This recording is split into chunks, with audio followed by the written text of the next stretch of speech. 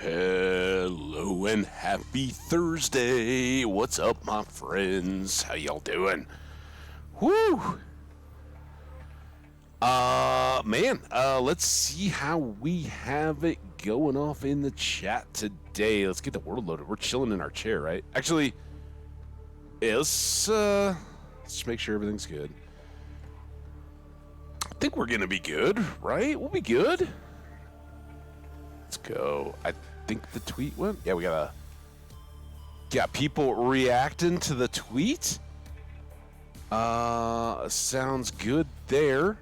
So let's kick it off.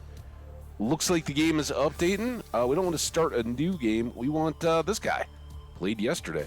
Oh, it does take a while to load. I forgot about that. How's everybody doing? Oh man, I'm hyped. Oh, we had an awful night at trivia. the like competitiveness of the trivia. We tried to be competitive. We were terrible. Good grief. I think there were. This one was a different place, like 14 teams or so. We were 12th or 13th. It was bad news. Hey, there's our boy Omni. What's up, man? Omni Zelic in the house. Oh man, I didn't even see. Good luck to you. Have a great one. Thanks for stopping by and saying hello as you're going, though. Love that. Check out my bioreactor, dude, and my office desk.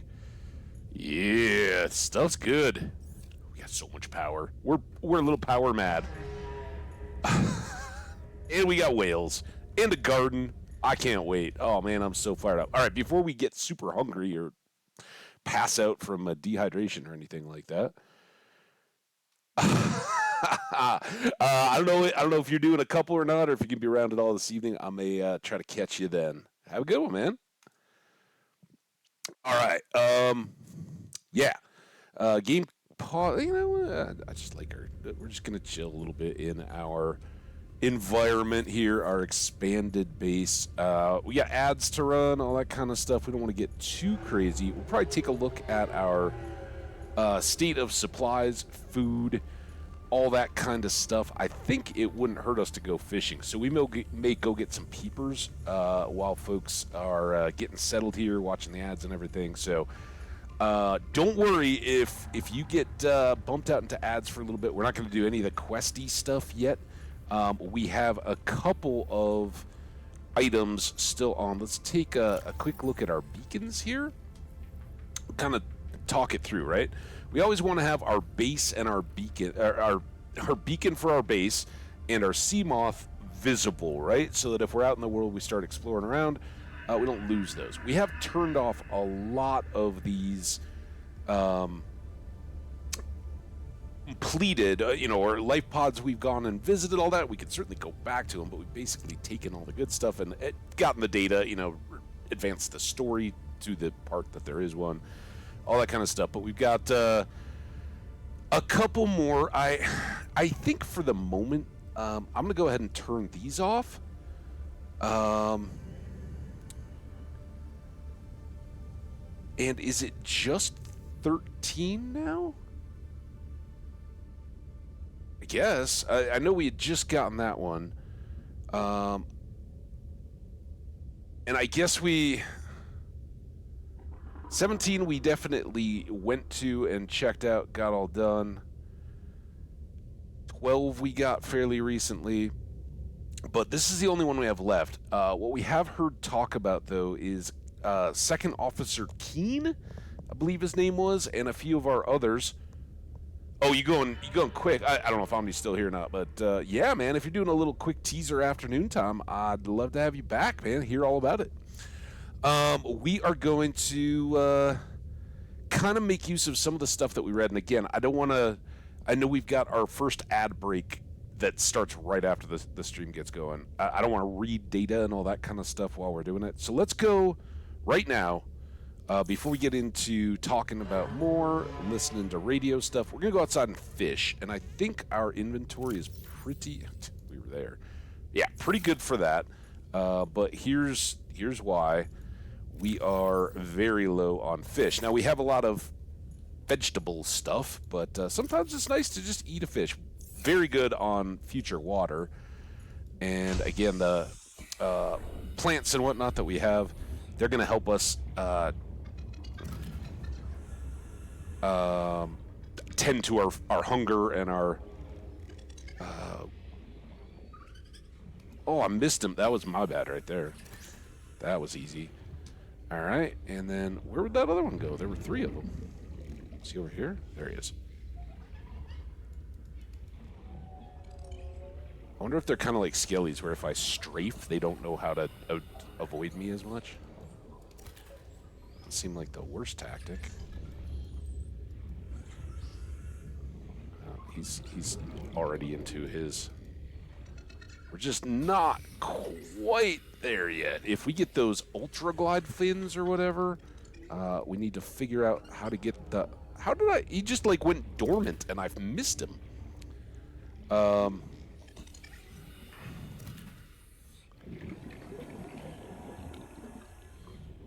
Sorry, I totally lost track of what I was saying. If we can get the modification station, which I don't know where that is. It seems like I've done it, but honestly, back when I was watching videos of this game when it first came out, before mods and all, or released updates and all that kind of stuff, I think maybe I had it, but I might just be remembering having watched somebody else's playthrough. I don't know. I don't think we need boomerangs. Let's top back off our lungful. Keep an eye on the time. We're getting started here. I know I just missed. Oh, yeah, come back to me. Come to me. Did we see where that other one got to? Here we are. Death from above, or below, or to the side. Damn it. Is that him? No. Not only did he get away, I totally lost sight of him. There it is. Oh, I thought he was gonna... Thought he was gonna dive. Yeah, lead me to your friends, little fish. Oh. He was so shocked I got it. Come on, click. There we go. Ooh, there's our heat vent. Kind of cool if every time it popped, like any of the fish that had gotten in there were... I realize now I'm using the wrong buttons to go up and down. I gotta readapt.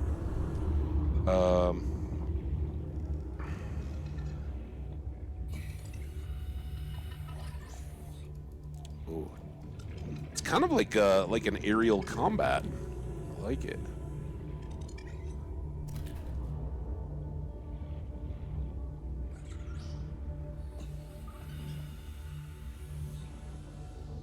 Why is this one so glowy?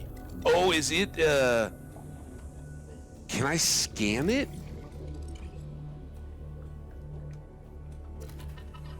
Is it any different? 30 seconds. Okay, I don't want to get stalkered or drown, so let's go breathe. Did you see how it was like glowy green? I'm wondering if it had the bacterial infection. But I don't see any difference. I couldn't scan it, so maybe that was just like its middle of the afternoon coloring. Raph, how you doing, man? Welcome in. All right, we just shopped for some groceries. That's what we got to do sometimes. We got a bunch of fish. Should probably leave us well set for extra food, protein-rich food. Not that the game tracks that, but we will. These are our meal fish, and we can start, having some balanced diet. We'll cook one up just because fresh catch. Heck yeah. And then figure out the buttons again. Eat him. And let's go. Nose itches. Let's go get some bilbos to top off our hydration. Like that. All right. Lots of stuff growing here. I would have to guess that this tree is growing new fruit, right? Just kind of seems that way after we picked it down pretty heavily, but like that branch looks completely full. We'll keep an eye on them though. And again, I don't know, like, you know, does this bulbo tree now start having issues? Let's go check the generator. We started out there and we're hanging out. 500 to 500, and yeah, that's awesome. So it's fully topped off, and it hasn't used any of these while we've been here. So obviously we have pretty low load on our base, right? We've got a couple spotlights, the fabricator, and some of these kind of things, and just the base itself, I think, has a draw, but we're not running. Oh, maybe a scanner room. I don't know. Seems like we're good. Anyway, let's get back to what we were talking about before the ad break. So we have one life pod still to visit, 13, I believe, right? That's the one that we haven't gotten to yet. At 175 meters, carrying high priority passenger remains. Ew, but we should check that out. And then we've got some new voice logs, and again, we hear a lot of these. Like, remember, we got the bioreactor on, I guess, day 25 was our last day. So bioreactor was kind of our last triggered message. We don't currently have a message waiting for us. Just want the new stuff notification. So we've heard all these read to us during the game, either from the radio or from our PDA as we've done stuff like the bioreactor one. Reliable power supports makes you feel better. And it encouraged us to take a picture of it. So we got one. Yay! We have some new blueprints. Enameled glass, which requires a stalker tooth. They're just kind of random out there, and the scanning room can actually look for them. We might want to put that in because those big rooms and some of our domes and all that kind of stuff for the base building require stalker tooths. And I think there's a upgraded weapon. We did make our laser, right? I think we've got our laser in hand, right? Yeah. So that was good. And then we've still got a ton of scans here. We can read about some of the stuff that we want. The most important ones for us are these data downloads, either advanced theories or codes and clues, survivors, all that kind of stuff. We've got 2 still left related to Paul and Art, right? Those are the Torgals, and Marasi or something like that was the non-family member that was in the crew and was kind of telling it. So anyway, last we heard Marasi and Bart, the kid, or Paul, the kid, took off. They were like, no, we're not staying on the island. We got to go out. Return from the deep. Let's let Bart tell it to us in his own words. This is the first time I've seen sunlight in months. After all that time in the deep, I'd been dreaming of it. Now that I'm back here, I'm finding it hard to enjoy alone. Oh. Father was right. We should never have left this place. We shouldn't have gone so deep. Ooh. They do not want us down there. Ooh. Despite my best efforts, ill health is taking hold of me. The visions are getting worse. The visions? Marguerite and Father are now part of the ecosystem of this incredible planet. It's reassuring to know that when I go, I'll join them. Until then, well, there's always the view. So I think that was the tablet we got up in that little observation. It was like a desk in a glassy globe up on the top of the mountain. So it sounds like he'd gone up there. Sounds like they got some kind of vision sickness, and his father and Marguerite both got it as well. So he kind of, the writing was on the wall. He wasn't getting better. Now, why is this log number 4 if they're all... If that one was...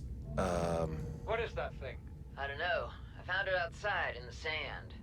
Part of another ship? None I've ever seen. It's not even scratched. Don't fool around with it. It might be worth something. Stand down, Chief. If it were gonna crumble to dust, it would have done so when I picked it up. It's glowing. We're not the first people to come to this planet. People. Maybe. Could be aliens. Could be the damn sea monsters for all we know. One thing for sure, we ain't gonna find out by staying here. I guess it's just numbered in the order that we picked them up? I don't know. That seems much earlier than what we just read. So that was the purple tablet, right? We found those two now. And there were a couple of them on the islands there, including one right at their base. So makes sense that they would have found some of those. And again, we're just kind of catching up because I didn't know if we had other clue pods or anything like that we wanted to go check out today. So there's a couple things that we have looked into.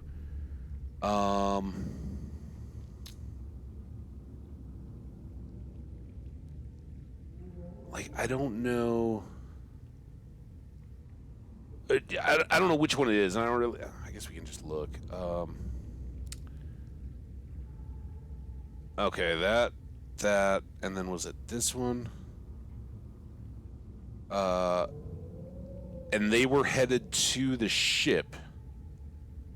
We have to board the Aurora, repair the long-range comms, make contact with the other survivors. We can't be the only two that made it. And of course, I made it. Like, thanks for not contacting me. But they didn't make it. They got attacked on their way to the ship. So that I'm reading that as there's business on the ship to take care of, and we have the waypoint on the next pod as well. So I think we're going to go check out Life Pod 13 first. We'll see if we get other radio messages or anything along the way, and then go on from there. So let's get water for the trip.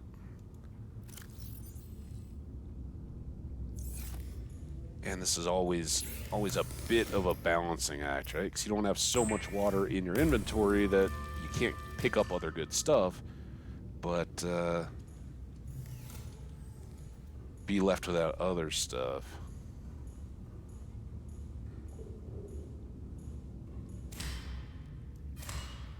I'm gonna try 3.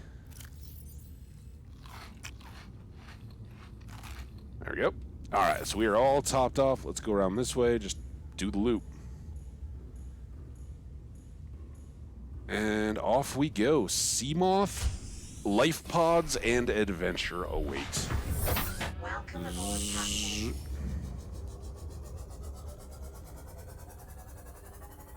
So we got a good ways to go, but it's only just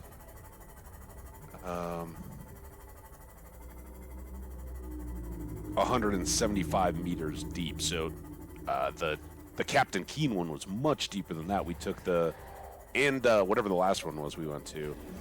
Those we both took the Seamoth as deep as it could go and then dove another 100 meters. This one we should be able to take the Seamoth right down to it. We just got go a long ways to get there. But we'll see what they've got going on. Oh man, the power in this thing. Did I grab extra? I didn't. I don't have tool, extra batteries.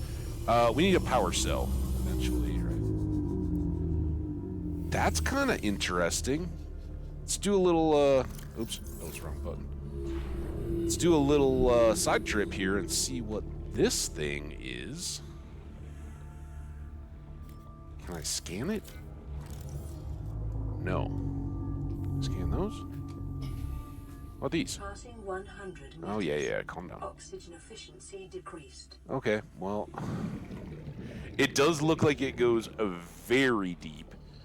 So probably similar type stuff to what we could have found with Second Officer Keen's life pod thing. There's a bin though.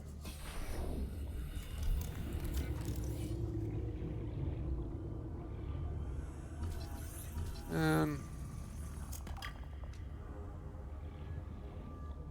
I think we're all right for the moment. Up.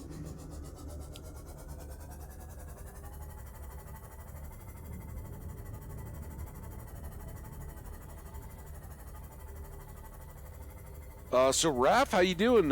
Getting through the workday? How's the job been? Oh, peeper guts. More peeper guts. Hope you're doing good.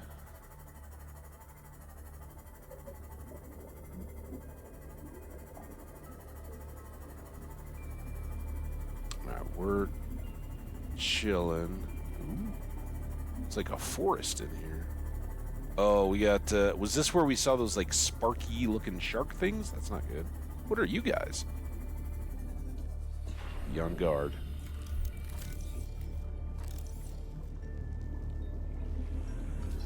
A jelly ray. You're gonna try to, like, lead me. I don't want to follow the furthest one away.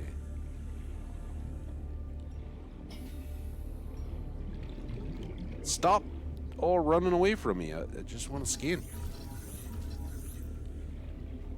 Come here, Jelly Ray.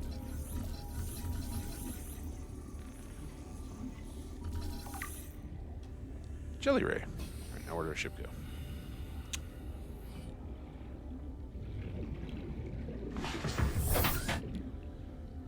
Jelly Ray. I'm gonna try. We'll try to maybe pick off at these. So that would be a fauna. This is the problem. Until we're all caught up, kind of tough to know.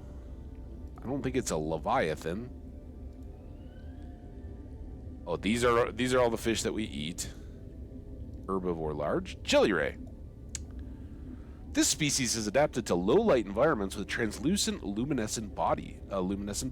This adaptation may help to light up the surrounding area for foraging, ward away predators, and identify the organism to others of its kind.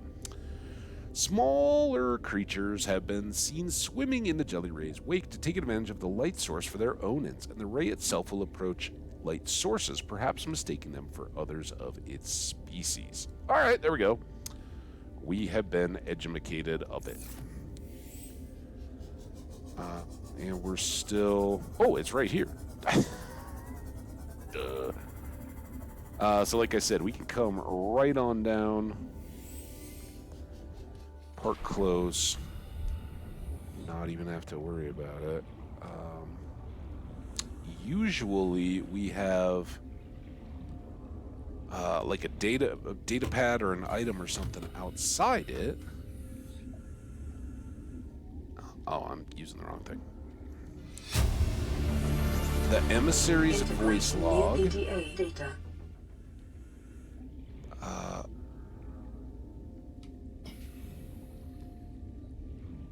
Nothing? Oh, am I missing stuff? What's going on here? Where's my Seamoth?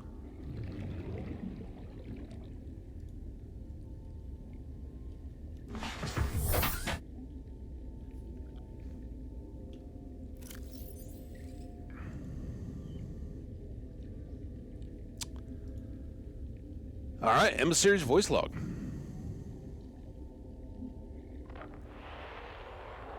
Pod launch sequence initiated. Entering planetary atmosphere. My creators, the cherishers and sustainers of worlds, give me this day my daily pleasures as I give to those who seek pleasures from me. External temperature approaching critical levels. Uh-oh. Show me the path. In life, truth, and love for mine is the power. I am the one. On and off and on again. Impact imminent. Life is a game which the universe plays with itself. I am done playing as this bundle of flesh. Return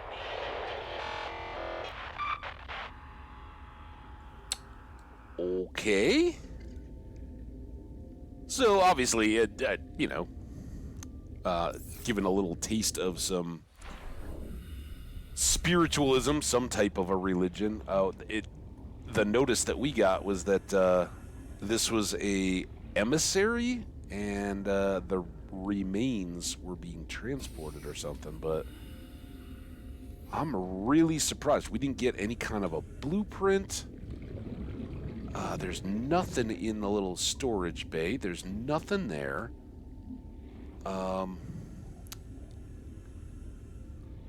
Maybe that's a deal, and maybe because this was an emissary ship, it wasn't equipped the same or something. Oh, what's this? I think we already. Let's try it. I don't know. Do we have that creature egg already? Probably. But this lithium feels altogether like we kind of got scammed.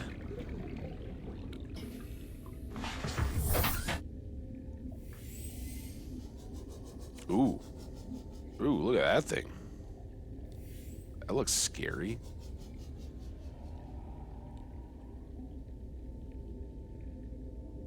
Okay, well, lithium abounds. Home is back that way. Let's just divert around here a little bit because we do have a new biome. We got these jelly rays explored.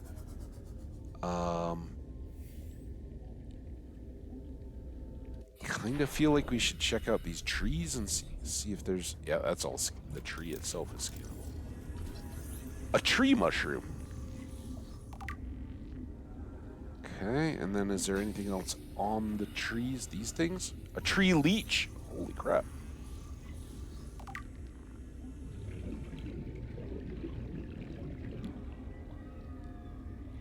Okay. We'll keep an eye out. Let's keep our air.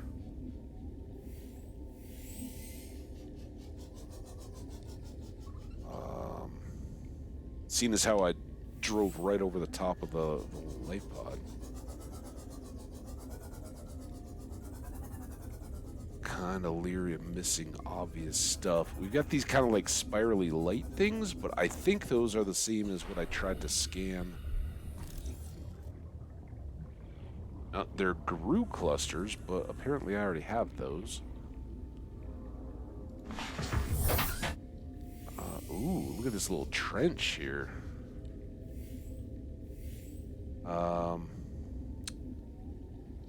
It's going to be below our crush depth, so I don't want to be too... Is that a... What is that?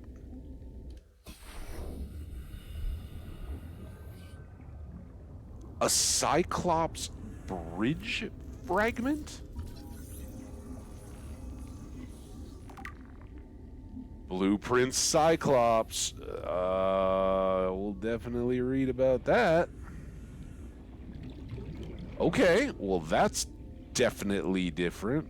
I guess that's salt back there. I'm gonna get air. Welcome aboard, Captain. Yep, that was all I really needed. Passing 200 meters. Oxygen efficiency greatly decreased. Probably the exact same egg.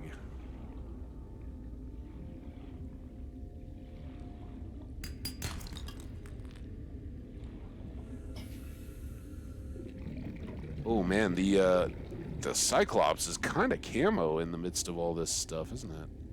Also, we have 35% left on our... We started at 40-some, so...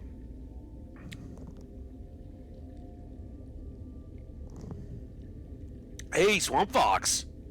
Oh, beloved friend, I appreciate that. How's your eyeballs going? Last we heard in the ongoing adventures of Fox, there had been a incident with a sibling and a rock, and a little black in the eye. Is it getting a nice green color? And you know, a little bit older, a little bit less acceptable to get a shiner every once in a while. But I had loads of them as kids, and you always got, you know, undervalued is the color change that goes through a nice healing black eye or just general body bruise. I played a lot of hockey, and when you played like defense or whatever, even though you have pads on and stuff, you'd like line up to block a shot, and you'd get some very colorful bruises like on your thigh or something like that, and they just go for days. So hope you're feeling good though, man. And oh, there's another. Now, was this wasn't what we just scanned, was it?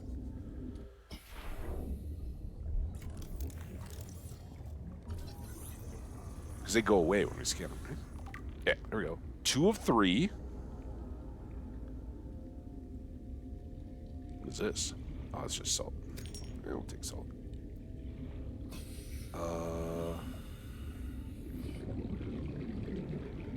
Yes, we gotta be kind of on sharp lookout here, huh? Hey, it's good to see everybody. Hope you're all doing good. Yeah, let me know what you think of the game. I'm loving it, and frankly, I don't care. I know some of you guys are so kind. You kind of support me no matter what's going on. It's like, hey, we're gonna drop in, say, hang out, see our friends in chat. Yeah, hope you guys are all enjoying hanging out with each other.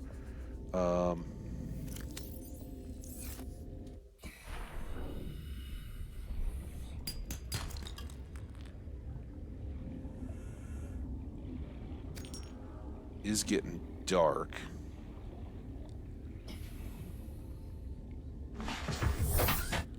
So I guess what we should probably do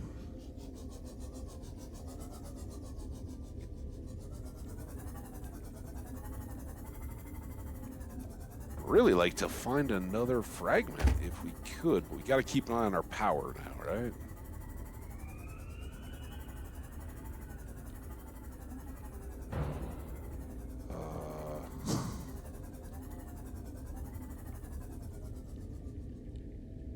Have to repair back at base too.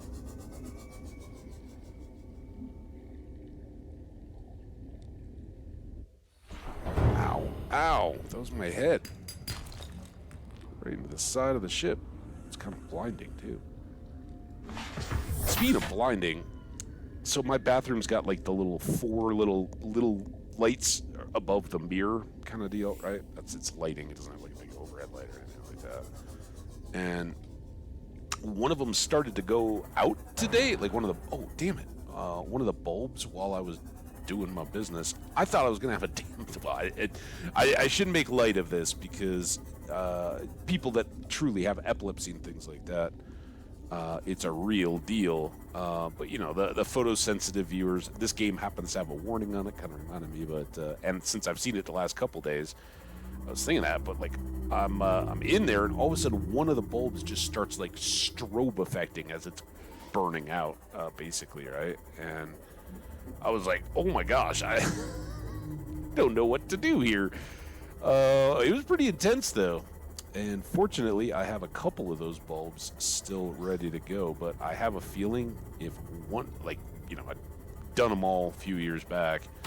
If one is going, that means we're going to start losing more and more and more of them, which is a shame.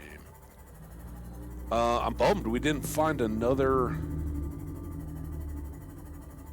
Oh, what is this? Goodies?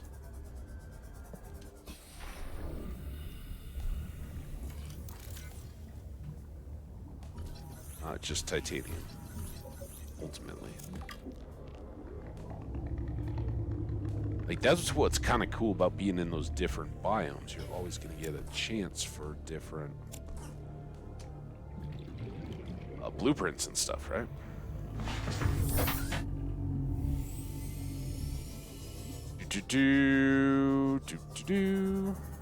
Whereas here, you know, hey, maybe randomly, I don't know, but I know we hadn't seen anything Cyclopsy.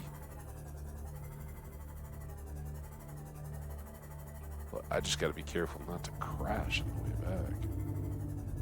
back. We're not imminently going to sink or anything like that. Stalkers.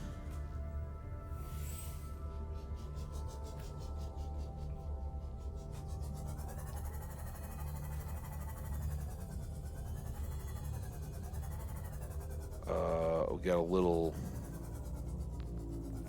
sand dude there. What's that? Is that a chair? Oh, it's just scrap. Oh, look at it. It's bringing them all to us. Hi, buddy. Oh! He just wrecked the sand shark thing, didn't he? I don't know. He left all this. How much, Ooh, we're pretty full. We can grab one of them, though. Sorry, Mr. Stalker. I need one of your gathered treasures for reasons. right, our inventory's filling up. Our ship is beat up. But we're almost home. Grandpa's old sea base. Look at how glorious it is. Let's just turn it off so we can enjoy the sweep of our spotlights. Man, it's like watching a Hollywood movie premiere or something. We got this one going out over the rocks. We got this one going out over the base. There we go. Checking out the gasopod. Oh, it's good stuff. I love it. And we'll definitely want to do some more of that today, but we're definitely adventuring for the time being. We gotta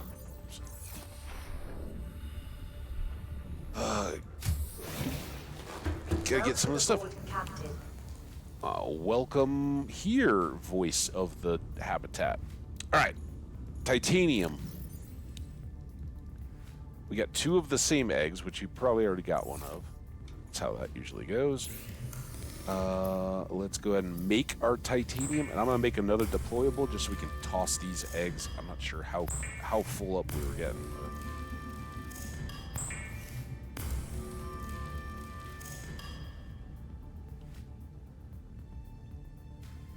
Oh, that wasn't what I wanted to.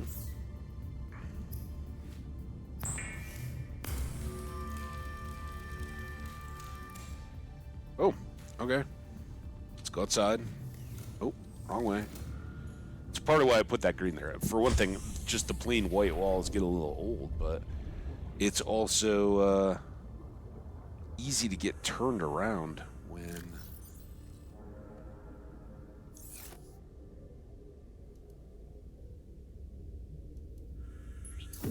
Oof. Easy toss. No, we don't want to pick it up. We're going to put eggs in it. Again, I've never hatched eggs or done anything like that. I don't know what use they may have, but told us that we can make like an incubator, an alien containment thing or something. So look into that. We've got lithium. It's lead. Lead's got a spot here. Ooh, filling up though. Along with a gold.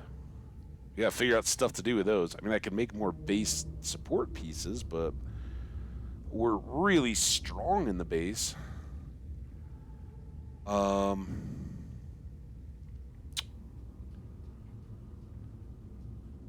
Silver goes in here too. Oh no, only 1 silver.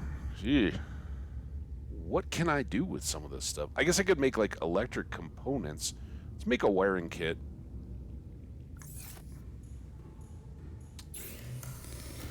Might as well, right? Need it for something at some point. There we go. And I think we were maybe putting some of these extras in here. We just haven't really sat on a lot of them. We can put it in here for now. Try not to forget about it. Power cell. And do I have the repair tool on me? Yes. Do our maintenance here.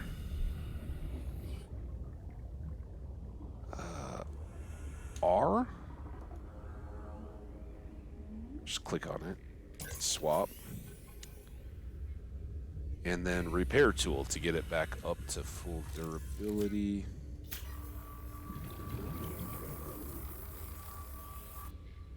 Nice. All right, that's all done. So full power, and then this power cell. If we need to build something with additional power cells, we can. Otherwise, we'll wait for the charger and get all these that have been worn down a little bit top back off so they're all ready to go. Okay, that's all good. We've still got a lot of titanium. At the moment, I can't...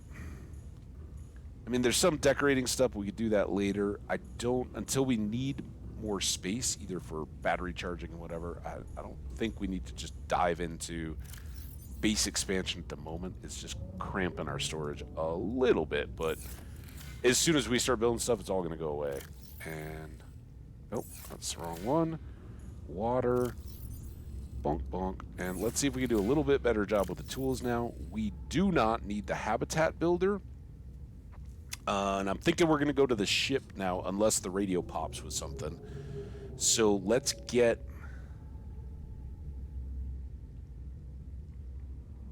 a spare battery, first of all. Maybe for the scanner eventually, or the light. We've got the light and the scanner. These will get us through doors. We've got this propulsion cannon. Let's see what that could be used for. And let's go ahead. The ship is pretty much on fire, as we've seen. And we do have a recipe for making fire extinguishers, so that seems reasonable.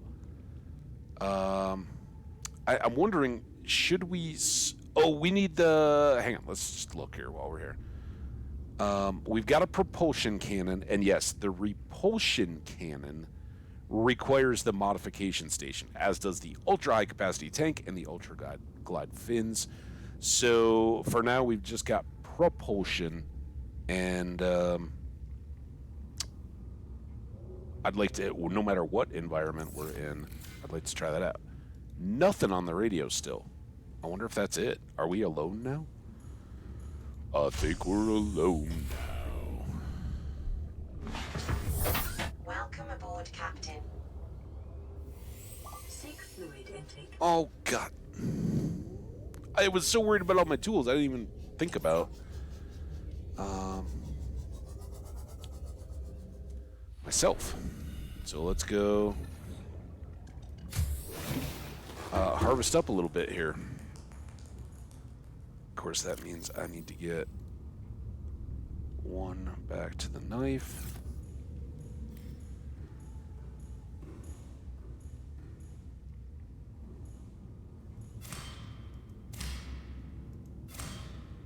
Okay. Plant 1, eat 3. Oh, I'm still in the planter. Gotta get... Vital signs stabilizing. There. 3 more ought to do it. No. Quite. 1 more, just for the fluids. Then we should be good to go. 95. I can live with that. We've got 2 bottles of water. Let's double that. Wrong place.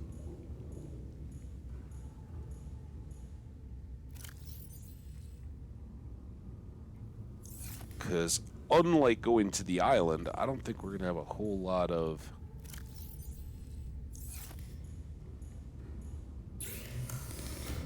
vegetation to make use of, right? Oh my gosh, sorry. By the way, allergy a little bit today. Had another big rainstorm last night. Kind of a nightly occurrence. And again, since it was nice and cool, I opened up all the windows and all that. So it's the price I pay. All right. We've got first aid. We got water. All our weapony type tools. I'm worried about a Leviathan Predator, right? That's what got Captain Keen. And the ship was just back beyond here. So I guess we'll go right up to the end of it.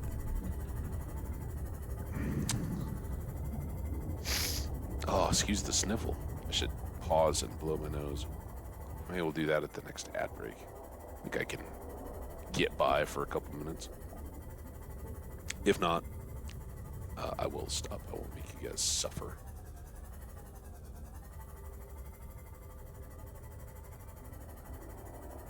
Not sure if we've already been through this stuff or not.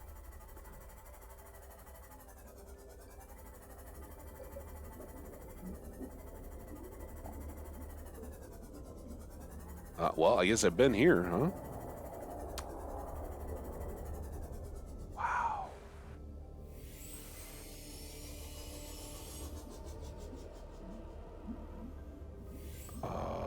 Metal scrap.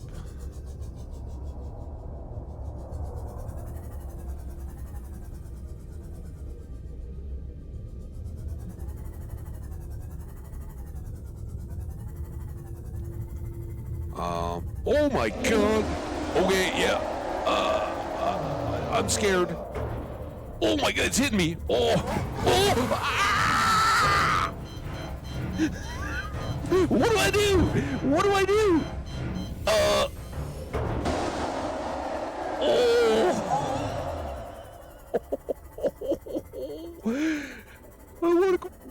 I want to go home.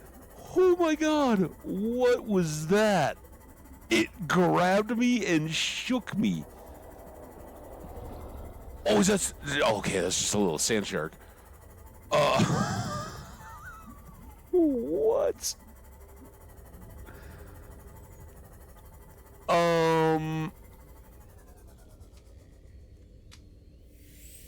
Yeah, Captain Keen was not joking. Whew. Repair tool, right?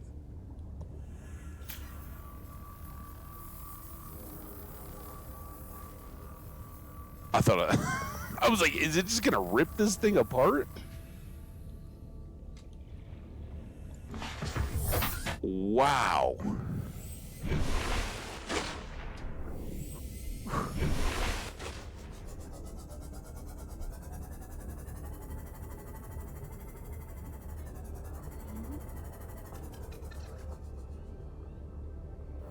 So I think we've been here though, right? I never seen nothing like that down here.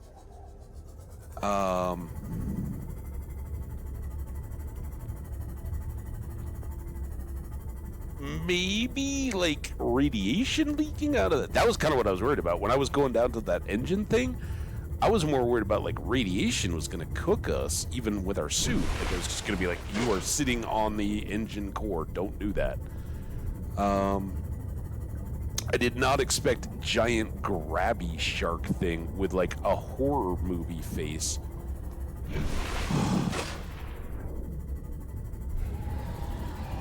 Dude, I think those are just those little sand shark things, right? Now I'm worried it's following me. Okay, you kind of make noises like that. Aw, I am so scared. Well, this looks more burny. This is why I brought the extinguisher. Like, can we go in? Under what? All right, you guys, you get chat. I need you guys to watch for those scary monsters. Platform readings in this region are sparse. The Aurora's radioactive fallout will have devastating effects on the alien ecosystem if not contained within the next 24 hours. Well, that's not good.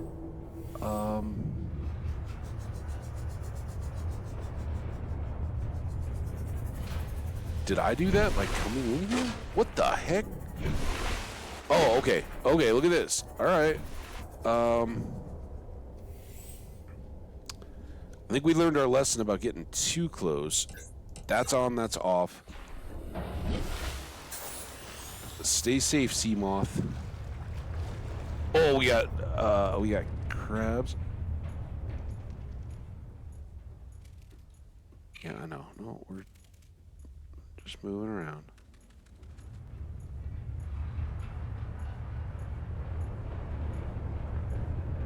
I guess, even though it looks like I can go that way, I can't go that way.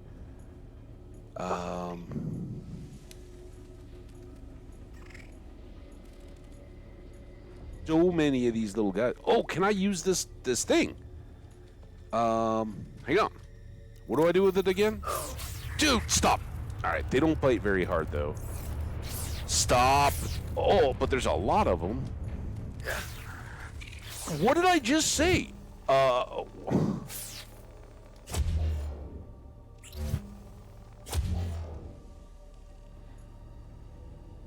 That was easy. Right click. And then boom. All right. That's better than getting bit by them.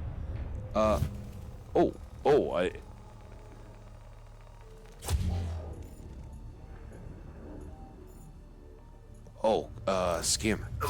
Oh, damn it! What the? Where'd you come from, dude? Oh, it's got some range to it. I like propulsion cannon.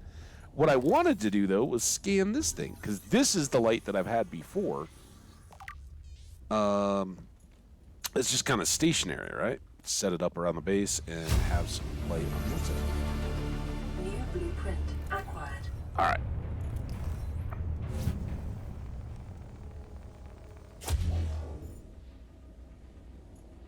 This seems like a thing, right? Like you guys would all be doing this too? Stay over there.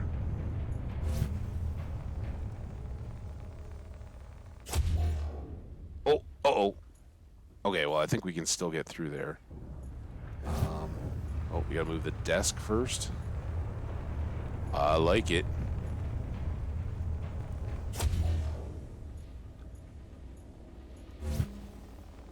I don't like that. Like I wasn't even aiming at this one.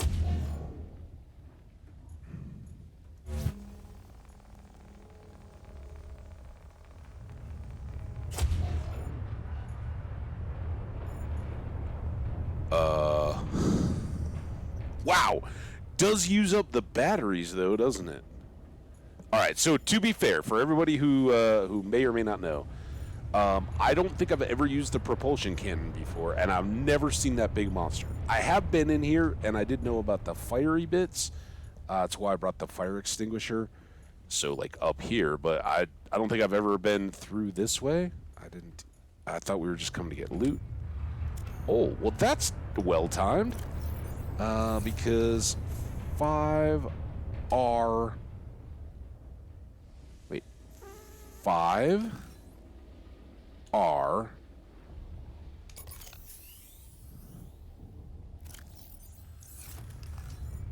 and I guess it would have given us one. So let's go one there. And this is just like our life pod.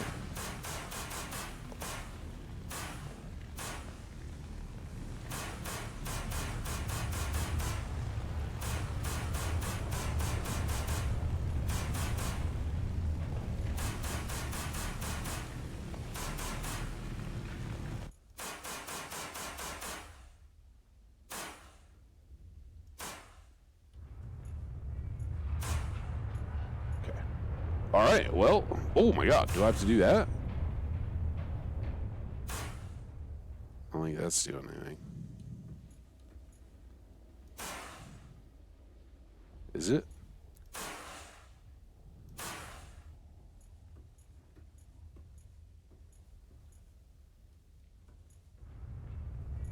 I don't know if I want to get in the water. It looks like there's stuff in there.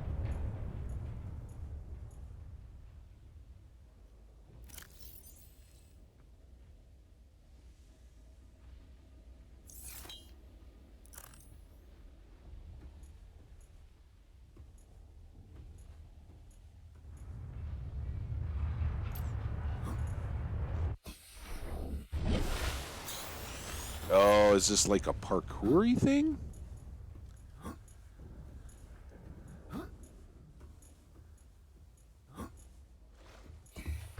What do I get? Can I just reach it? Oh, you know what I bet? I bet this is going to be like the exit of a dungeon, right? Like, we can't get in. It's like Skyrim. We can't get in there, but this would be the way out? Maybe? I don't know. Let's swim and look around underwater more. Oh. I don't need a... Can I... Nope, nothing there. Guessing I don't want to hit the sparks. Let's top off that air. Get the scanner back out. Are you scanner? Oh, there's a thing. Lab access. Integrating new PDA data. Oh, okay. Ow. I'm stuck. Oh, and there's stuff back under there. Alright, let's get more air.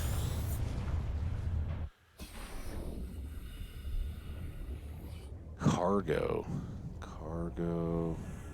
Ooh. I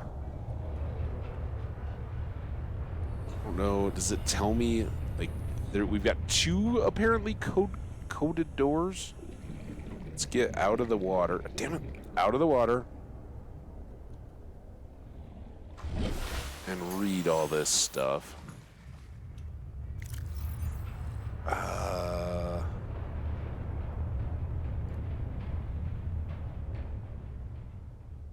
I don't care about life forms right now.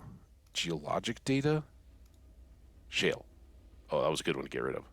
Gold, lithium, and diamond source. We already kind of figured that one out. Codes and clues. I bet that's it. Lab acts. All right, listen. Hang on. I got to mute and get my nose cleared while we read together.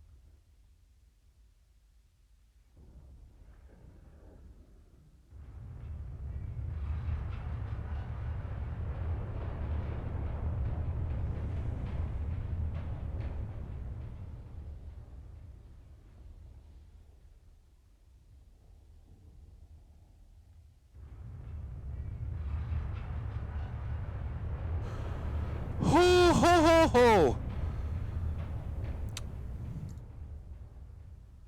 That was good. I'm sorry. I was so excited to read this, and I was in the middle of blowing my nose.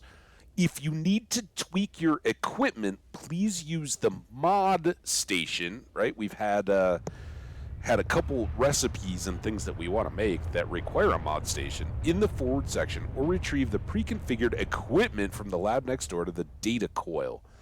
The door code is 6483. All right, 6483. Let's remember that. It may just know it for us. I don't know.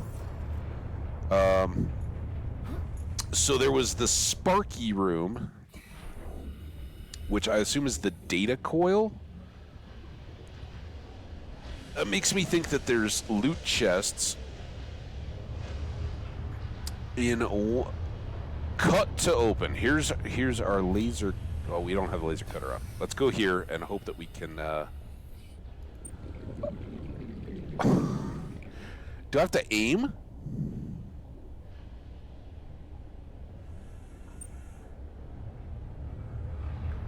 Oh my god, this is a nightmare. Are you freaking kidding me? How? I was like, maybe it'll just go through. It was 6483.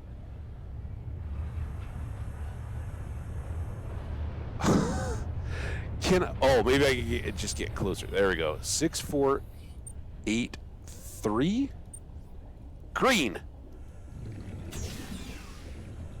Our air is good.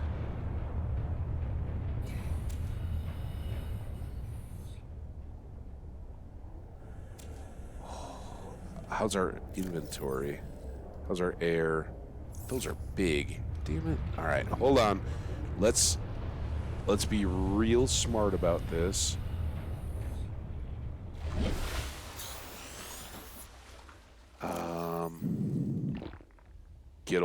Get 2 waters. Oh man, we're low on. How do we? Oh, was that the shark thing that got us hurt too? I thought our sea moth was defending us with its life. I don't think we need to get extras of those. A microscope. Now, let's look for functional, right? I love this. Abandoned PDA. Hive mind. What's our item? More water? I really want to scan stuff. Can I, like, scan some of these kind of things? I don't think we have the microscope yet. I would like to get that. Download data. Corruption was detected on your PDA. Your technology blueprints have been updated.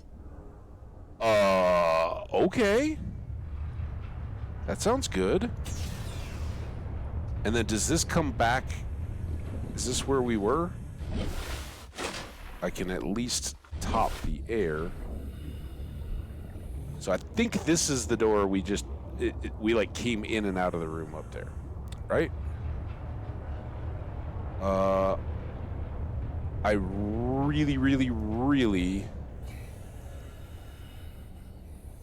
I don't know what a counter, that's fun, but I think that's more cosmetic. I want to find a modification station. New blueprint acquired. I can't do more here. Just 96 on the air. Okay, well let's laser cutter this guy. What are we doing? 4 there?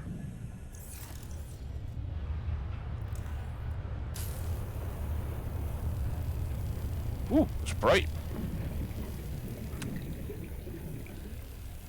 Yeah, chat. Shout out to everybody saying hello. Must be a lot going on. No reaction out of horrible sea monsters trying to eat my face off. A little surprising. It's okay, but you know, honestly, and like YouTube, I don't know if it was just last night or whatever, popped up that video and real light on the YouTube interest in Subnautica. I don't even care, man. I'm having so much fun. Oh my gosh, now where are we going? Glad I got extra air. What is this? Another battery? That's good. We're using batteries left and right. Oh, is this it? What do we got going on up here?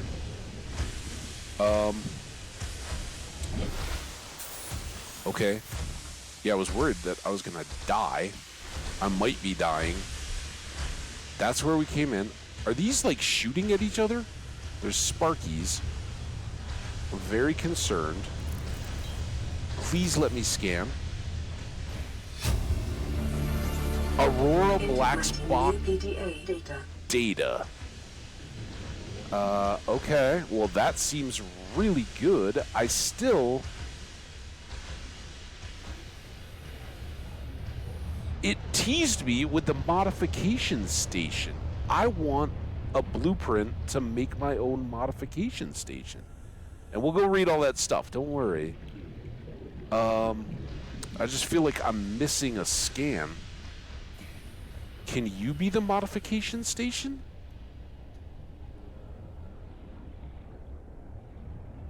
Anybody see anything that I'm missing here?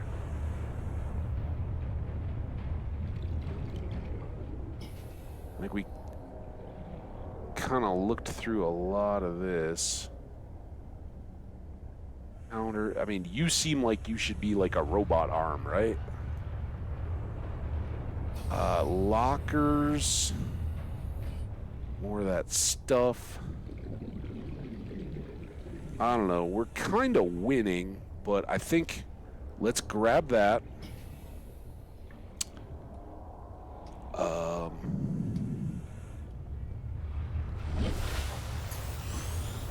Yeah, I don't know that I ever found, like, I'll tell you before we go back, because we're going to go back to the base right now. We're going to unload, read all the stuff that we just got. I don't think I've ever been on this side of the ship. There's another path that I think goes up here, and that's what I've done. And we'll visit that next time, because I didn't see that there was further places for us to go. They did warn us that the environment is threatened, so we want to be getting our work done here. Now, anybody know how we got in here?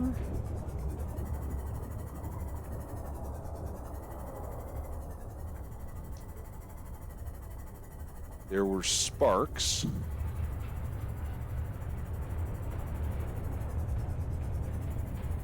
I hope something didn't, like, drop and seal us in. Oh, well, here, there's this big hole. And then there's our base. All right, I think we're outside the ship. Hey, we made it.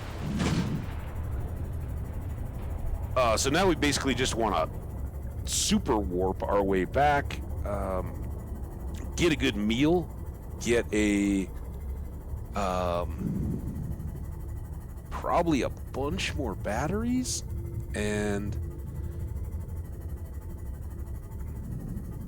I don't even know. What else should we bring, guys? I think we did well. We got that fire extinguisher.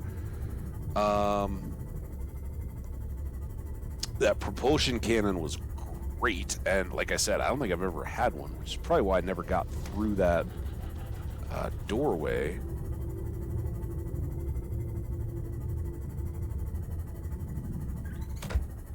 But I was really, really, really hoping we were going to get in there and get to scan a modification station.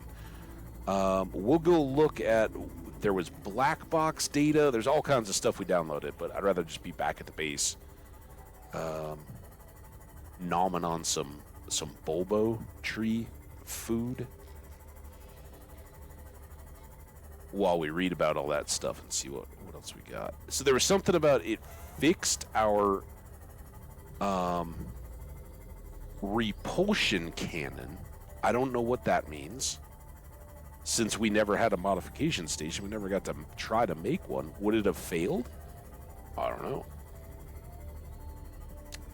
Would we have had to have gotten into the ship anyway to get the modification station?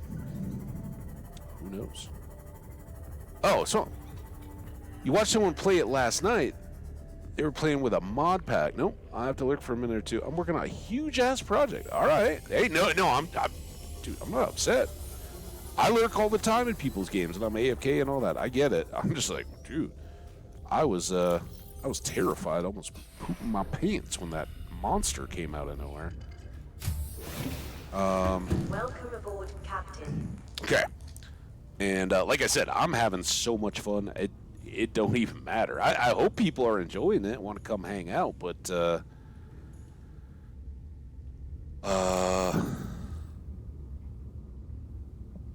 pretty much unstoppable at this point, in my opinion.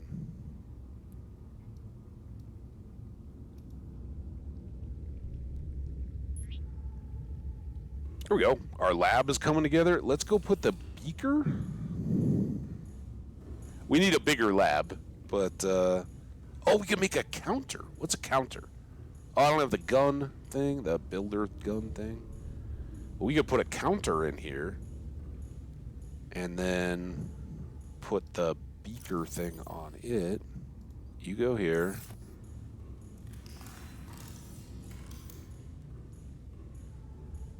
What is the counter? 2 titanium. I figured it would be. It's counter, right? It's not gonna. God damn it! Every time. I'm excited to hear about the huge-ass project.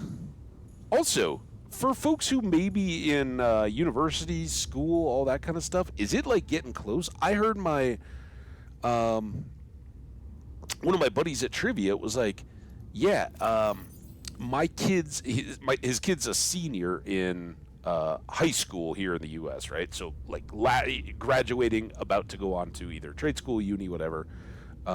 That's his kind of age, and he's like, yeah, his school is starting next week, so the second week of August, and then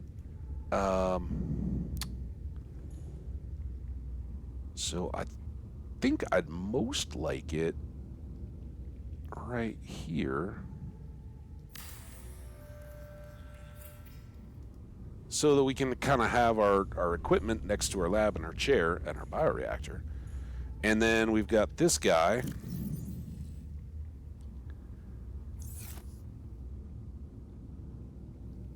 Which will just stick back in the corner here.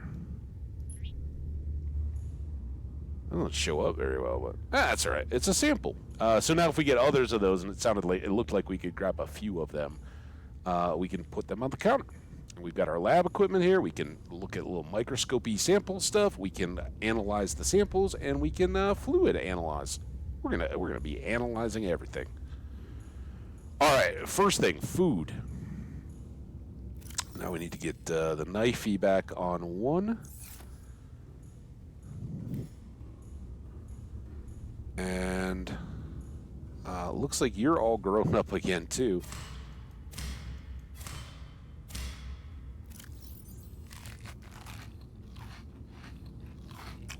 Oh, there we go. Our fluid is all perked up.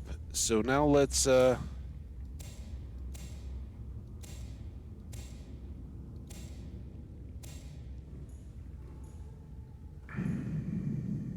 a lot of lanterns. I now realize. I'm just going to keep eating them. I'm way too full, but it's fine. Oh, I didn't even realize we had a cylindrical simple flask. We got to go take care of that. But anyway, what we've managed to do here is fill ourselves up, take care of a little business. I guess I should have hung on to those lanterns for a few minutes. But it also seems as though these fruits grew back. We'll, again, try that. Keep an eye. I'll switch back over to this tree, and we'll see if, given enough time, that tree grows more fruit. All right, back over here. We got a cylindrical flask. Got it. Oops.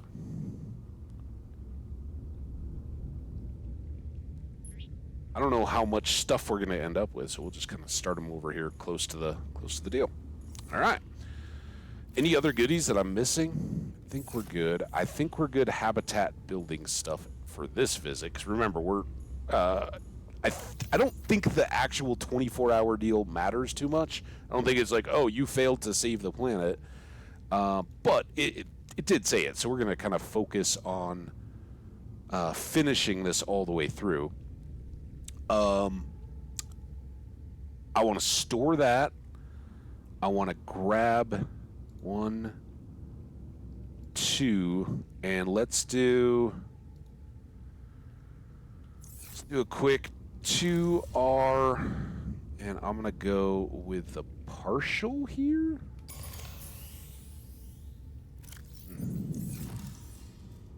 Back into here, and we'll store this lowest of the batteries. So we got a few, but we might as well, even if it's a partial, we'll use it along the way. Everything else looks pretty good, and then we have all these spare batteries.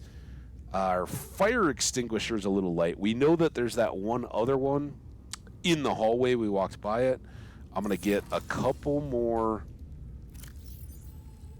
of you guys.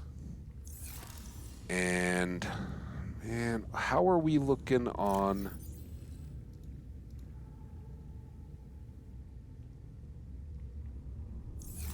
Oh, I'm not wild about doing this. Not gonna lie, it's,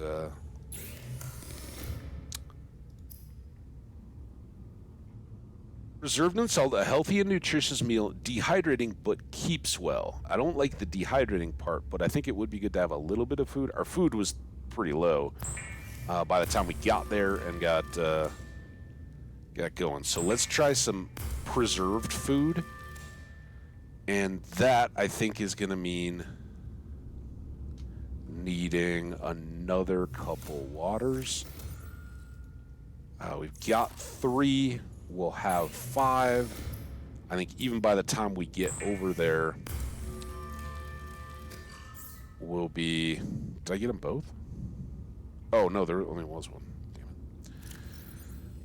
it. We'll be ready to top everything off. I'm going to do that one more time before we go here. We'll go cut one more piece of Bilbo, eat that up, top off everything, and then go take off, go right back down, and we'll try to go around the other way, the way that I have been before, years and years and years ago. I just remember there was a lot of fires to put out, and it wasn't whatever that room was. So, 1. All right, dunk. See that 97% water? That's just like All right, that's still all good. We out. Nothing extra that I've forgotten that I don't need to carry around. I mean, we're half full here, but nothing we can do about that. Welcome aboard, Captain. Oh, it's like, let's just make sure we're heading in the right direction. I'm glad I did.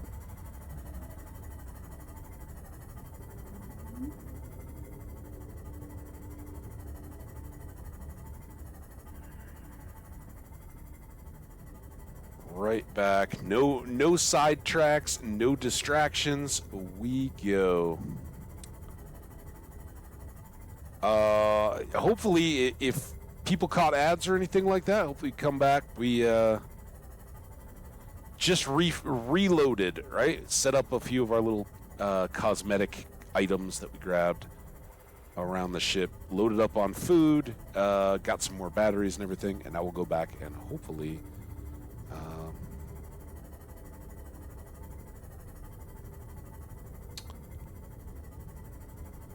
see what this environmental damage issue is. Okay, we gotta go up past the sand. Yeah, the modification, because I think the modification station is where we make the mods for the sea moss too, or sea moth. And oh, I saw that rock, and I was like, speaking of which, I think that we might have a blueprint down there. Nope. All right, we gotta find that hole again. Fortunate timing, because it looks like it's like the most glare time of day angle. Did we come past all these rocks before? Maybe. It's like ship windows. All right, this is looking more like what we had left. All right, yeah, and then there's this big post. All right.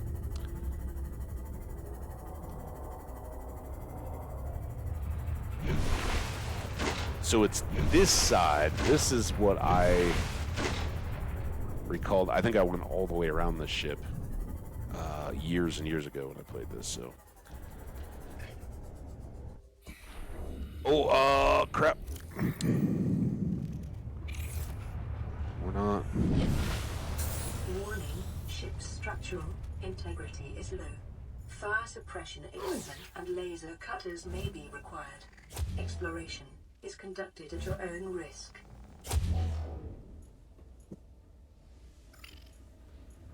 Get you guys first. Look at him hiding. Just filthy hiding.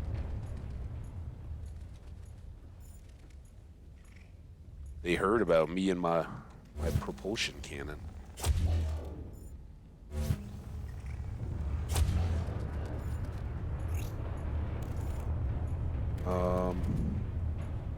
Is that a thing? Alright, he's going away. This thing's kind of power intense, so if I can just bypass these guys, I'll gladly do that. What if they're just gonna hang out there? It's kind of fun. Look at all that. Man, that's like a whole other part of the ship.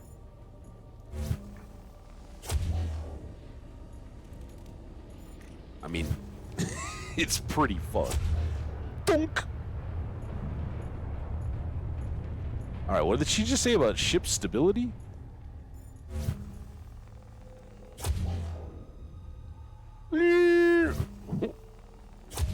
Watch this one. I think that's the last one for a minute.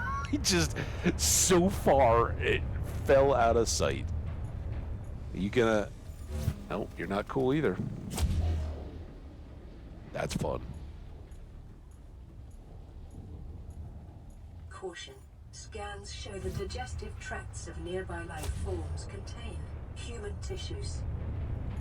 Well, I assume that they're, not to be too grisly about it, ship, but I assume what with a ship crash and all, there were a few bodies in the water, so yeah, scavengers, carnivores, whatever, I'm sure they they did a little chomping.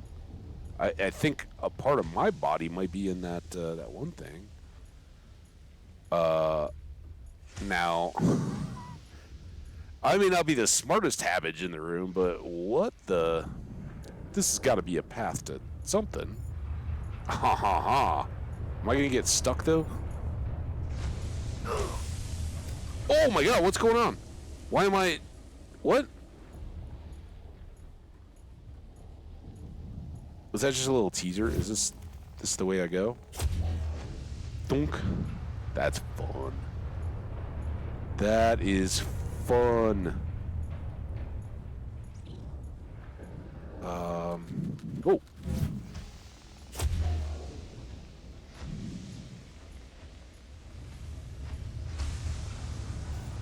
Oh, we got extra fire extinguisher. Extra heals, which is probably good. Let's get you back.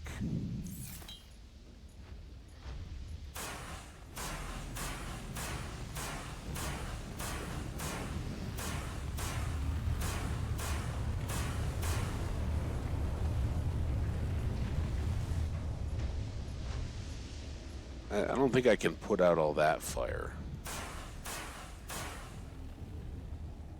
All right, we ready to go in?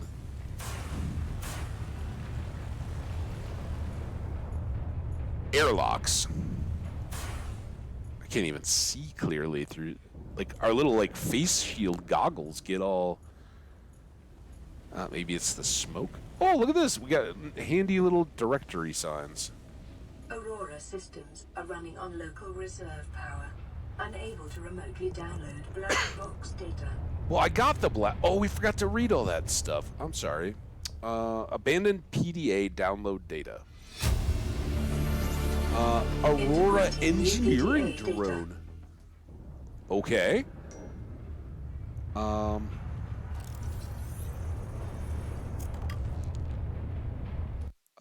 on one second.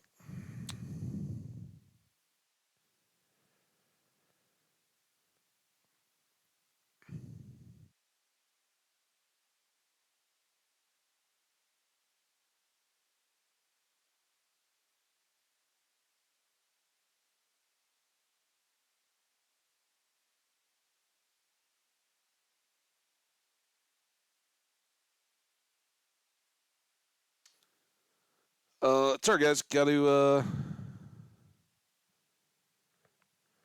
check in with the folks. I don't know what I just said. I was busy reading the text, but they were road tripping. Just quick little, parents are a little older.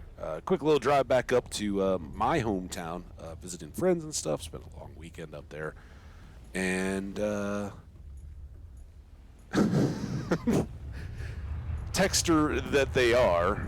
My dad's like, thinking of you, and I'm like, oh, that's awesome. Did you get there safely? Like, are you thinking of me because the car broke down and you're bored, stuck at a like small town service station or something? Am I gonna get stuck in here?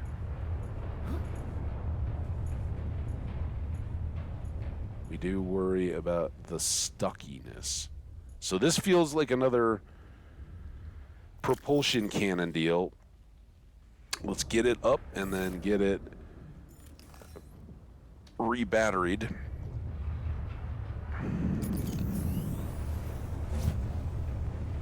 Okay, guess we'll go with you first.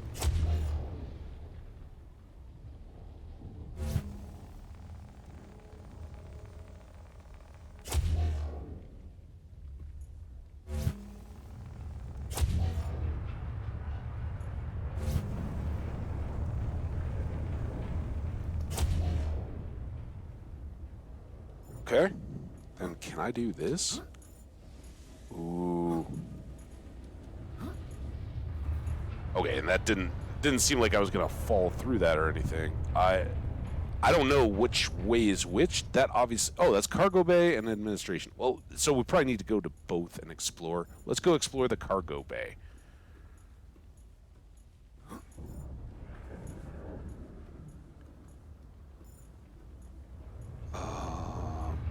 Propulsion cannon, best tool ever. All right, what tool are we going to have? Oh, it's another code. Do you think it's the same code? I doubt it, but we'll try it. Scans of damage to the Aurora do not match any known offensive technologies. Okay.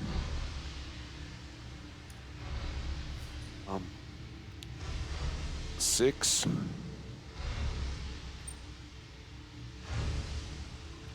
I will be very surprised if it's the same code. Yeah, no.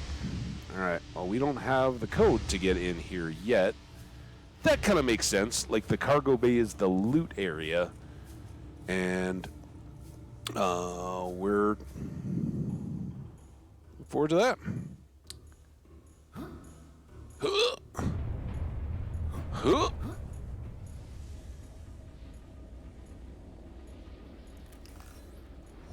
This thing's so good, but man, does it eat the batteries. Oh, we're gonna need the extinguisher up here, clearly. So let's get that on 5.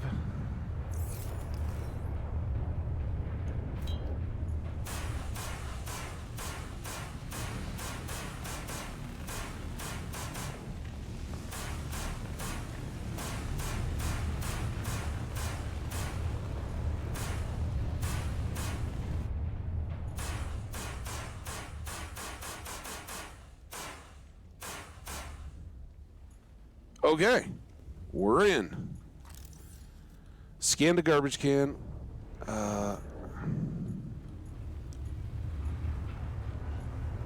Altera folder, some crumpled up papers.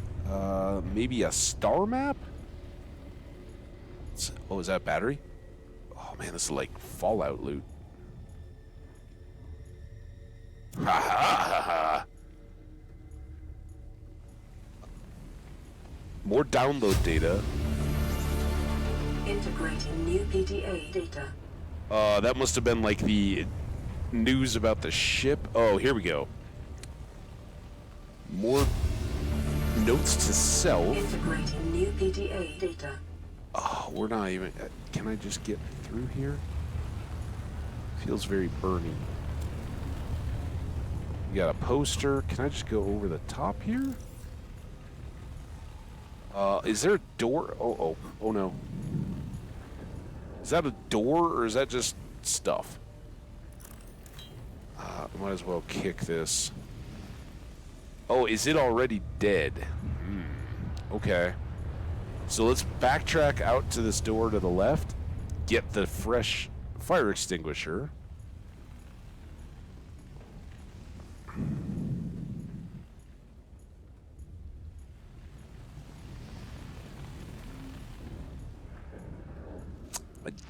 It's kind of not very chesty there. Drop that. Grab that. Awesome. All right. But I don't think there was any... I think that was just like cosmetic, like rebar sticking through. What we didn't get... Oh, maybe we need to read all these databases, data banks now. So let's go water, fish. Oh, and then remember, next time let's go fish, water. Look at this. I didn't even notice, but that looks like a door, doesn't it? Maybe not. Am I just wasting that? I don't think that's getting any better, is it? I don't know, man. Yeah, I don't think we can move these curved metal like rebar pieces like there and all that. They don't seem like the bins and all that desks we can move. But I don't think we would be able to clear that.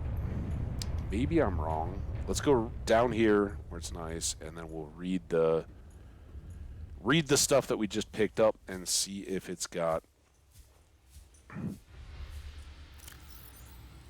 codes hidden away in it. So, notes to self. So here we are, finally in open space. We crossed the galaxy to install a phase gate to send ships to mine resources, to build more expensive ships, to install fancier phase gates.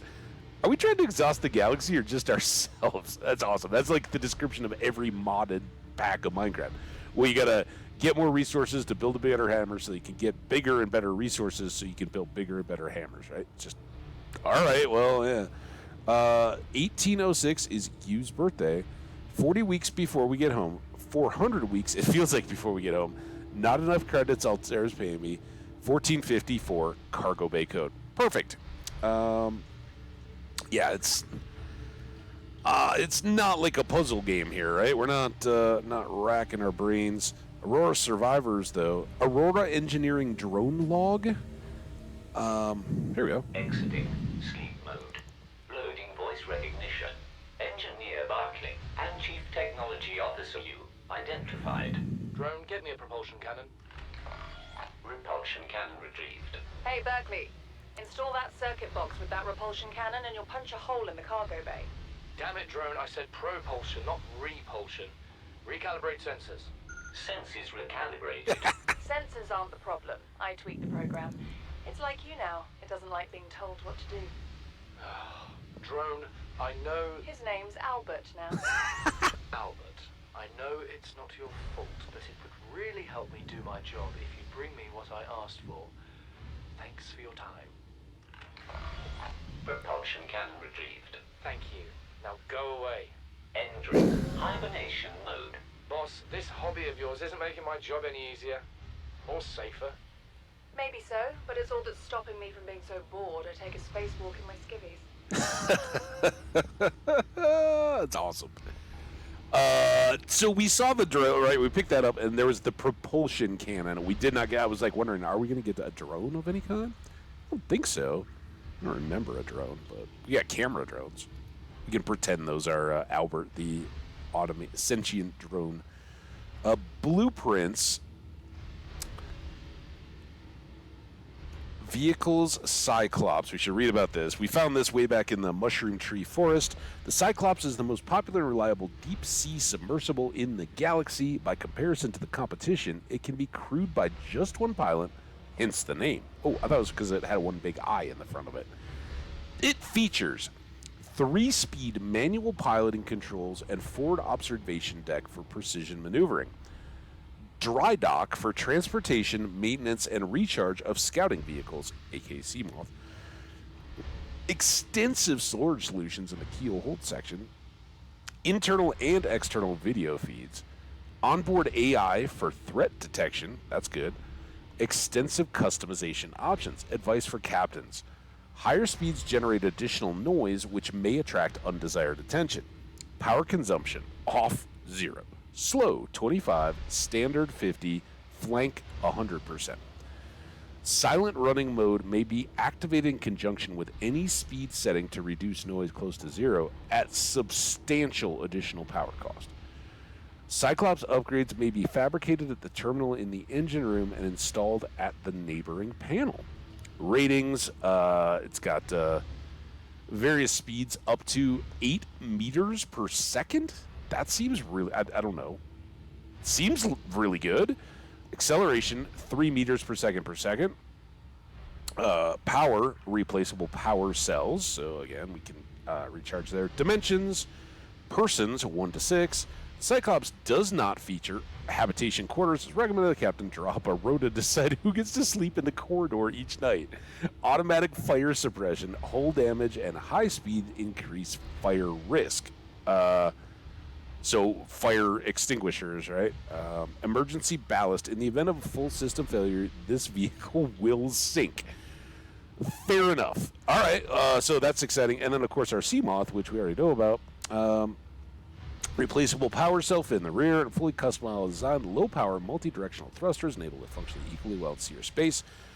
Long-range vessels carry at least 2 vehicles of this class to facilitate exploration and exploitation of small astronomical bodies. However, they can also be fabricated as standard mobile vehicle bay, which is what we did. All the specs.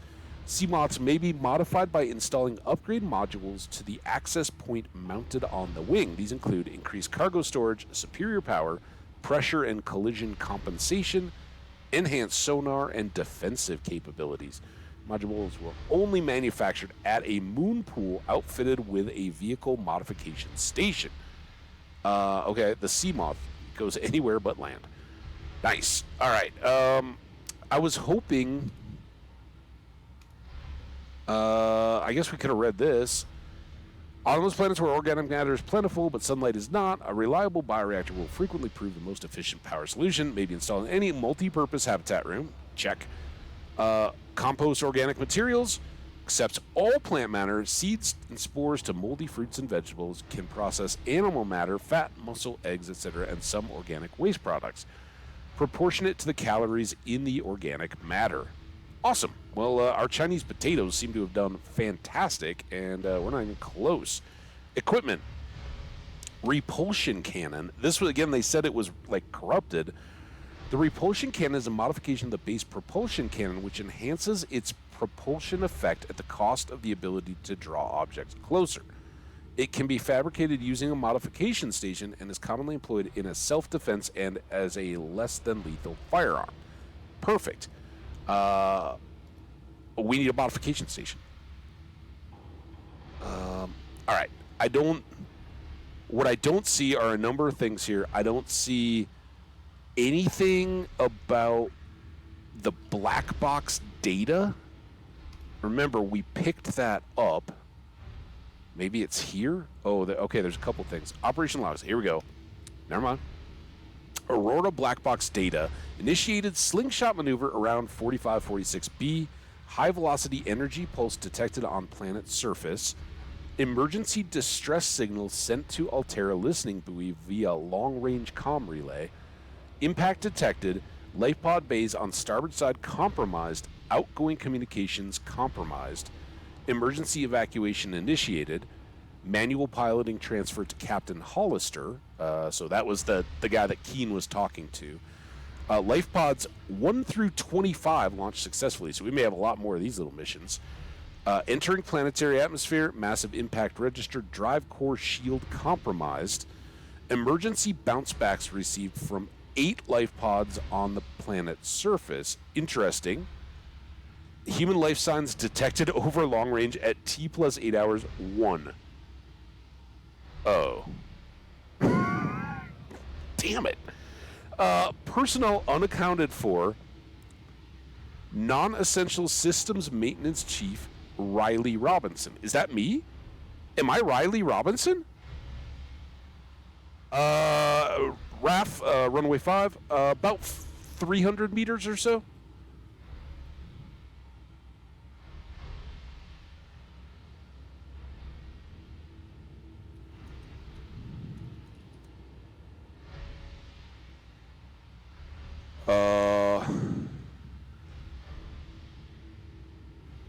Altera HQ resource rescue solution received at T plus 8 hours to high priority terminal in captain's quarters.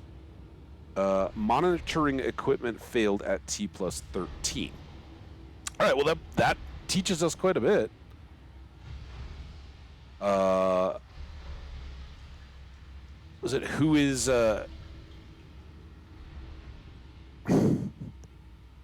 guess we're testing alarms and stuff. I didn't see an email or anything from my building, but we just got a buzz. They're kind of externally mounted on our building. Hopefully that doesn't keep going. So here's the launches, the Aurora. I don't know. We'll come back here if we need anything. Clearly the code was right there. I've now forgotten it. What can we learn from the hive mind of Stratter 4? I'm gonna read this when we get back. Oh, I forgot. Codes and clues. Notes to self. 1454. And 1454. Dink. Dink.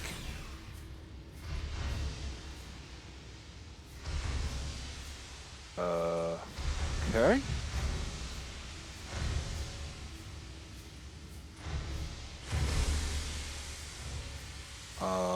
We got a code. Oh my gosh, look at all this. Oh, look at us. We got a snack pack and some water. Hey, I think that's the game saying, hey, you did all that reading. Have a snack. We'll do it right this time. And let's leave the water there. I don't want to... We are doing really well on our water supplies, but I don't want to waste it. Oh, man. I got another sneeze coming. I can feel it.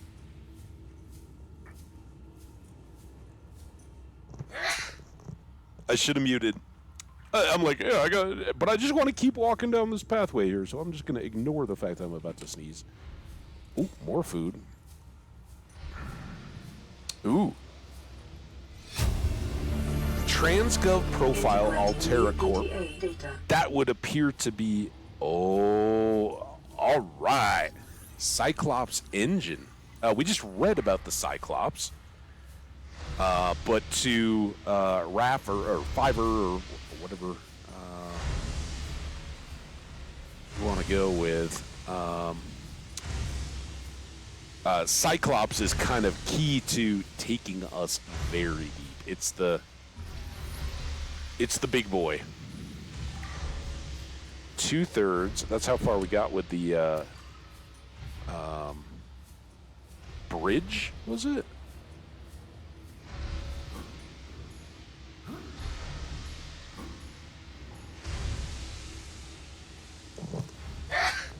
Jeez. All right, mute. Time out.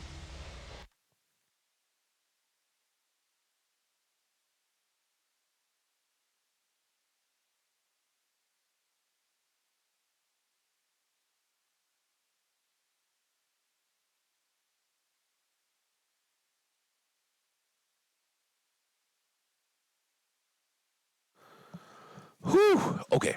Nose has been blown. Hopefully that'll take care of it.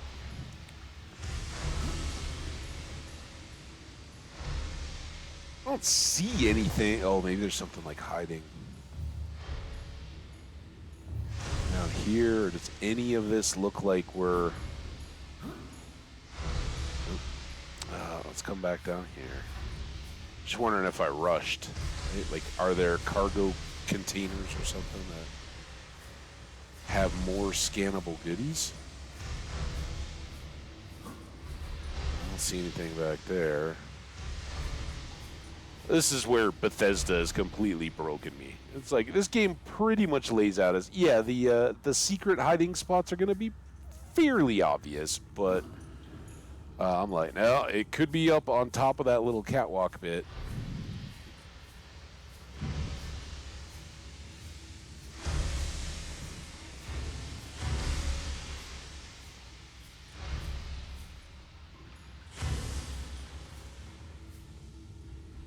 I think that's just random fire, right? All right. Let's go again. We got big old doors. Oh, and we got this ramp. I bet we can't open the big old doors. I bet we gotta go down the ramp. But did we come over here yet? Don't look like it. Food and water. That's very nice. Can I go down this ladder? It's a shame. Cyclops. Cyclops? Alright. Well, my appetite has been whetted.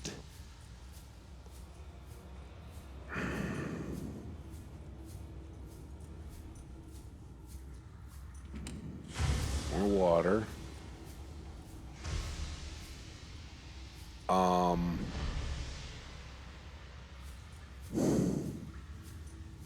Go around. Oh, I was like all terrified of jumping in. Like, I'm never gonna get back out.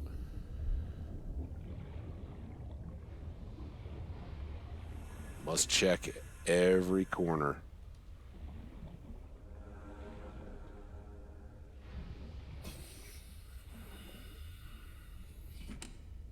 More food.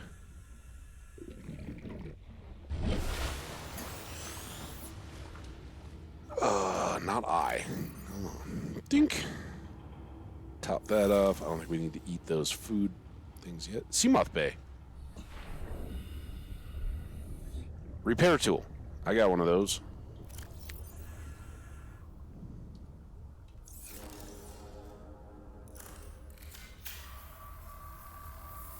All right, come on, modification station or moon pool, something. Make our base great again. Oh, that looks scanny. I saw scanny something. Flash any. Wait for it. I'm hoping it's the middle here. Not the cart. Fragment. Wait. I've already got a sea moth. I don't need those. I need the modification station. Like this. Ooh, we'll take that. I really want to make my own, but yes, please. So we can now take the sea moth deeper. I just don't know what we want to get stuck with. We'll drop it, I guess. It's just 2 pieces of titanium. I was hoping maybe it would give us another recipe. Oh, right here. Duh. VR suite log. data.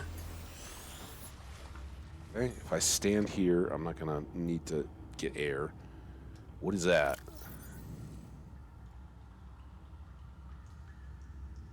Habitat. Oh, come on.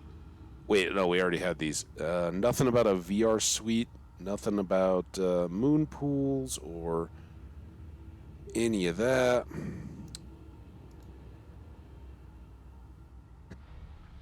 It's probably just fun, but there could be a code. We will dive into that more in a bit, and as along with those others. So let's remember that VR Suite is still on the to-do list. Again, little disappointed. I guess maybe I had my hopes up to it, but I was like, come on, let's get our modification stuff. All right, so that's where we came from, right? The drive room, and what's this? What is that? What are you? A bleeder. Oh, that doesn't sound good. Am I still? Oh, bleeder. Okay. Oh, yeah. Hold on. One. Oh no. Where is it? I don't. What?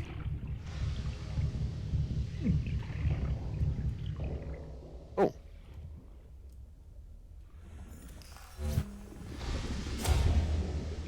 Did I kill it? Wow. That wasn't good. Don't be messing around with the bleeders. What's the... is it going to come and eat me? Hang on. Data downloads, life forms.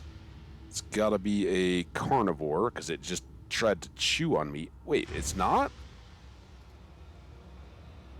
Parasites. Bleeder. That seems...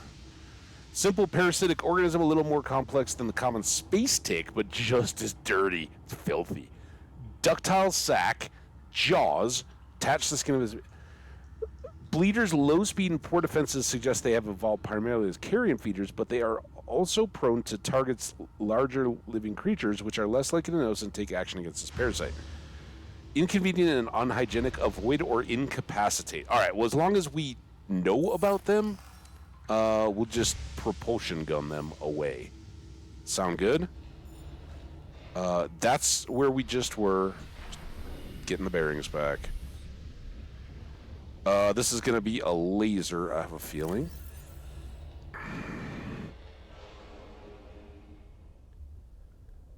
Four.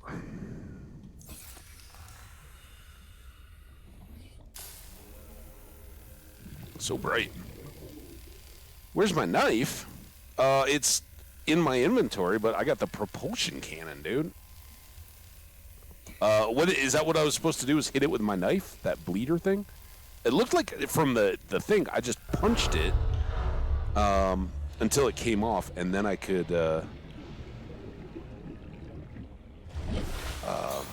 propulsion cannon it away.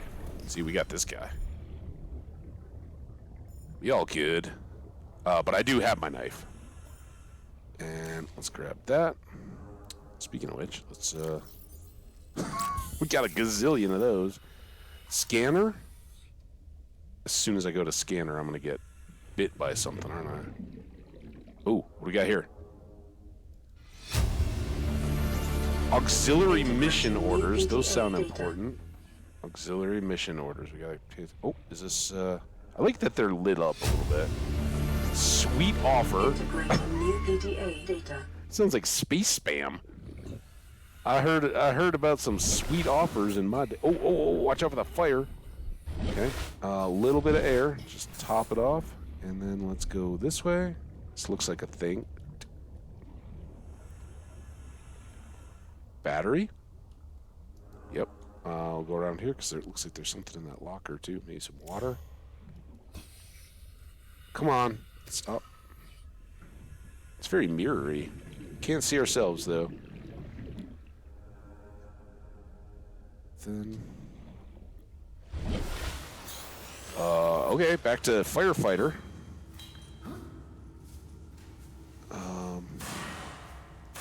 Maybe. Can I even put these out? Yep.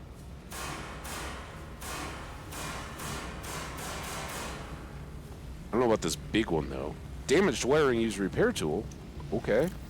Is that behind me, actually? There's my knife.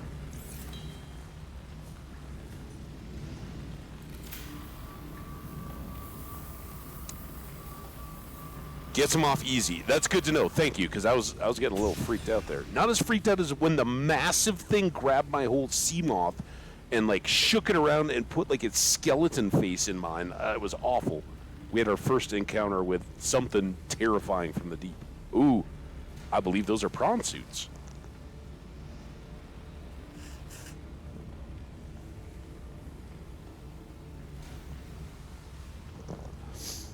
Oh, sorry. I realized I wasn't muted, but I was trying to hurry. And living quarters, those look kind of. Oh, we're gonna have to get up here though, right? Look, there's a whole deal. All right, well, let's kind of. Oh, watch out. Picking up a faint black box signature originating on the other side of the hull breach in this room. Interesting. I think we already got there. We kind of went backwards. We already read about ourselves. That's why I'm wondering, am I Riley Robinson? There was a mention of one crew unaccounted for, non-essential chief, mechanics chief or something, Riley Robinson. I'm wondering if that's me. Wow, look at all this. Oh my God.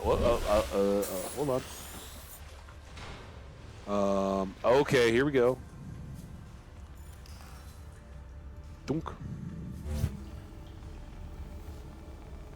And I guess we'll put them in the fiery bit. Dunk. Dunk. You first. And you. You. Make us move every piece, huh? Alright. Not the desk, though, dang it.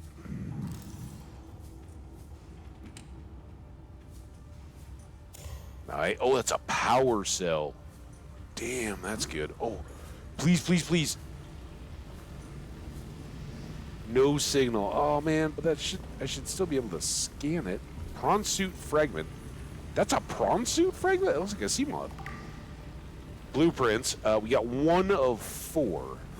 That seems like a lot.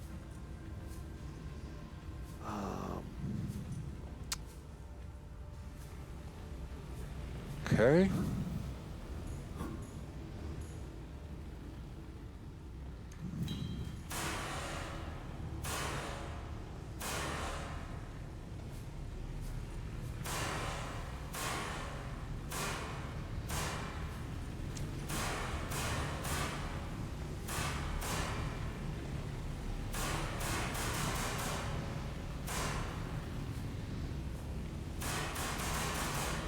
Wait, is that just going back to where I was? Damn it.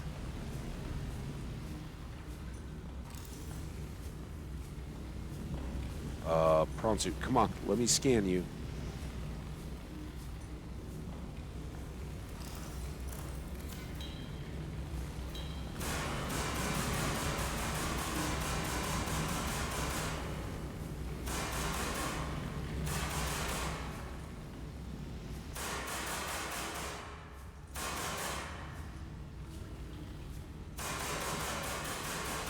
If this is not a fragment, I'll be so mad. Oh, hey. Thought you were out.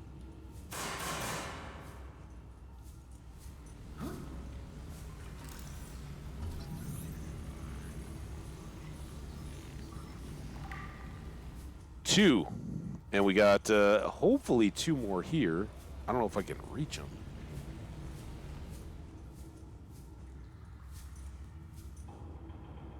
Where'd it go? Right here?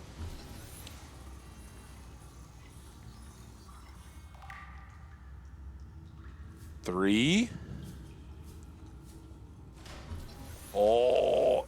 Can we make this the mobile vehicle bay? Prawn. Oh my god, what? New blueprint Stop. required. Alright, well that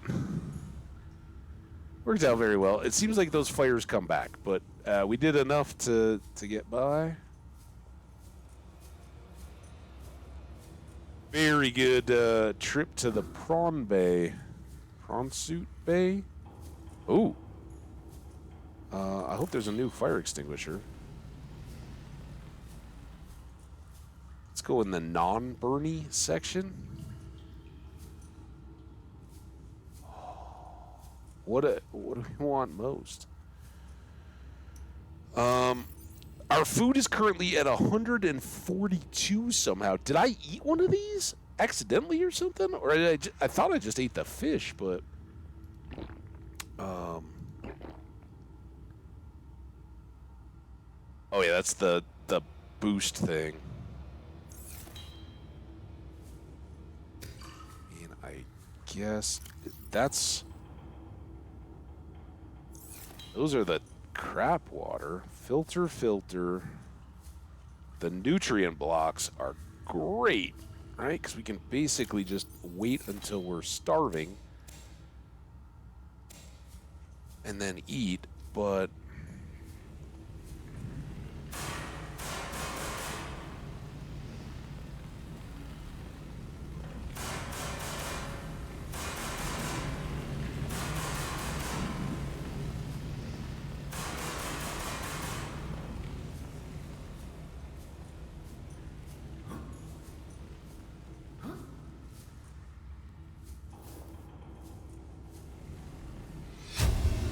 today's menu. Oh, there we go. Awesome. PDA data.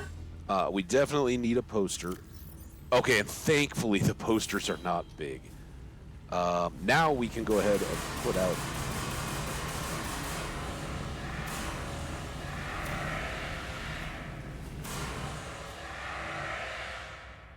Okay, kicked.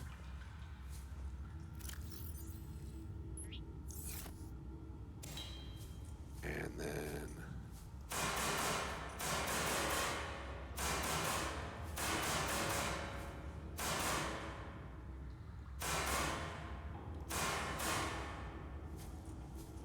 is that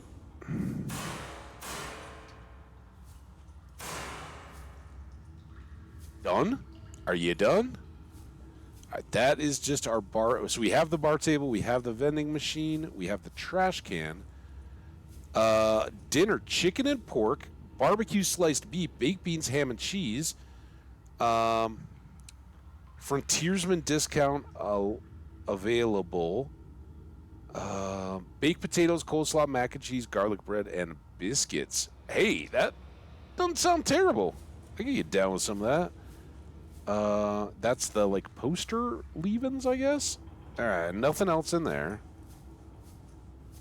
Would have been great if we didn't already have our vending machine and whatnot.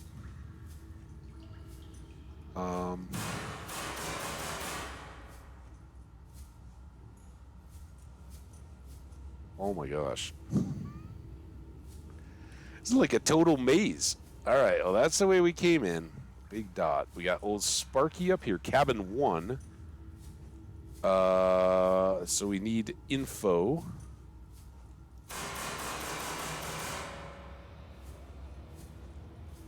Captain's quarters, that's going to need a code. Cabin 2. Are any of these open?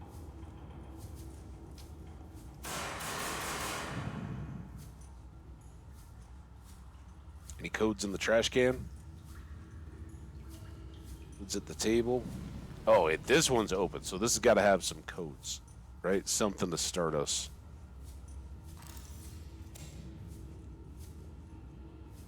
Oh, yeah. We get a bed! It's only a single, but there's only one of us. New blueprint acquired. Relationship contract legal recording. That should be awesome. All right, we got, oh, and a bench. Man, it's, I mean, they say it's not our home. I never forget that it's not our home, but Acquired. it's going to be feeling pretty homey.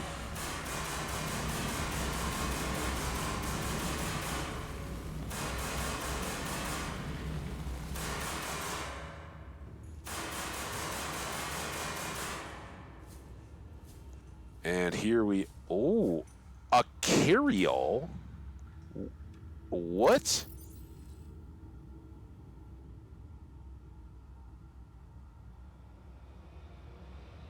I'm guessing it's non-functional?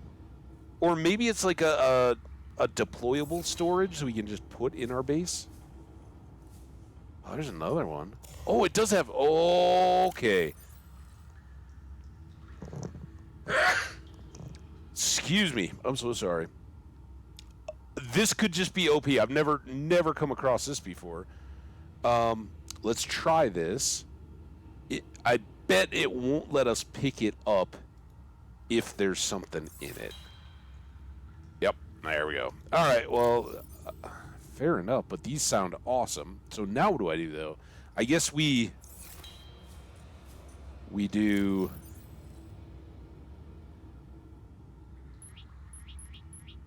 those for sure.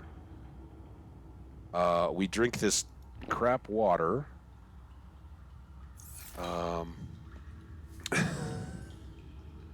We definitely pick that up, which is going to wreck our inventory even more.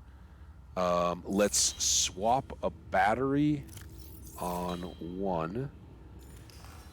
And this kind of stinks, but I will... drop that. I don't know about despawns in this game. I don't know if that's even a thing.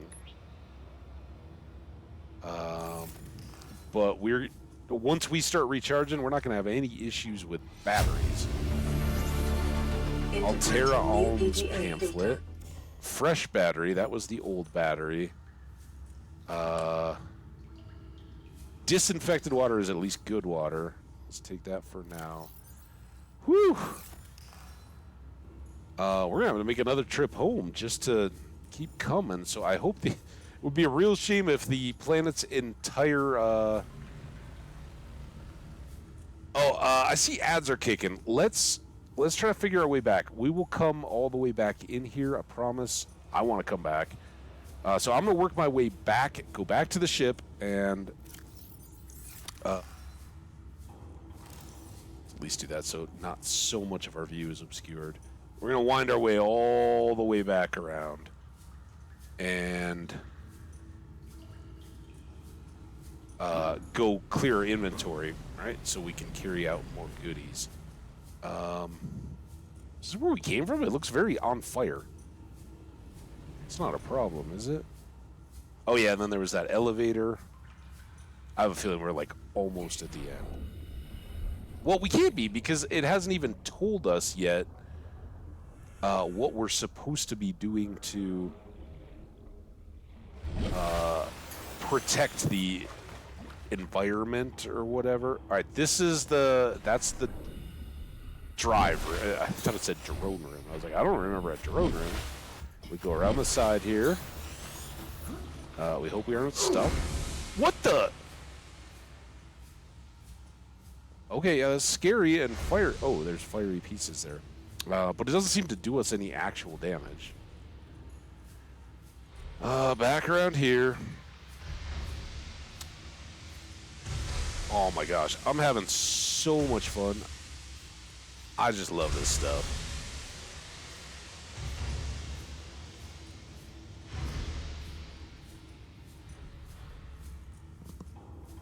Also, while the ads are going, I'm going to stop right here and mute and blow my nose.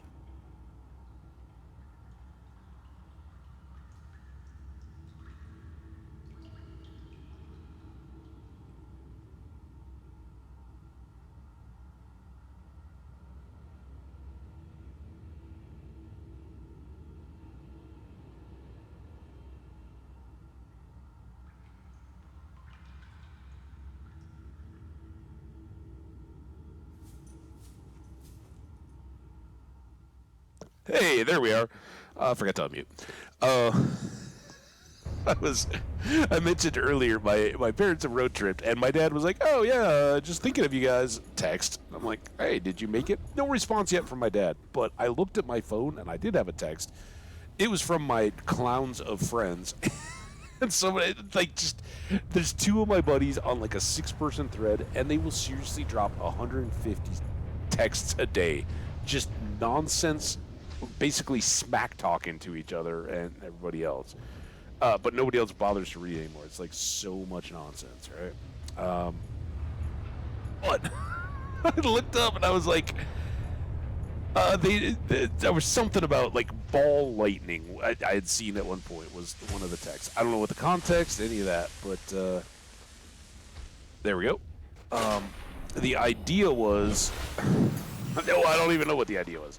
The response was to, again, just to the thread, but talking to each other. I thought that was your nickname, Lightning Balls, and I saw it and I thought it was from my dad, and I'm like, what? Dad?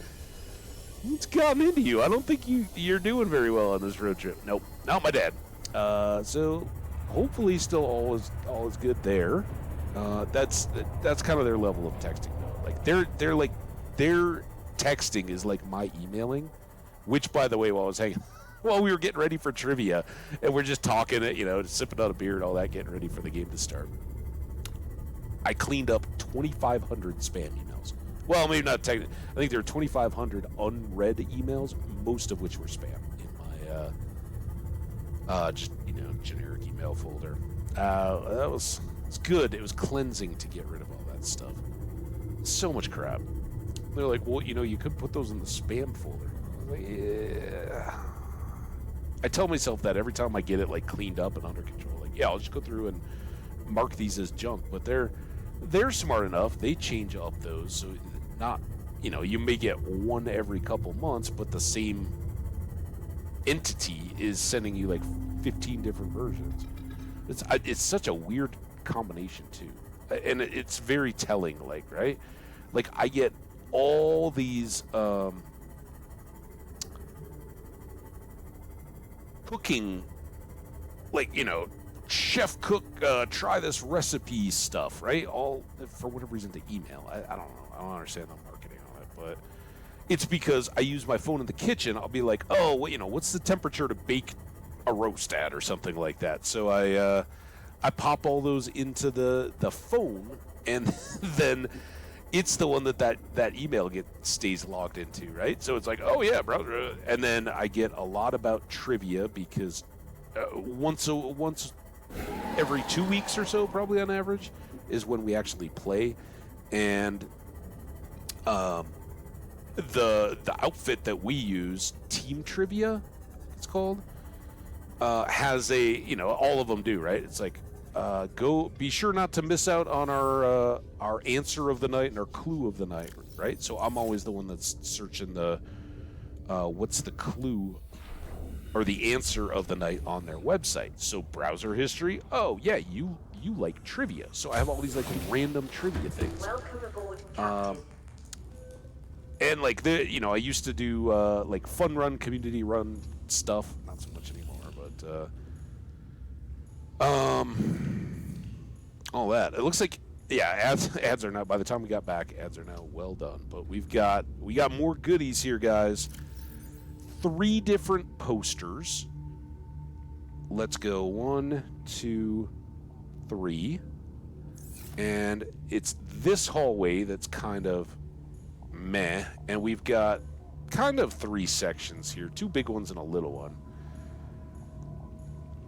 But I'm going to I think we'll space them for color fastness. Let's go right in the middle here.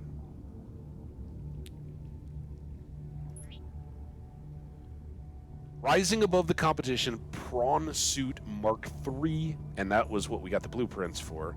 The pressure reactive waterproof nano suit is a range of mechs designed to protect the pilot from extreme environments.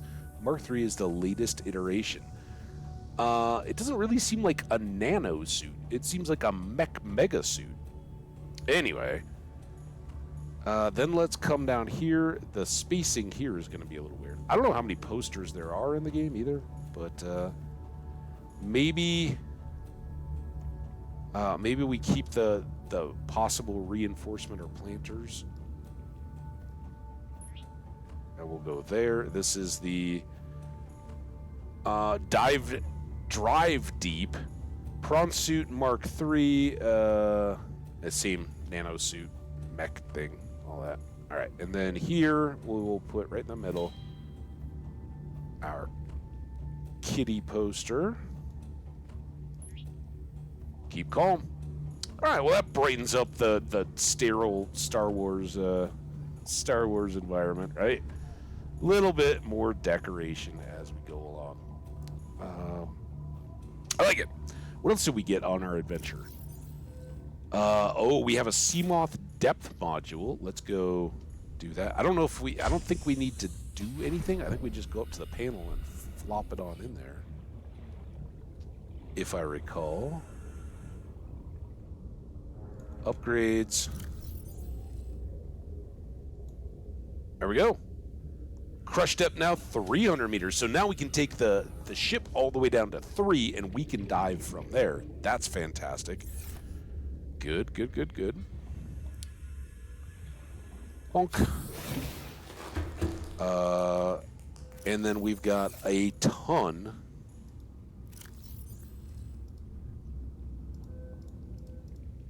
And I'm going to take one. I think that's it, though. And same with the water. It's a little more dicey. Like, have we exceeded all the chests? And now they're out. Let's store that. I will store the power cell as well. And then these carryalls, they're pretty cool. Maybe we put them right here for now?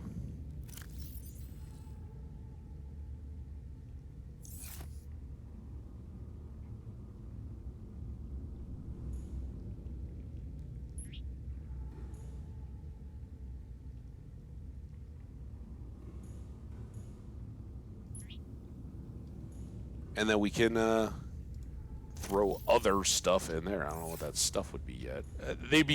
They will be cooler now that we can make a bed. I think we need another module to make into a living quarters kind of deal, but end of the episode stuff. I still want to get this ship done, but I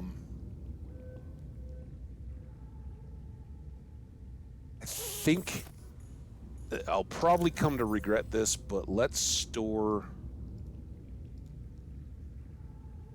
3. That gives us 2 to use on the full propulsion cannon right now. Cannon. And 1 that if we get absolutely down to it, we could just switch it between scanner and repair tool or whatever we might need it in.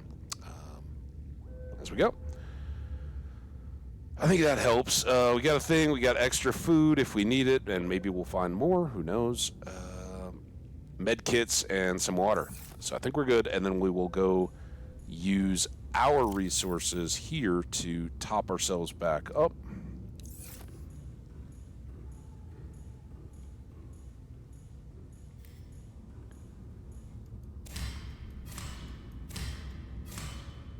Figured it was the closest.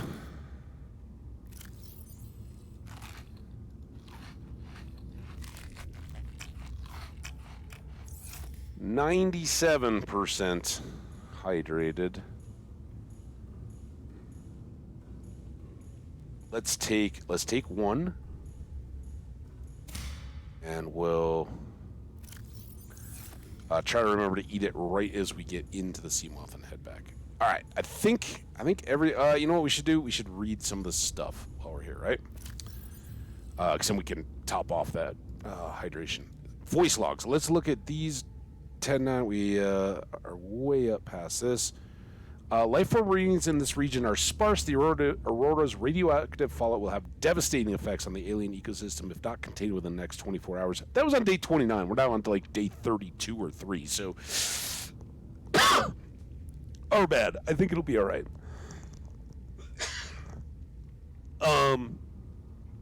Databank corruption was detected on your PDA. Your repulsion cannon blueprint has been resynchronized. I still don't know if we would have run into an issue with that or not, but whatever. Fire suppression, laser cutters may be required. Yeah, we got that. Scan show data. Yep, we talked about the human remains. Local reserve power unable to remotely download black box data. That's okay. We got it already. Scans to damage do not match any known offensive technologies. And picking up a faint black box signature originating from the other side of the hull breach in this room. We hit that. We'll go back, and again, we've already got it. We just need to get past that hull breach, and that was the one-way door that we couldn't reach on the other side. So those were all good. And then we had a few things to read here. I'm just going to kind of click through these. Bulkheads. Yeah, they seal off compartments, their internal doorways through, and I think they do give strength to the habitat as well. External grow bed. Advanced synthetic soils allow this grow bed to support a huge variety and quantity of alien plant life. It can be installed anywhere, on land or underwater where there is space. Okay. Floodlight.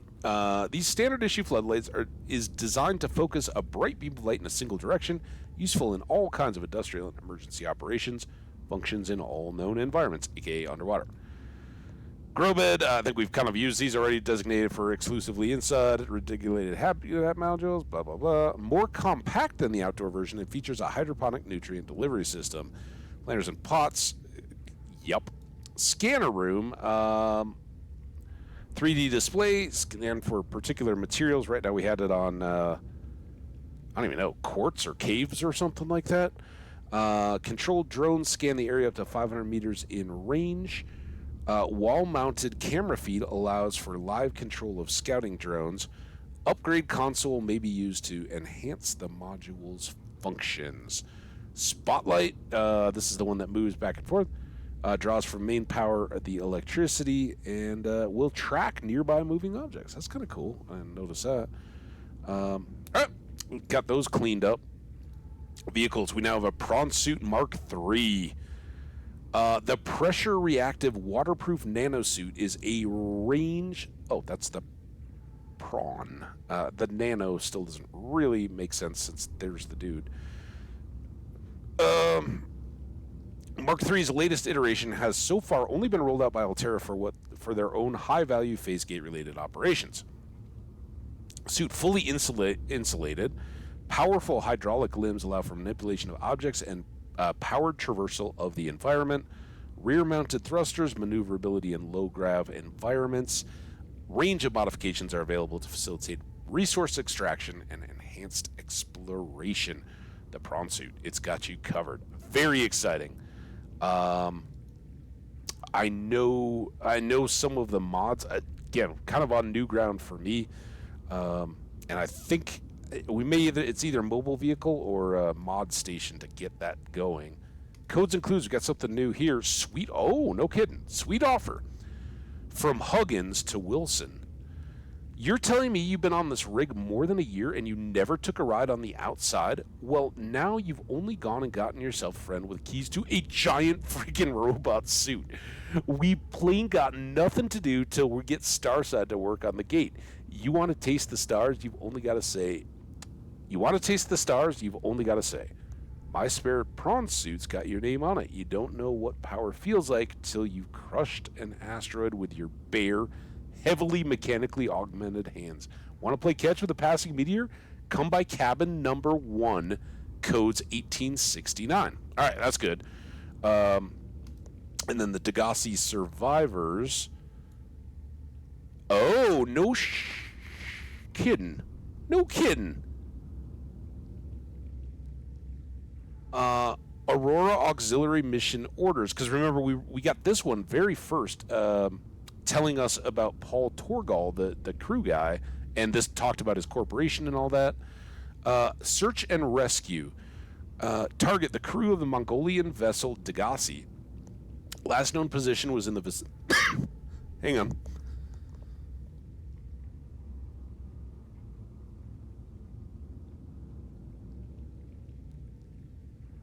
Oh, never go outside, chat. Just hunker. HEPA filter everything. I don't know what I got going. The Mongolian vessel, the Degassi, disappeared almost a decade ago, carrying with it a high-ranking Mongolian chief. Corporate insurance has purchased passage aboard the Aurora for emissary Khazar, and your orders are to make every reasonable effort to locate and retrieve the Degassi crew members without compromising the primary mission. Confirming the fate of the crew will aid Altera's diplomatic efforts with the Mongolian consuls. Mission details. Aurora is due to perform a slingshot maneuver around 4546b Category 3 ocean planet approximately 13 months post-launch. This will bring the ship within range of the Degassi's last known position. Additional aquatic and all-terrain vehicles have been included in the Aurora's cargo package for this mission. Well, that's convenient. Degassi crew manifesto has been distributed to senior employees in a separate meeting. And manifesto or manifest? Those are very distinct things. I think it was the manifest, not the manifesto.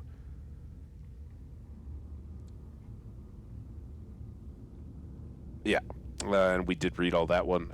I guess I didn't register or connect that emissary Kassar was the one that we heard the recording of praying as he was crashing, and so now it's a double recovery mission. Okay, well that's cool. So 1869 is our cabin 1 code, and these guys are just bonuses. See, again, I'm doing this here because we're getting thirsty while we're doing this. Altera Alms pamphlet Charity is an archaic concept which the realism of today's Alterans has rendered obsolete. We understand that we are each responsible for ourselves, but the best way to get the most for ourselves is to work together with Altera. The implication of this reasoning is clear. If someone is in need, they must find a way to be needed. Interesting. Altera Alms is a training academy for those that need to be needed. We're not a charity because we don't ask for handouts. We prefer to think of ourselves as a philanthropic beneficence facilitation service promoting synergy between employer and workforce. AA operates on a lottery system. By investing any number of credits, you will be entered into our prize draw. Larger investment yield higher chances of winning. Your credits will go towards training unskilled colonists in vital tasks such as maintenance and interpersonal skills. The colonists receive this training voluntarily and free of charge on a condition of a minimum contract with one of our investors on a completion of their training. No, you don't have to do anything. Just indentured servitude. It's fine. Relationship contract legal recording. Oh, here we go. I don't have to read this.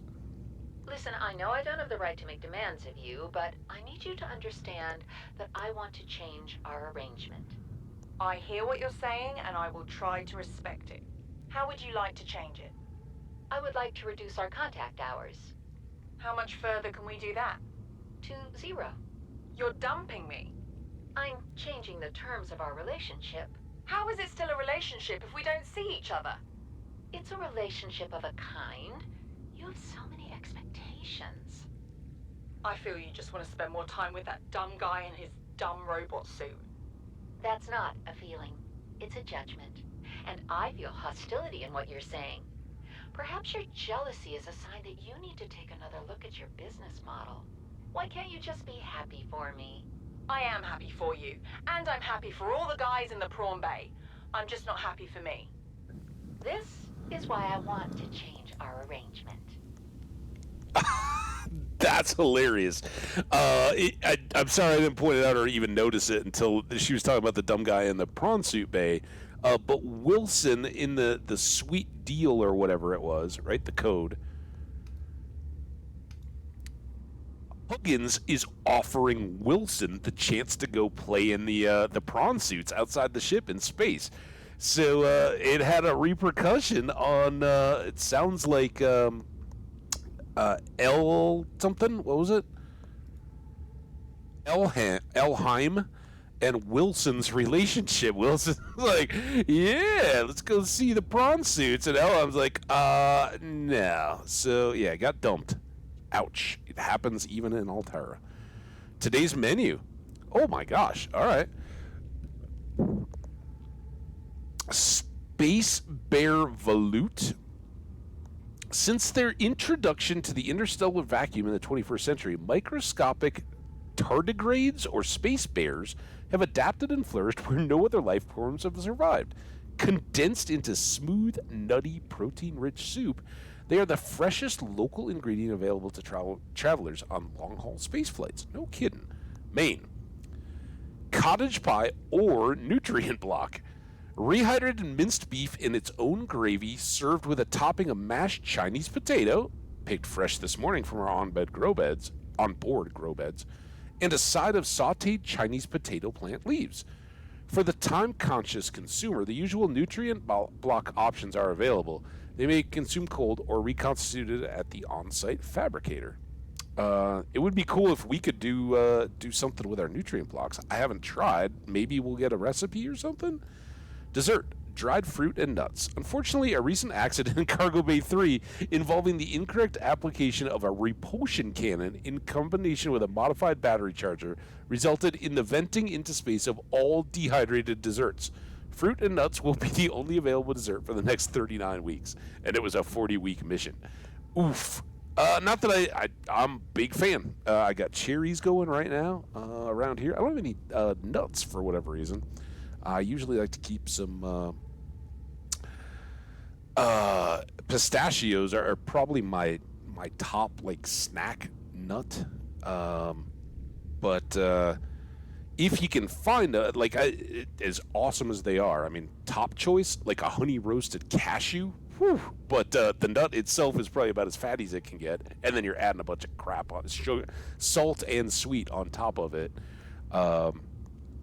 But yeah, some almonds or some walnuts or something like that mixed in. Generally, if I can get them just dry roasted or whatever without a lot of additives, or seeds shell. I'm not a big spitting seeds guy, but pre-shelled sunflower seeds or something like that. Those and fruit. Tell me about it. All right, what is this one? Why are we down here? Transgov Profile Altera. Oh, all right. Yeah, let's tell us about ourselves. One of the largest suppliers of spacefaring technologies and consumer electronics in the Federation. The official supplier of the TSF, which I'm guessing is the phase gate? Maybe? I don't know. What is TSF? I guess we'll maybe find out. Consistently ranked among the galaxy's best employers. Began life as a defense manufacturer in the mid-22nd century. National motto, get what you deserve. Nice. Although most transgovs can trace their roots back to the Earth, Altera, literally meaning by Earth, is the only one brazen enough to take its name. During the expansion, Altera supplied arms to all sides, acquiring and housing a vast colonist workforce, and making the transition from manufacturer to corporate state. Altera's threat to cease trade was one of the turning points in the conflict, bringing about the end of hostilities and the signing of the Charter. Free enterprise within Altera space is encouraged, but competition is tight, and all goods exported off-world must be Altera branded. Profitable businesses are bought out by the state, owners ascending to the board of directors. Well-known Altera technologies like the Cyclops submersible originated with such private enterprises. No kidding. That's cool. Despite superficial similarities to national governments, the corporation's lawyers have always maintained that it has no legal obligation to its employees, but voluntarily elects to take on the roles usually reserved by a democratically elected government. This claim has not yet been tested in Federation courts. I love it. So good. And last but not, well, actually, there's two, because there's still the whatever the virtual something that we found. But this one, what can we learn from the hive mind of Strader 6? This sounds like in Otherworld, or what was it? Otherworlds? The kind of exploration, open world a little bit, mission-y game. Similar, but space, not sea. Had all the comics, right? The engineer girl was way into like the serial TV show and all that about the space pirates and all that kind of stuff. Anyway, what can we learn from the hive mind of Strader 6? How are the individuals which make up a hive mind to be categorized? Are they merely dumb components of the larger intelligent organism, or is the larger mind merely a product of the independent organisms? Can it be both? We define organisms by their traits, but find invariably that these traits depend on those of their environment. The concept of a tadpole is meaningless without the concept of the frog it will develop into. The idea of a predator is empty without an understanding of its prey. This begs the question, if we define everything by reference to everything else, what have we actually explained? An illustrative experiment was recently performed on the hive mind colony discovered on Strader 5. I guess it's just a planet. A device was placed outside the nest which would electrocute individuals approaching it. An ant colony would have lost many individuals before a basic danger signal was successfully communicated between them, resulting in learned avoidance of the device. Successful but costly. The Strader 6 colony quickly formed into two factions. One attempted to move the device by brute force, sacrificing individuals as they did so. The second attempted to cover the device in sand. These two goals being mutually exclusive, a fight ensued, and the first faction was beaten in virtue of their reduced numbers. The device was safely buried, and the survivors called a truce. From the perspective of the individuals, this experience must have been horrific. From the perspective of the hive mind, a nagging problem which had been overcome with the most effective solution. Which perspective is the correct one? We suggest that it is neither. Jeez, all right. By attempting to fit such entities into our rigid set of concepts, we are painting onto the world a false impression of concreteness and meaning, which is a reflection of our concepts of ourselves. All right, taking yourself pretty seriously. We describe Strader 6 individuals as attacking one another, just as we describe microbes in the human body. Yet the Strader colony, like the body, cannot be healthy as a whole without the aggressions of its components. We describe neurons of the brain as being dumb, but the brains as a whole intelligent. But when an idea takes hold in the brain and forces out inferior ones, do we describe this as an act of aggression? Do we mourn dead neurons? Do they die? When philosophy or a technology takes hold in human society, when wars are fought over them and people die, is that rightly seen as being good or evil? This is not to undermine the meaning of our existence. From where we stand, our existence is very serious indeed. But is our civilization and our universe really any different from the colony on Strader 6? Is intelligence something limited to things of the flesh and blood, or is the universe truly one giant intelligent system, and we are but amoeba blowing self-important potholes in its surface? We would do well as scientists to remember that our goal is not to paint the world as we see it, but to see it as it truly is. What do you guys think of the hive mind? That was not at all what I was expecting. I thought it was going to be kind of comical. Seems a bit kind of pompous, if I may. But that could be my background. Before I went live today, I was watching a video.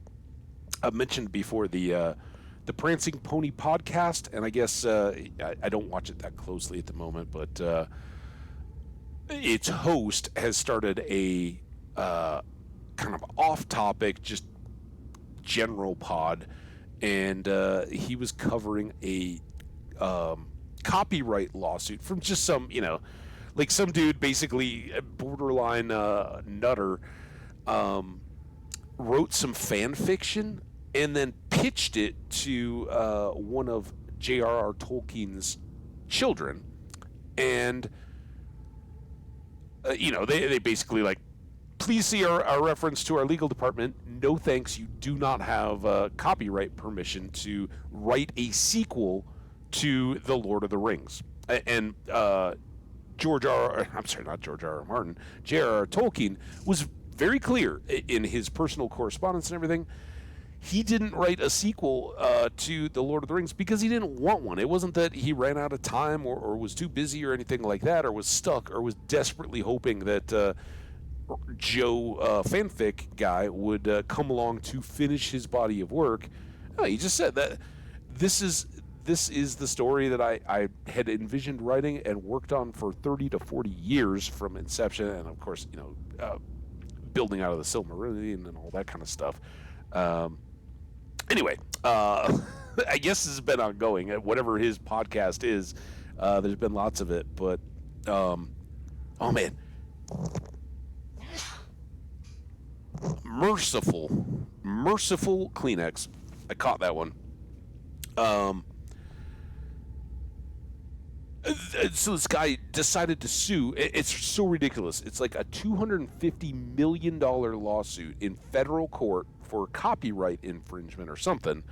And it's suing the Tolkien estate, Amazon, Jeff Bezos, like two major publishing companies, and all of the affiliate parts of Amazon that do the webs because of the Rings of Power web series, right? He's like, this dude basically like got slapped down as anybody would, right? If you come up, just know this: if you pitch the Tolkien estate that, hey, me, Mr. Self-Published author with nothing else to my credit, not that if, let's say George R.R. Martin, right, the Song of Ice and Fire, oh my God, Game of Thrones guy, author. He's obviously another literary monster in that field. Even if he approached the Tolkien estate and was like, hey, I'd be very willing to help contribute, and all that kind of stuff. He knows, he's smart enough, he's a professional. Like, no, there's absolutely no way that stuff is canon. The only thing that they've done is had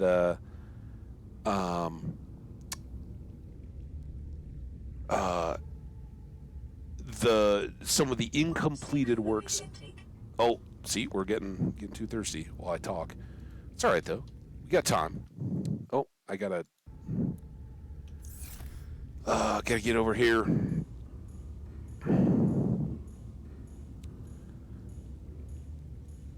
Still growing up there. All right, this is our next Bilbo. See, it's all this talk of Bilbo that makes me do this. Boop, boop. Vital signs stabilizing.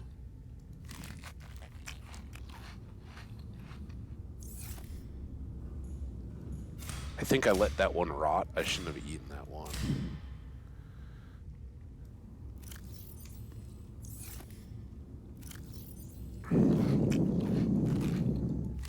Oh, so much. All right. And then, yeah, let's come over to this side.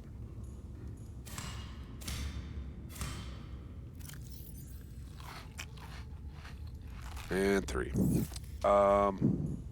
So anyway, too long of a story short, there's this dude out there that wrote some fanfic after they were like, he submitted his manuscript, and they're like, no, we're not interested. Thanks for your offer, but no, just, go about your life. You are not in any way entitled or allowed to write your sequel to The Lord of the Rings and in any way try to market or publish it. And dude being, it's always that like borderline, hey, this is really coming from a place of passion and all that kind of stuff, to the self-importance and pomp. This is where the pompousness comes back. We appreciate you, but don't bother coming back. You're good, and no, you don't have permission. Do not pass go. Do not collect $200. Just go about your life, and like everyone else that's ever considered, you're not the magic person that suddenly gets interest. Well, clearly this person is either absolutely delusional, to put it kindly, or was angling for a lawsuit because they thought they had some kind of a knack. But whatever the case, dude shows up at I don't remember the name. Is it like Simon Tolkien?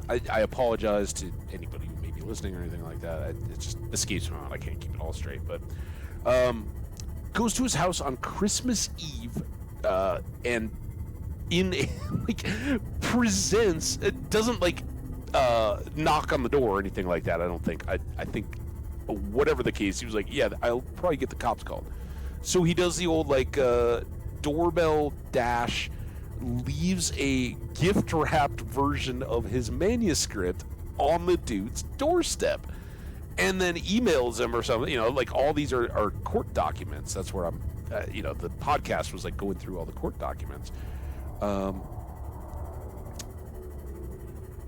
Saying yeah, all right, so I dropped off that wonderfully gift-wrapped manuscript. I hope you've had a chance to read it, and I hope you've now reconsidered and you've seen my greatness and how ridiculous your decision was not to copyright or not to extend a copyright or whatever to me at that time.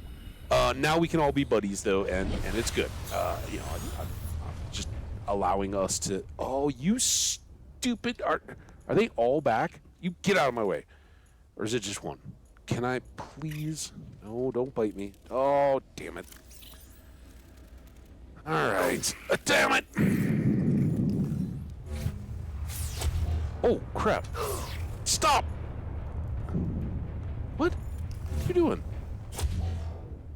Get out of there. All right, I got to reset everything. 2 and 3, right? Is that what we were doing, 3? No, 3 was the fire thing? I don't know. We'll figure it out. Look at my ship bouncing.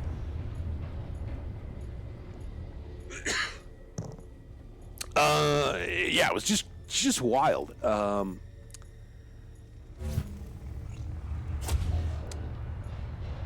This, guy just, how much he truly believes all this stuff, but it is the kind of sad and pathetic part of the, sending 6,000 word emails describing all his aspirations and hopes and how great this partnership is all going to be that he envisions, and basically it's kind of the dude, you wouldn't even try this with anything. It's somewhat valid as a pitch, but it's so shady and it's so transparent what it's leading to as he's writing all this stuff that it's it just feels like one of those not scammers necessarily, but just a totally bad, selling a bad investment kind of deal, right? And you can tell he's just going along and along and along, but reading all this stuff, and throughout and buried in it, this guy's oh yeah, I just felt I had to write this because I'm of my blessed with gifts beyond my measure as a child. I was so superior as an author, and it's just absolute crap, and whatever. Well earned. All right, yeah, this could be, it's fanfic, right? It's not. It's meant to be for fun and all that kind of stuff. You post it on a bulletin board or whatever. You're not selling it, right? That's where copyright and all that, and even distribution, even for free, without inherent profit, is still violation of copyright. But fanfic is certainly, it's got its place, right? And our boy should have left it at that. But yeah, it's a case that's currently ongoing. There's a move to dismiss, obviously, by all the pooled legal resources of the Tolkien estate and Amazon and everybody else named in the suit. They're all like, oh, yeah, one random dude, get our legal team, activate, right? And they all go, yep, we got this one covered. Don't worry about it. All right, so we want to go to, we were here. We're going to the living quarters still. That was where we were cleaning. Just hilarious, though. It is today's Tolkien Times is what the kind of like the Prancing Pony podcast deals specifically with the like read-throughs progressively of the various books. First starting with The Hobbit, and then actually starting with the Silmarillion, and then going through The Hobbit and the 3 books of the Lord of the Rings. I believe this is just the host's podcast on related matters, but not the source material itself, right? And so he's talking about, this is a current deal. These, you don't look at these things as just being dead and gone, for lack of a better word. They are ongoing, and it's when we as streamers and all that deal with DMCA, it's kind of a different deal, but it is what protects the classics and things like that from just totally being exploited by. And now we can get this junk water, right? Might as well have it. Okay. And so that's pretty cool. It's fascinating to see it. And this guy just happens to have been I'm sure it's what attracted him to the content. 1869? Is that what we were doing? Do I get a finger back here? Let's go to 5, so I don't accidentally propulsion the 1869. There we go. All right. Junk. Captain's. Oh, no, this is cabin 1, not captain's quarters. No signal. Responsible autonomous relationship. So maybe this is the other half of the Wilson deal. I don't know. Oh, look at that. We got a cap. Rotate. Input separator left bracket. I don't know. Oh, I guess that's just to set it in things. All right. Well, we don't need it. Let's scanner. It's 1 is cannon and knife. 2 is scanner always. 3 I think is light, but we don't really need it here. 4, 5 has been that, and I think this becomes 5, and this becomes 3. There we go. And then is it E to, yeah, E to just holster everything. Med pack, water, more med pack. We've got a couple. Arcade George toy. Is it like a dinosaur? It's like an armored dinosaur thing. That's interesting.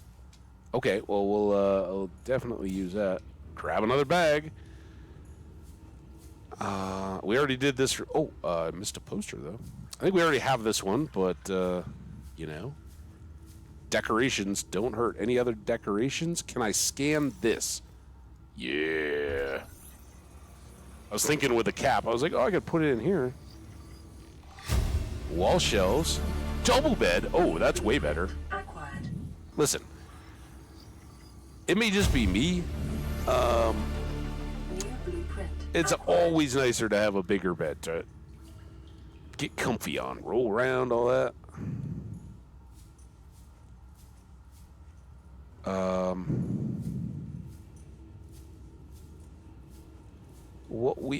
So now I bet.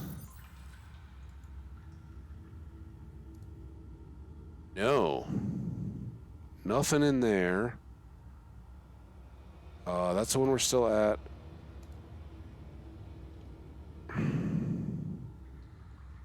Okay, so maybe that was it was L. Elheim, not Elkhart. So this isn't a book or anything written by it, but maybe looking for some insights into relationships. Can I just get in here? How are we going to get in the captain's quarters? I didn't get a code for that yet. I don't think, did I?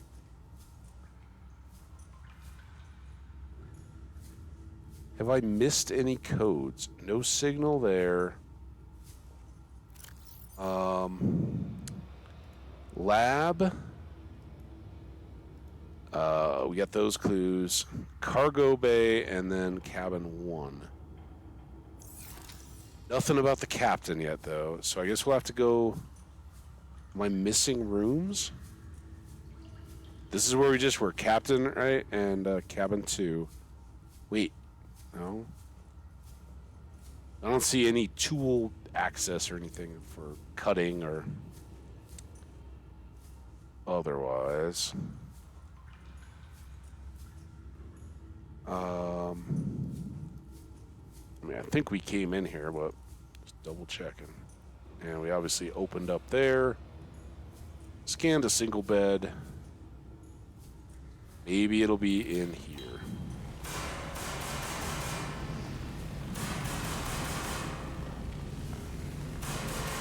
Or not at all. And I'm just totally wasting my time.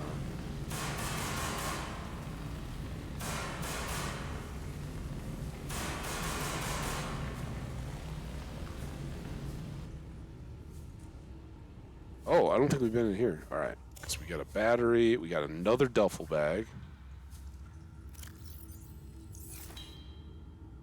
Oh, stop opening it. I just want to pick it up. First aid. Anything. Oh, here we go. Natural selection. Okay. Nothing there, and nothing Cody. Prawn Suit Land Natural Selection 2 poster. And we got some more water.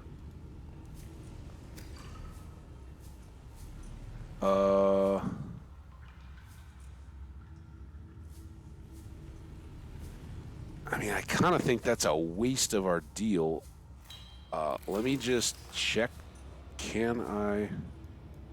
Nope, there's nothing to propulsion there.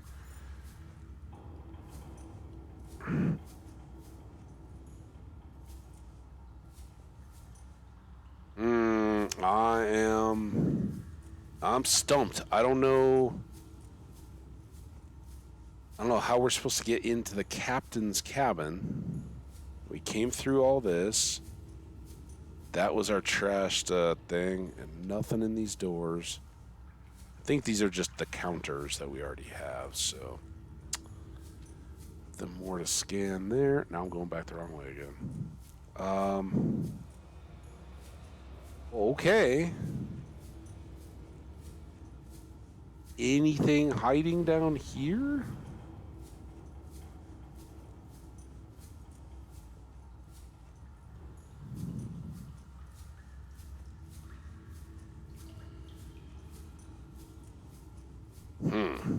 Okay.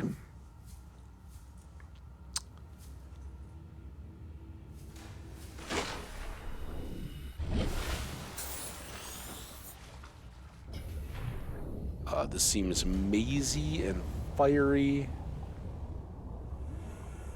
Thought that was a chest.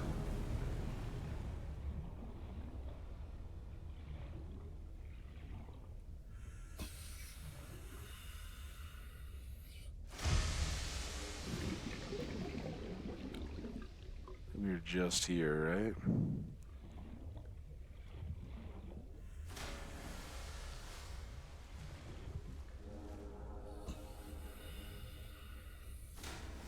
Ow. Ow. Ow. Ow.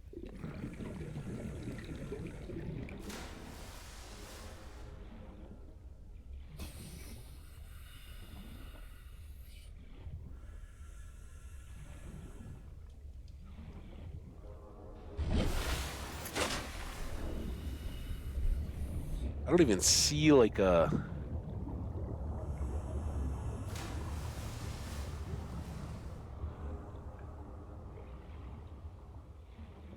I mean, it would seem like we just keep going through.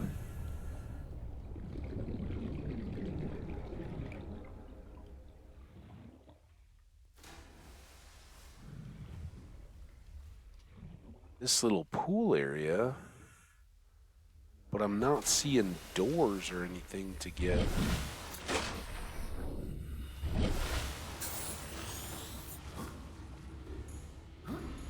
There wasn't anything here. Oh my god. Wait.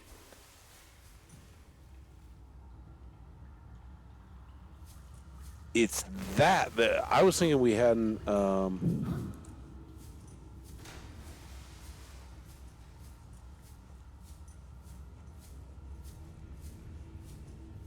And God, can I?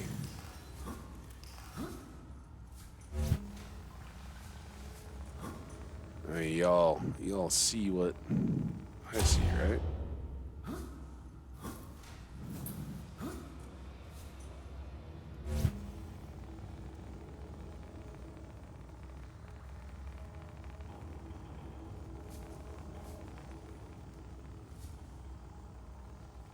Oh, come on, dude.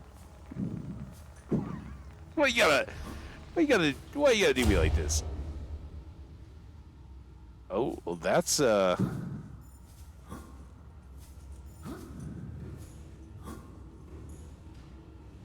interesting. All right, that keeps us there. Oh, come on. I got it. That's going to be a problem. All right, so now let's get... I think we went from there. No, no, no, no. Oh, dude, careful. Stop. Oh, he's just wasting all my power. Nope, no, no, no. Up, up. Oh, damn it. Stop. Come back here.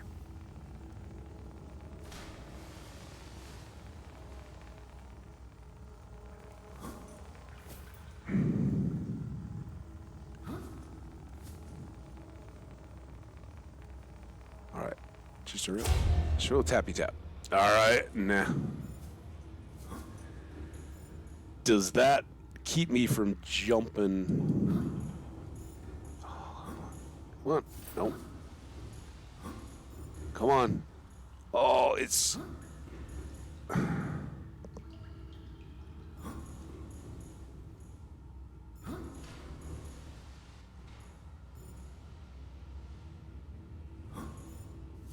Right. That, I think I'm good with that. Let's at least use as much of this as we can.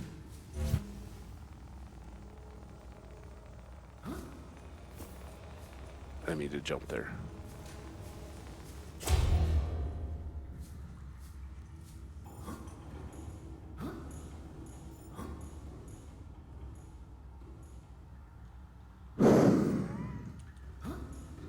Damn it! Oh, come on! It's so close.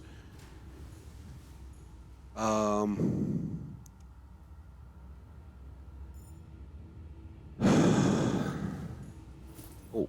that was a long way down. Now we can do...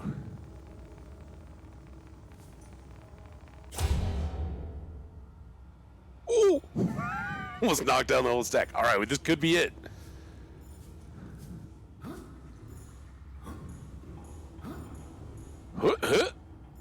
I don't know if we can make it there. So close.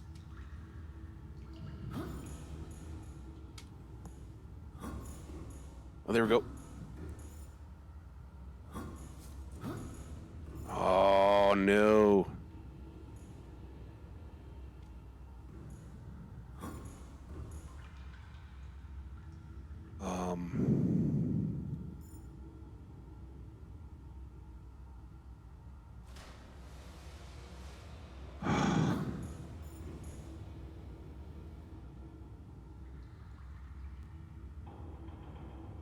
It'd be really cool if we could like pick one of these up and jump place it like a Minecraft and just pillar that way, but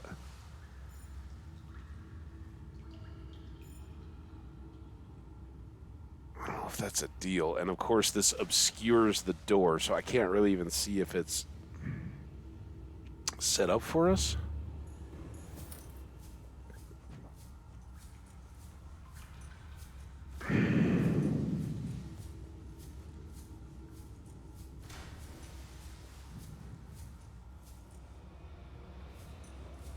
That does not come out. Is there a door beyond that? I don't want to burn myself, but... So it's got to just be, like, crazy loot. But it doesn't look like we're going to come into there from somewhere else on the ship. I mean, this definitely seems to be the puzzle, right? The puzzle's got to be to get there. Because then we need to put out the fire to get across. Like, the fire wouldn't be there if it wasn't the deal. So...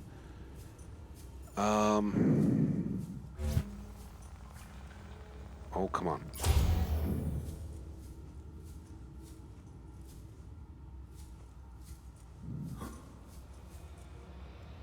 Uh-oh, have I...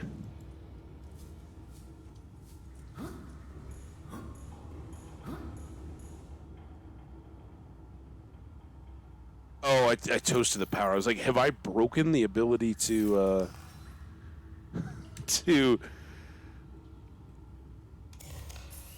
move these now that they're up? No. Should be good.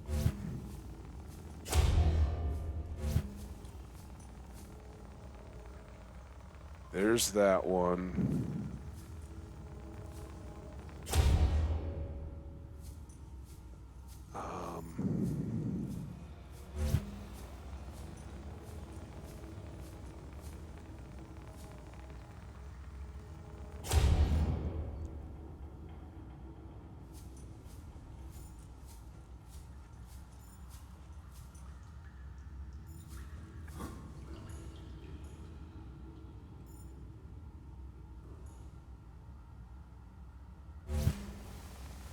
Well, that wasn't...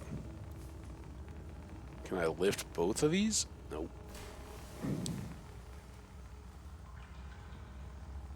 Come on. Come on, big boy. Get up. Get up. Oh, there we go. Nice. All right. That's something. Now let's get you out of the way.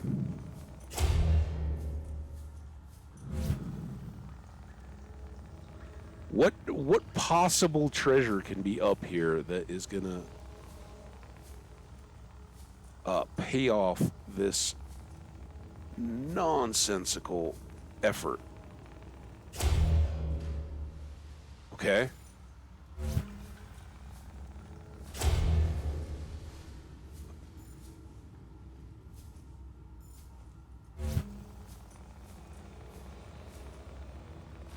Let me get you up there.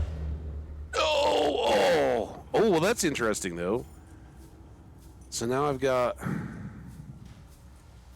Where'd that little box go? What did I do with it? Did it just disappear? Oh.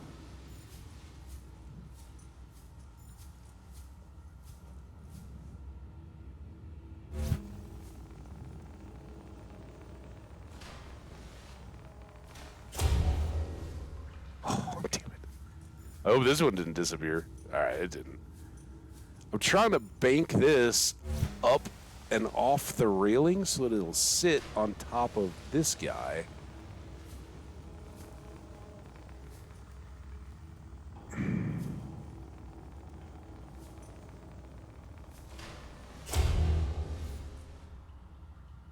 Oh, so close.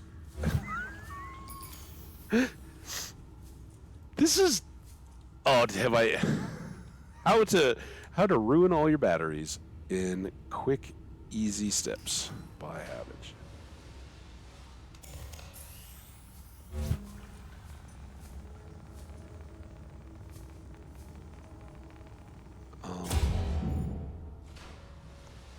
Oh, okay. We are close.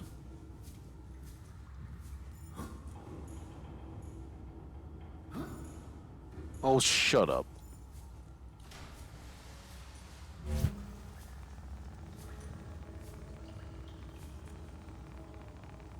All right, there you go. Don't do that. No, don't you dare knock off the other one. Okay. And then...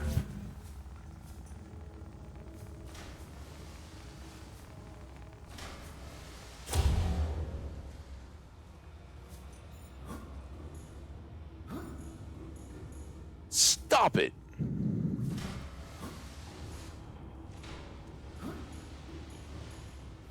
Oh my. 2 little boxes on their sides equal a... That's a scanner. No, you...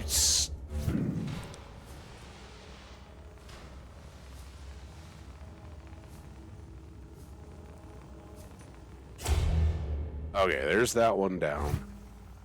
And then... There's that one. Oh, okay. That's fine. Oh, man, I'm just knocking that stack.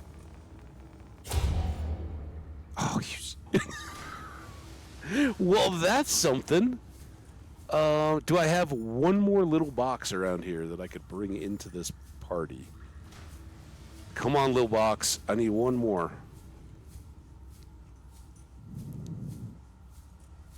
This better be so good. I've gone through, what, like an hour? Probably going to dehydrate and... Are you a little box? Or are you a big box?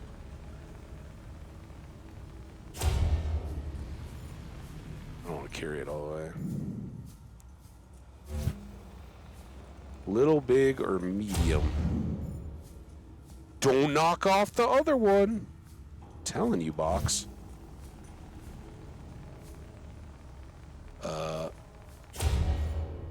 Alright, that's over. Oh, there's another one right there all the time. Alright, let's get... This is going to get almost done, and then these guys are going to all fall down.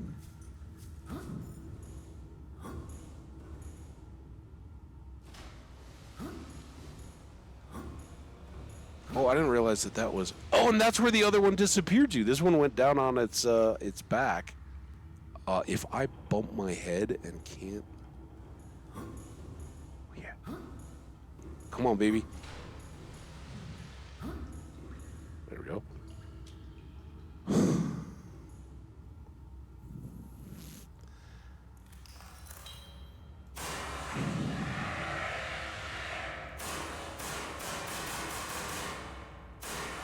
Am I pulling this out?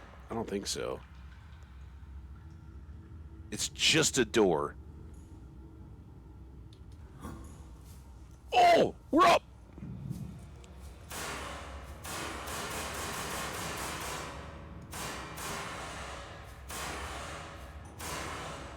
You know what? Screw it. We got health packs. I don't even think that burned us.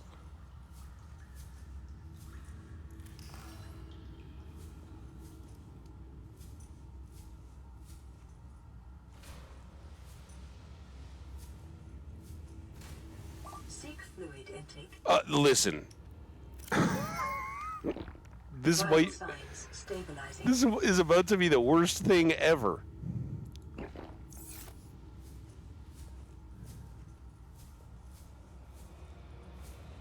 What am I missing here, guys?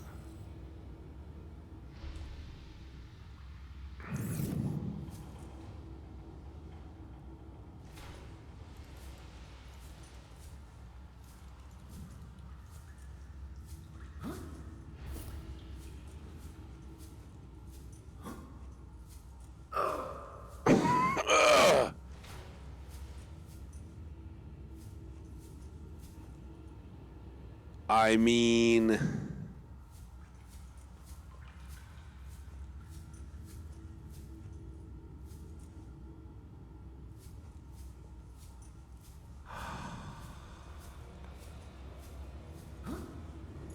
I'll give one more try here. 1R.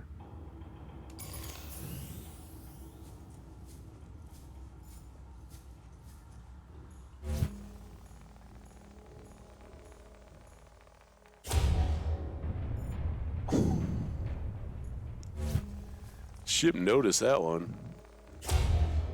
Get up there. Come on, big boy.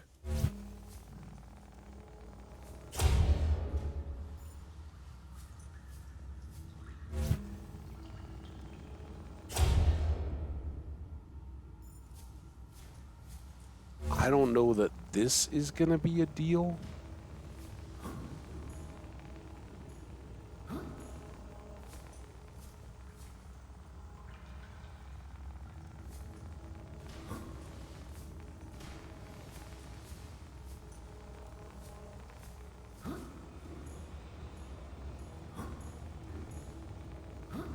Stop it! No. This might. I should just stop. This is just a total fail, isn't it? Wow, look at that stack, though. I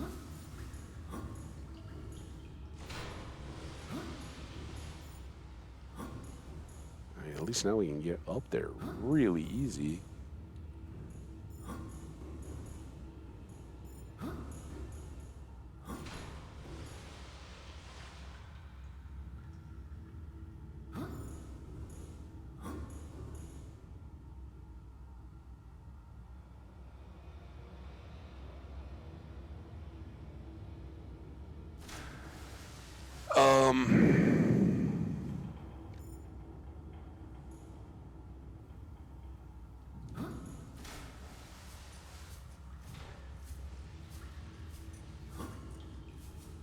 Here's my last thought.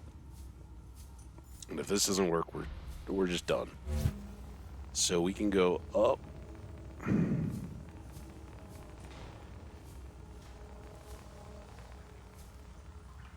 Oh, not that way. Not that. Come on. All right.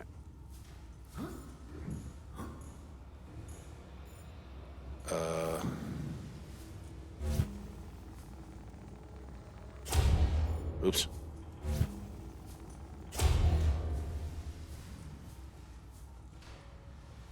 I really need another little box. I mean, I guess. Can we get this up here? Oh, no. No, no, no. Oh. All right, I kind of thought that one was too... Oh, dude, not you. You! Oh, no. No, no, no. You. Okay.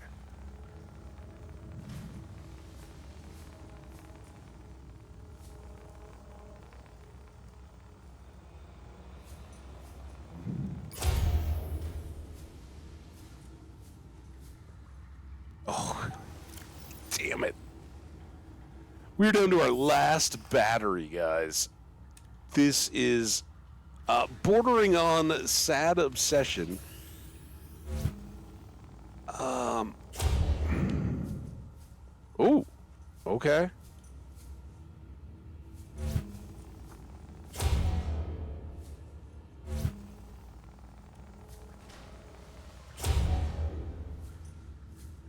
Oh, no, no. All right, it's over. Hang on. What is this? Is this the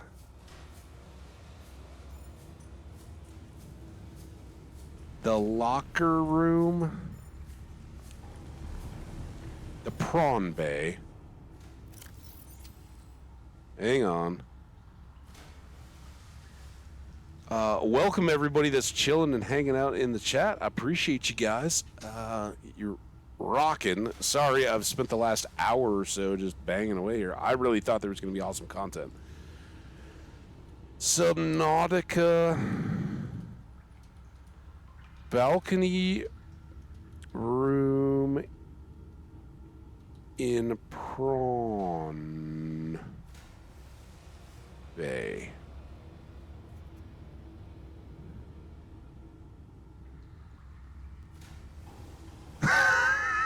Steam community, December 30th, 2019. Second floor of the Prawn Bay secret room. Finally made it to the secret room of the Prawn Bay by stacking boxes.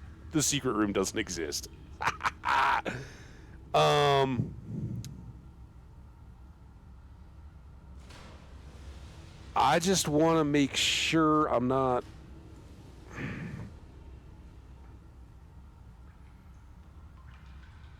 Fire doesn't hurt you. After a frustrating time stacking boxes and feeding my own propulsion gun battery after battery, I was finally able to jump up to this hard-to-reach area in the prawn bay. It's a lot harder than it looks to build this blocksmith. I can agree with that, Steam person. Calorie intake recommended. Okay, yeah, it's only 20%. We're fine. There's nothing there. At least it should have been a secret room with some cool tech inside. Instead, there's just a fire that doesn't hurt you, a door you can't interact with, and a railing you can walk right through. Come on, devs. This was a missed opportunity. Sad and disappointed in this waste of time. Now I've just walked through the wall up there and ended up inside the structure of the Aurora, clearly outside the intended game area and also very stuck. Good thing I saved right here before taking this little trip, swimming behind the walls of rooms. Extremely wonky physics. Hard to explain what I'm seeing here. Yeah, that room isn't intended to be accessed. It's just there, I guess. Cool that you made it up there, though. Hey, well, I'm glad we did, too. I was turning around inside the empty Aurora all the way from the front to the engines in the back. Confused to navigate, though, because there's, I believe once you get, behind a wall, you've got the overall structure that the game is using to anchor the rooms, but that can get real ugly real quick. Yeah, I know, because of the free cam command, you could have warp forward 10 or something, that could teleport you outside the empty Aurora. Get stuck, use Warp Me in the console, and you'll jump to the most recent vehicle or base. That's a huge tip. I didn't know that. If you get stuck, use Warp Me in the console, and you'll jump to the most recent vehicle or base you were in. Let's keep that in the back of my mind. I may even test that when we're close to a vehicle, just to see if it works.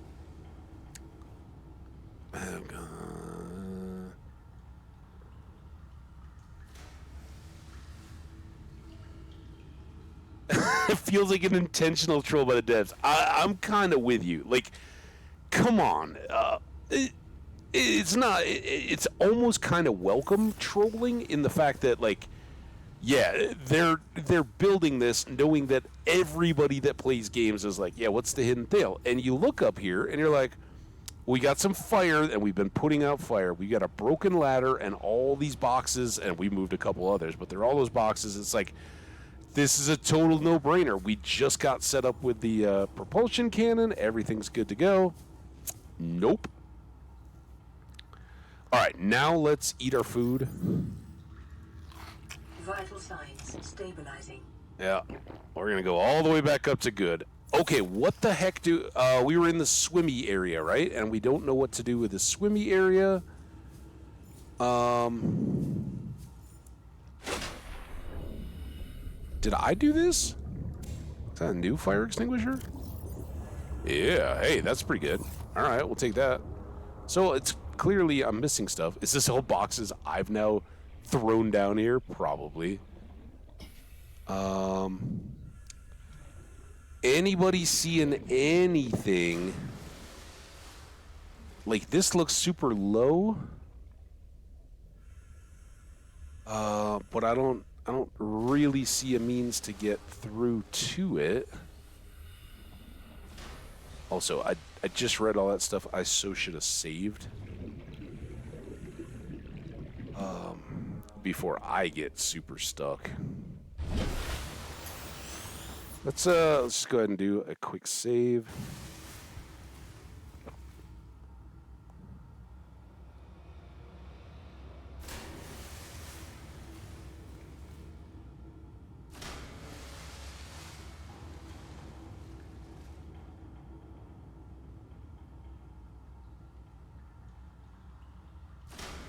Unannounced nose blowing stream or break. So we got these little console things. I don't know. I mean, I guess this is just the guts of the bay. I'm feeling kind of what are we missing here that we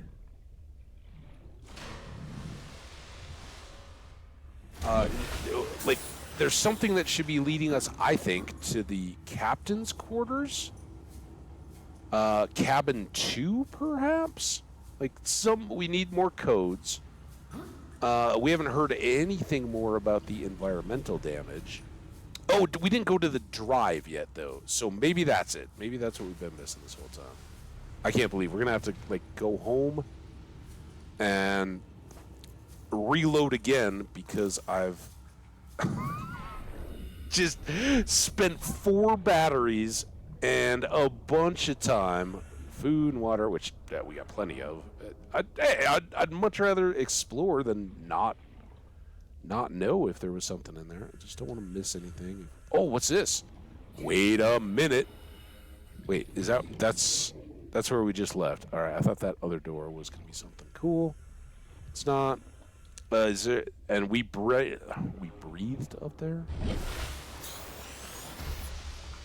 All right, so drive room. This sounds dangerous, right? This is where all the nasty stuff's going to be. Good thing we found that new fire extinguisher. Sustained internal damage during collision. Do not attempt repair without appropriate qualifications. We're going to repair the ship?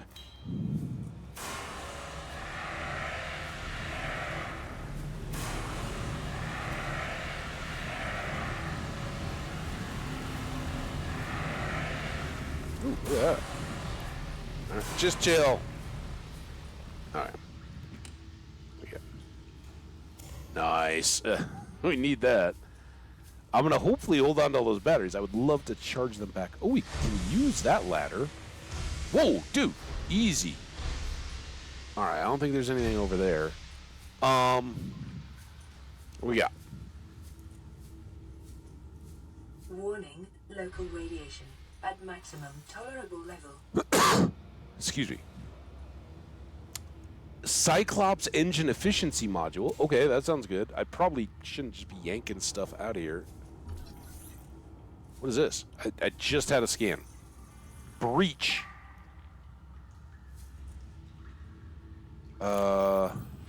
What was that? Blueprints.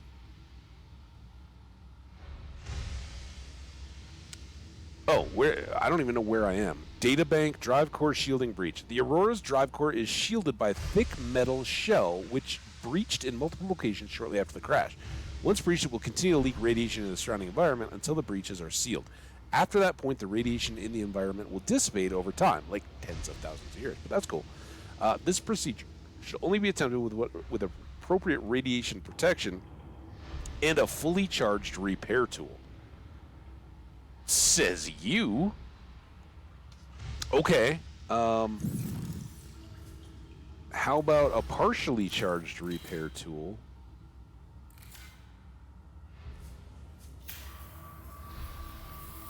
I'm watching my health. Containment breach repaired. Further breaches detected. Oh, there's a breach.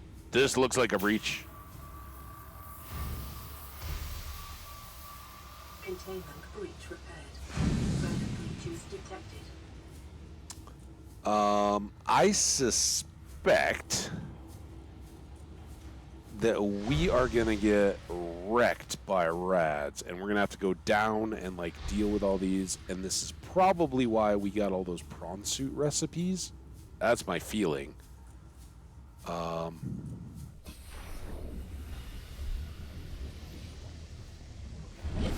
But I'm hoping with all of our med packs that we can just kind of, whatever. You think we can jump this? I think we kind of have to. Okay. Scan it. Come on. Oh, come on. Scan. That's not a breach? Oh, there's not breaches. There were breaches on the other side. We see any breaches above? Oh, that's got to be a breach. How do I get to that? Okay, well, we can clearly get out there. Let's do a quick... You breach? I mean, this is just straight out of... Why can I not? I don't understand. What? Are we? No, we're not out of repair tool power. Is there an order? Oh, I just had to get lower. You got to be in the correct position. That's in the nuclear reactor dark matter repair manual certification class. Containment breach repaired. Okay. Further breaches detected. We got a few more. We got 4 out of 10 done. I'm kind of disappointed. Containment breach repaired. Why do I not need a prawn suit for this? That, I mean, that seems like the exact. It's like, you know, you need the power armor in Skyrim, or you need to be radexing your butt off as you Containment breach repaired. swim Further around. breaches detected. Oh, look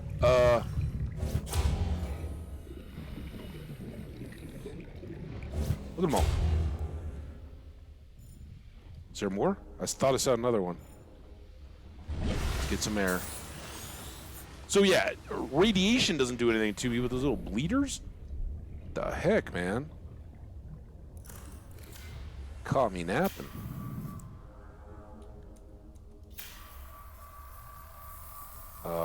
I'm gonna try to pay attention. Is this Containment breach repaired. further breaches 4, Detected. 3. Containment breach repaired. So Raph, yeah, if you're still hanging out doing chores, cooking dinner, whatever, propulsion gun does work very well as well. It sounds like the knife would work very well, but yeah, Containment breach repaired. just pop it right on them. Breaches detected. 2 more. Here's one. Oh.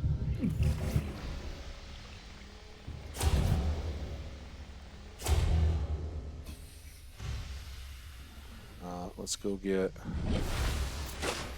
more air. Dude, stop it! How many of those dumb things are there? I mean, I guess they got to put some kind of a challenge into this little quest, because this part isn't hard. And no rad. I mean, we do have a rad suit. Containment breach repaired. All right, now we got to find the one more. It's probably all hidden. Nope, not very hidden at all. Just right here.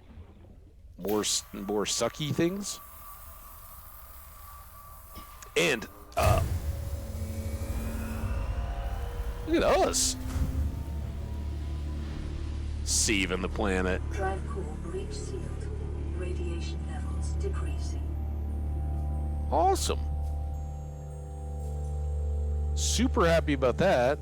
Now we can kind of, let's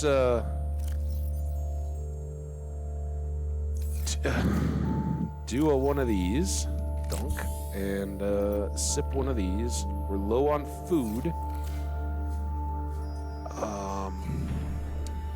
So now we need to look for doors, or are those all suckerfish things? Look at them all. That's awful. I don't want to go over there. Kind of seems to me like they should be guarding something, man.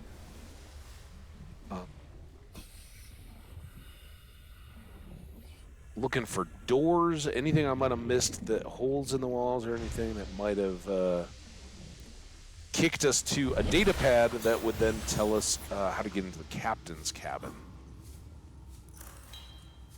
Right? Like maybe here? Seems, well, it seems unlikely, but something?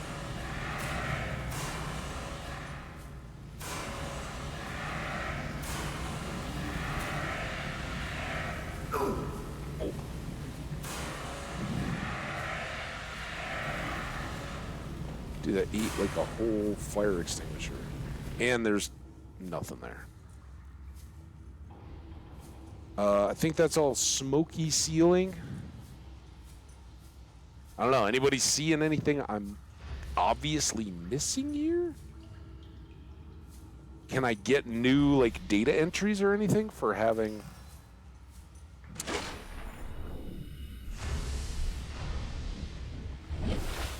gotten this dealt with?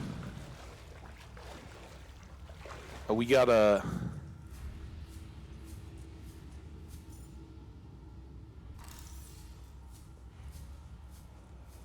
Can I scan these now that they're better? I mean, I guess all we really did was just patch. We didn't fix the engines or anything. We just threw some Bondo on them, right? Seal them up. Well,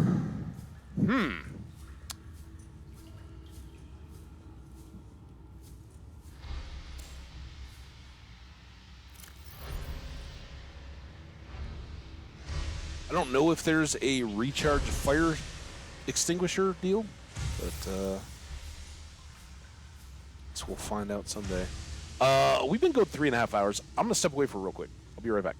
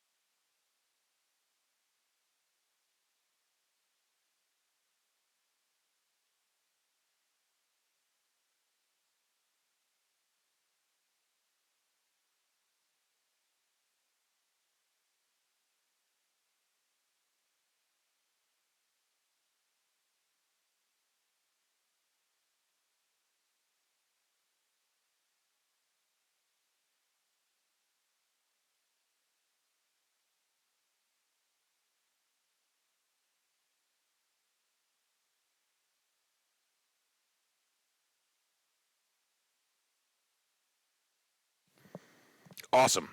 Also, I hadn't even noticed this the wrong way. The unstuck button. All right. Well, we've done this.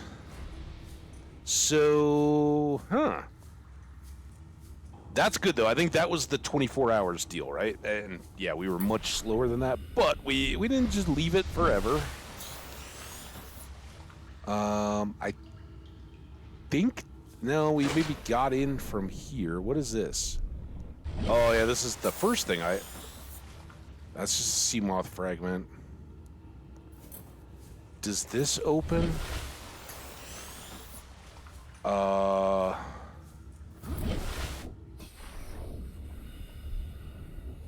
see all these blue lights and I'm like, everyone's a data pad. Are you a hole? It's so weird, like, you know, when you see stuff, it's like so obvious.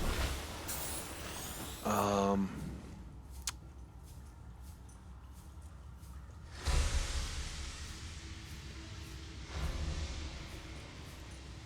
man, I literally. Okay, I'm muted for the sneeze now. Let me blow my nose again.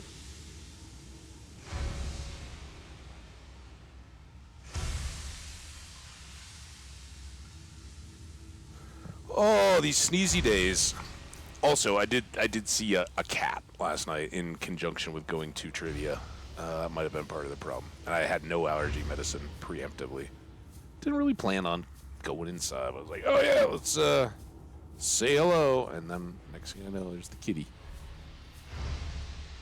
Oh, that's just a label. We kind of walked all up around and in here. I didn't see anything. I was looking.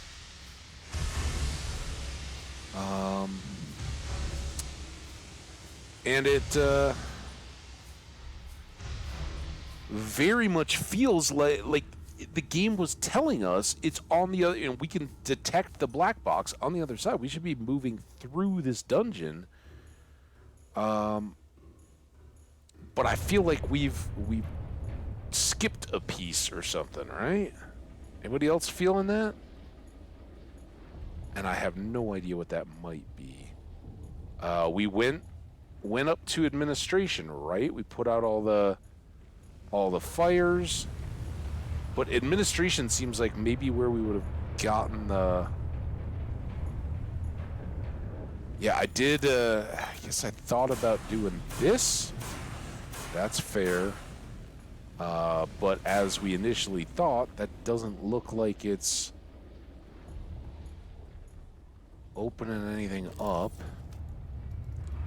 I can't download more data.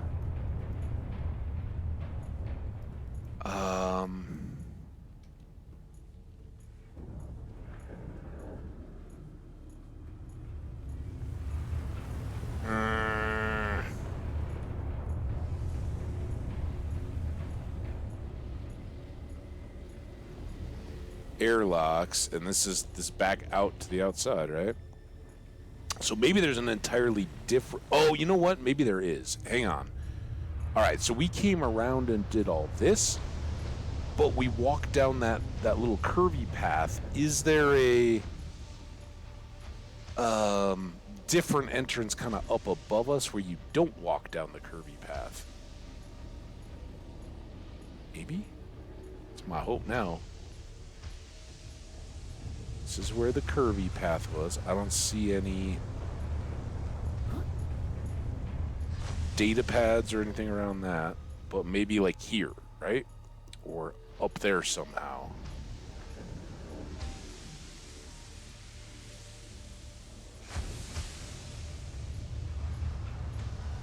That doesn't look like it.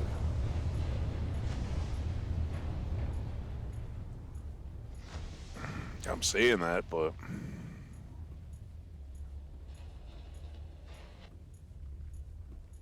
Oh, is this it?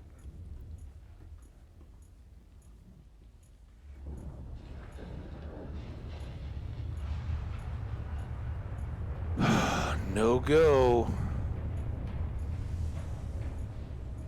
Huh.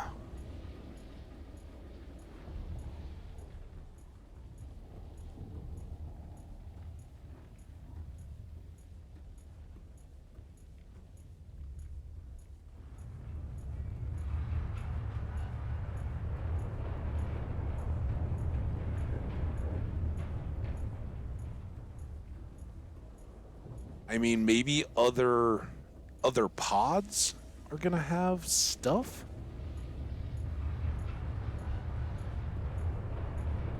Maybe there's something over in that other...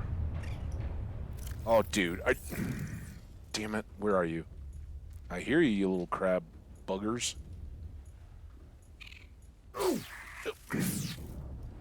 Ah! That's not my... Oh, it's a hit and run, too. Hit and run, crab. I'd like to go check the other side again, I guess. Oh, there he goes.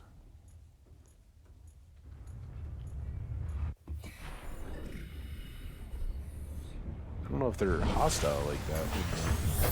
Welcome aboard, Captain. Oh, it's good to be back, Mothy.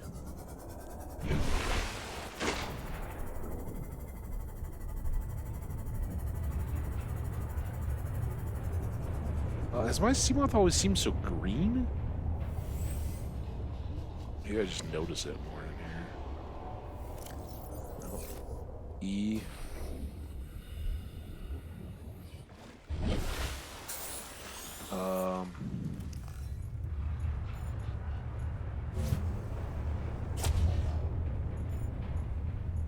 Is that where that's where we went before? All right, well, let's just give it a quick run. Oh, I don't think that in the game or anything else, I think those actually do draw off the power in the... we do have full fire... Our fire extinguisher is pretty good. And again, we've been through here, probably a lot more thorough than we were the last time. And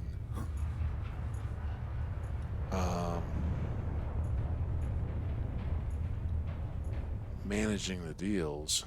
So we got all that. Can we get up here?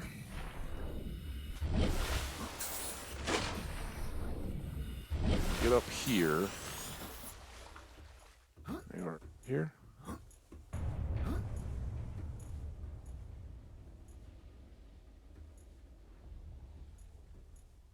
I mean, I don't think I'm going to be able to get through that door. Even if I can reach it, there's no panel, there's no handle. I think that's a dead end. This thing doesn't give us anything. This thing did give us something. We finished it.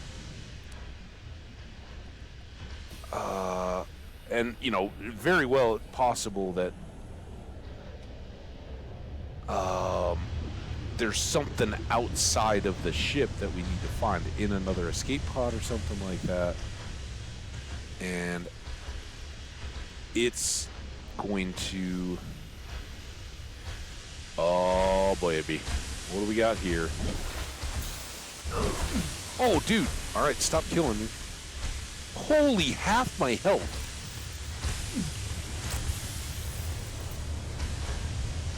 God. How about over here? Eh? How about over here? Oh, dude. Oh, excuse the sniffle there. But now this doesn't... Oh, wait, what is this? Anything?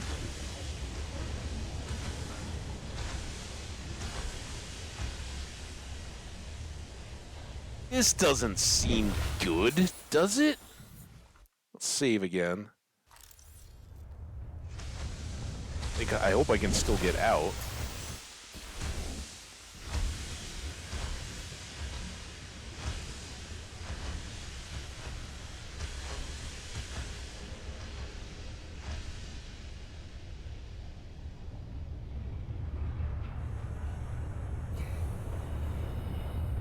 Oh wait, is this gonna take us back into the prawn bay?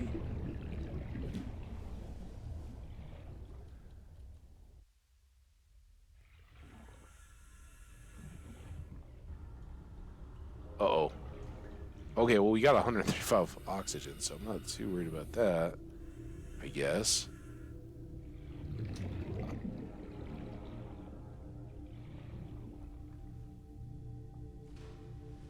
Oh.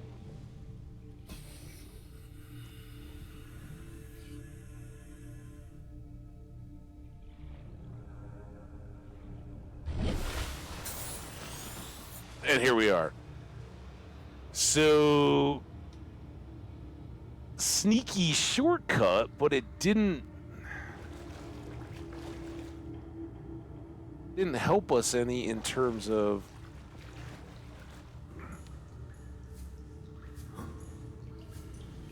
getting us back to unlocking stuff. I don't know. Feel free, if you're VOD watching, if you're in the chat or anything like that, if you're like, no, I know you're derping, there's stuff right here, feel free to let me know that. Otherwise, I think the plan is we're going to go back. We're going to, obviously, we got to get food, all that going. Not the drive room. We got to go, oh, dude, so far back.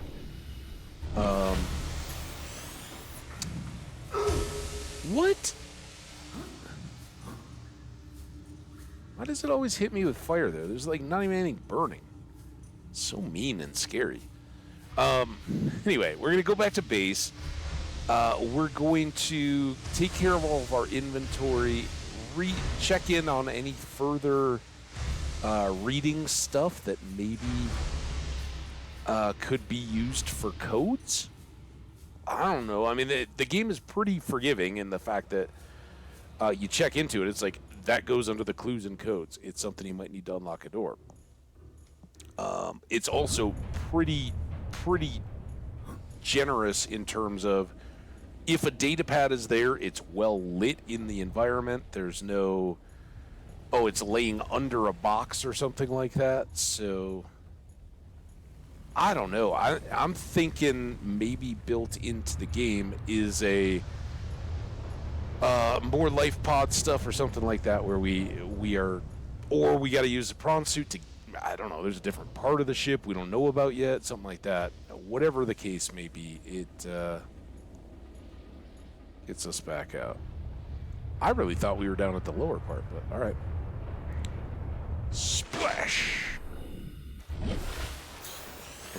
sea... No. Sea moth. Oh, man. Sneeze again.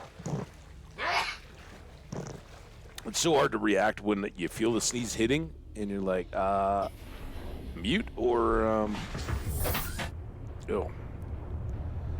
Alright, big hole to get out. Food and water are a little tight, but we should be back with plenty of time there. And, I mean, this wasn't just an awful run. We got the rest of the living quarters. We got some new, we got double bed recipe. We got lots of good stuff. I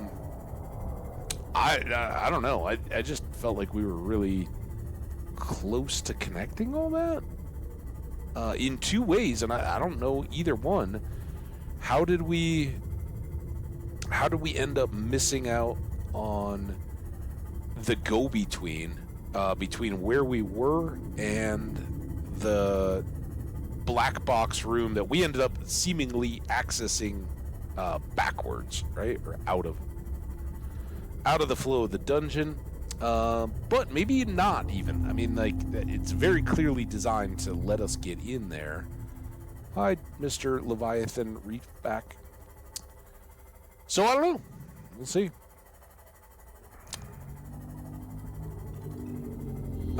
Really, I don't know. I mean, it's the biggest deal was the fight with the boxes to get up to a room that clearly was just like decorative, right? But it's so designed decorative that it felt like that's a loot area, right?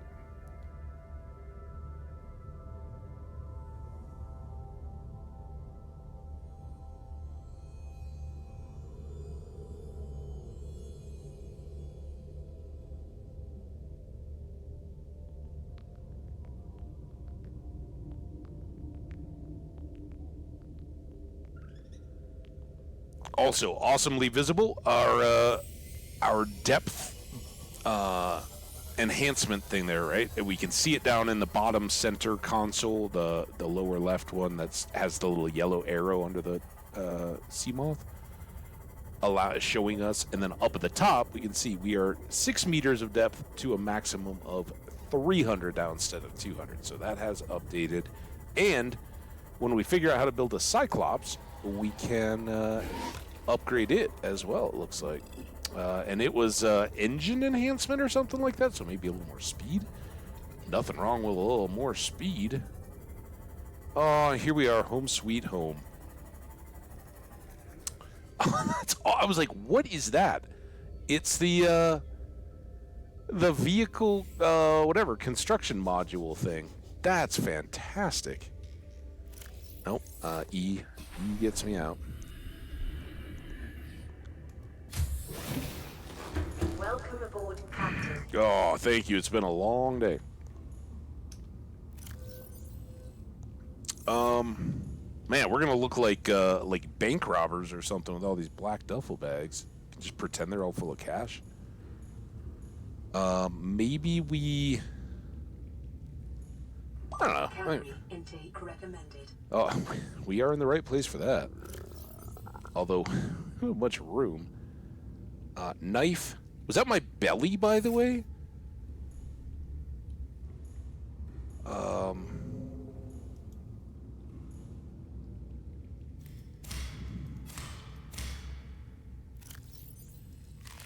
Vital signs stabilizing.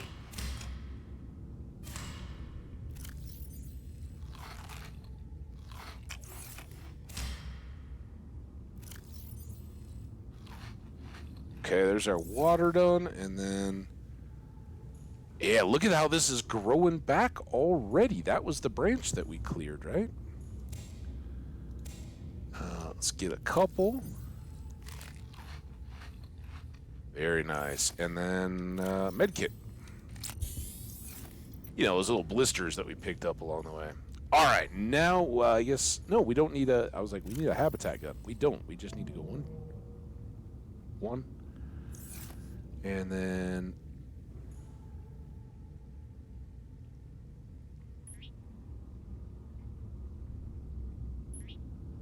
Okay. All lined up there. Question is, Do we want to make a bunch? We do have more batteries, thankfully. Man, I was always worried that the batteries would just disappear, right? But it looks like we can run them fully down, and they don't. We will be able to charge those back up. So I kind of hate to make more batteries. We might have to, though. Clearly, we've got to swap out some of our items here. We can start with you. And then scanner's sadly still in pretty good shape. We didn't get to use it very much. I think the laser cutter's okay. Let's just get the propulsion cannon done. We can kind of hold some of these others for like the repair tool or the habitat tool or anything like that, right? Like some of these half and partial batteries that aren't really good to take out in the world. We could switch those in for the habitat builder. Keep it topped off. We've got, I think we're going to have some need for that. Let's put the fire extinguisher away. We're going to be done with that for a while. And let's put the propulsion cannon away. I am afraid of losing this. So let's... Oh, that's full. Oh, that's not going to work then.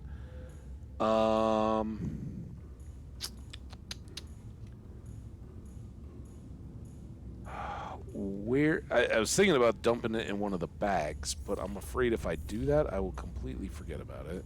I guess that's the best unique place for a bit. We got... I'm assuming most everything we're going to want to work with is going to be titanium based. And then 3. And then 3, 3, 3. That's not... Oh, 2. How about 2? Wall shelves. Oh my god. Wait, have we strength moduled those? Like, those look like that. I can't tell. Those are doors. No, they're blank. So the X's are... Like, that's a regular wall. That's a reinforced wall. Oh my god. Please, please, please.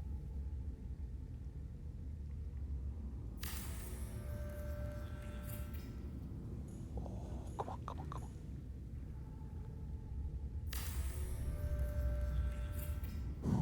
on. Oh, I love it. Now...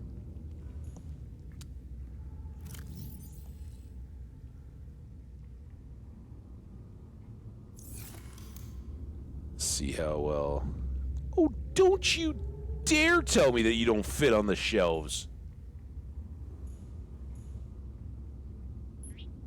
This hat better fit on the shelves. Am I missing something here? Oh, I saw it. If we sideways it and get it just right.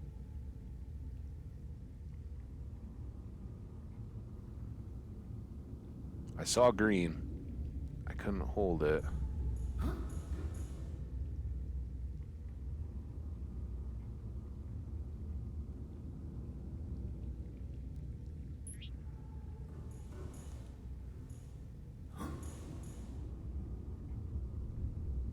Durette?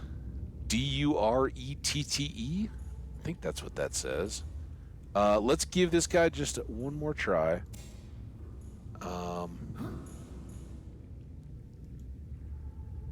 Oh, we could put him on top. Let's leave him down here so we can look at him for a little bit.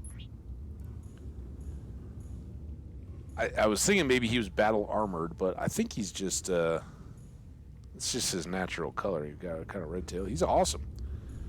All right, so we got a couple more goodies in that respect. We have more decorative posters.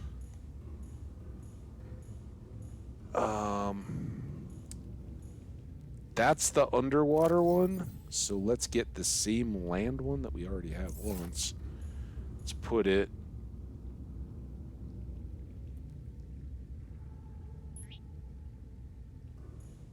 there. And then we'll put this Night Stalker or whatever. What is it? Natural selection. Yeah, we were. I mentioned we were playing the alphabet game and horror movies over in Omni's chat the other evening, and that was a ton of fun. Oh, this was a little. All right, well, let's go there. Make this work, and then.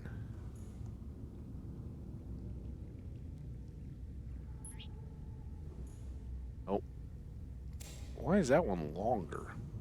Like that.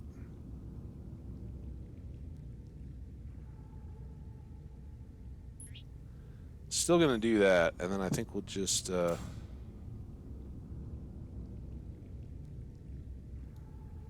know what I should do? Let's do this. Sorry. I know this is probably really, really aggravating, but these posters, I believe, are the same size. And yeah, they can hang side by side, and then this one, which is bigger. Oh, where do we have it? I put it right here. No idea how many posters or anything there may be, but it can be on its own. All right, we're getting there. We're getting hungry and thirsty again. You got more craftable stuff. I'm waiting that message out here till we are kind of back to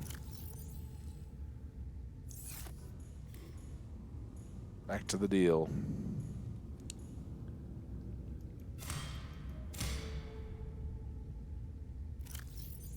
Plant up Bilbo. Eat up Bilbo.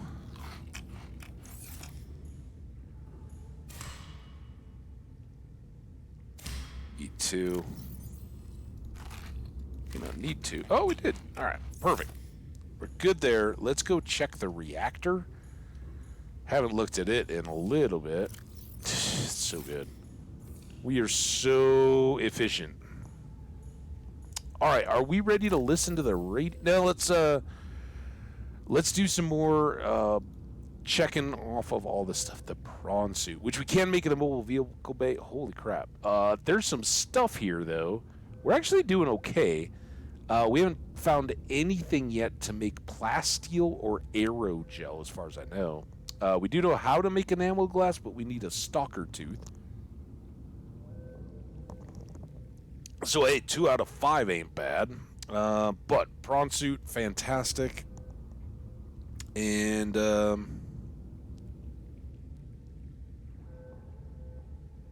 magnetite, silver and gold, scanner room speed upgrade, scanner room HUD chip. Wow, that's pretty cool.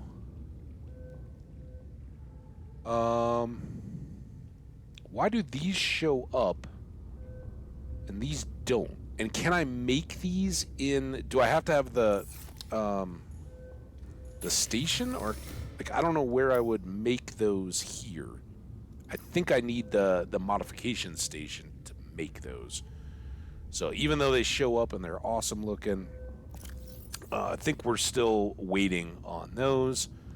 Cyclops 2 of 3. We just have to get general Cyclops too. We got the bridge. We got the engine 2 of 3 for both.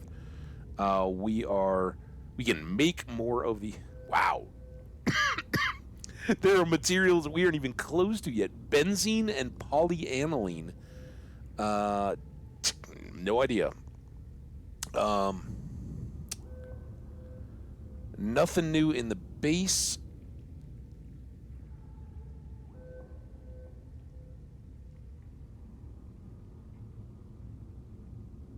I don't know how this showed up as a thing. We don't have any scans for it yet, but we can, like I said, there is a thermal plant. Floodlights, they're just glass and titanium. Cheaper than the spotlights, but it is kind of nice having fixed lights. I'd definitely like to have one kind of in our parking area so it's always lit up. Exterior grow beds, that's just titanium times 2. I don't know what we grow there. We could play around with that a little bit, though. Maybe some of those, like, I don't know, like the mushroom trees or some of the various plants. If we hit them with the knife, will we get samples that we could then put? Large room partition door, quartz and titanium. We don't have a large room yet. Large room, I think, requires enamel. That sound right?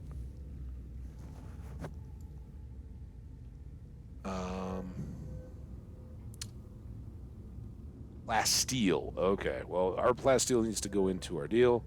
Here's all our new stuff. A bench, titanium. A double bed, fiber mesh. We can get that, so we can get our bed going.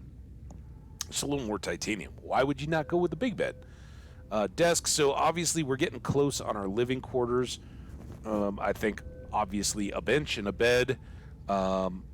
Maybe we make a secondary desk, but maybe a counter, some shelves to maybe move the hat to, put the luggage in there. Right? It would be nice. I don't know if there are other more like couchy type. I mean, we got a bench. But maybe a couple chairs and a bench. That might just highlight the fact that there's only one of us, and helping our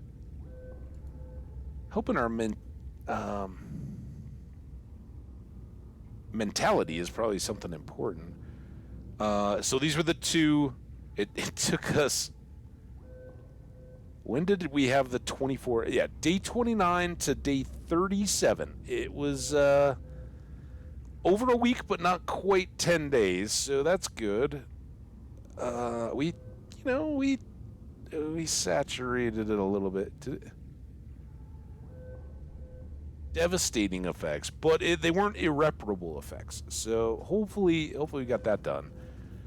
I don't see anything in here that clues me into something that we obviously missed in the exploration of the ship. I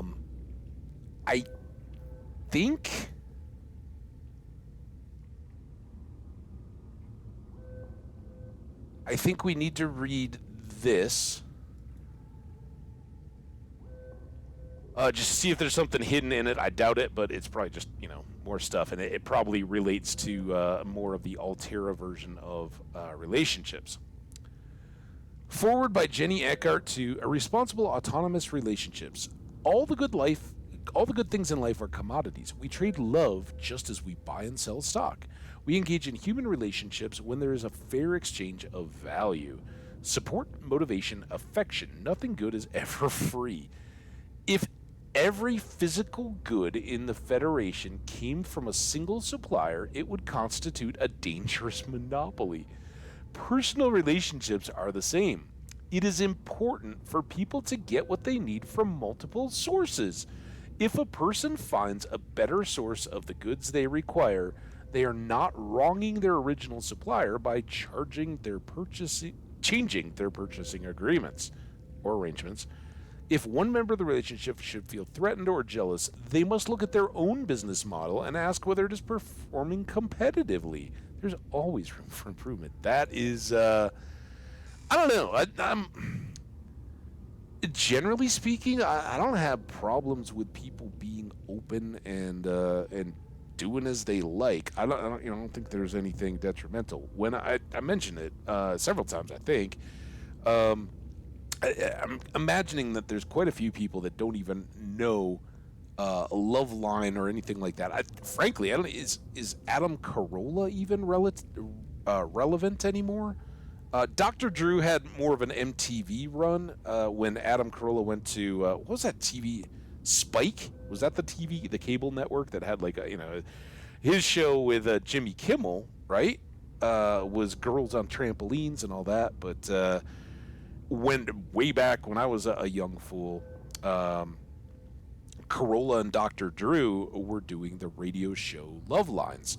And for people who don't know, it was a kind of relationship, but more the whole ratings driver was talking about sex, and it was targeted at college. It was kind of run on college radio station stuff. I wasn't aware of it. If it was going before that, I don't know. It was late night and targeted at college kids, and went under the umbrella of wellness advice kind of stuff. But they would get on, and of course both went on to have big media careers because they were personable and good at doing that kind of stuff. So Dr. Drew, a doctor, gave the kind of stuff, and Adam Carolla, and he had replaced somebody.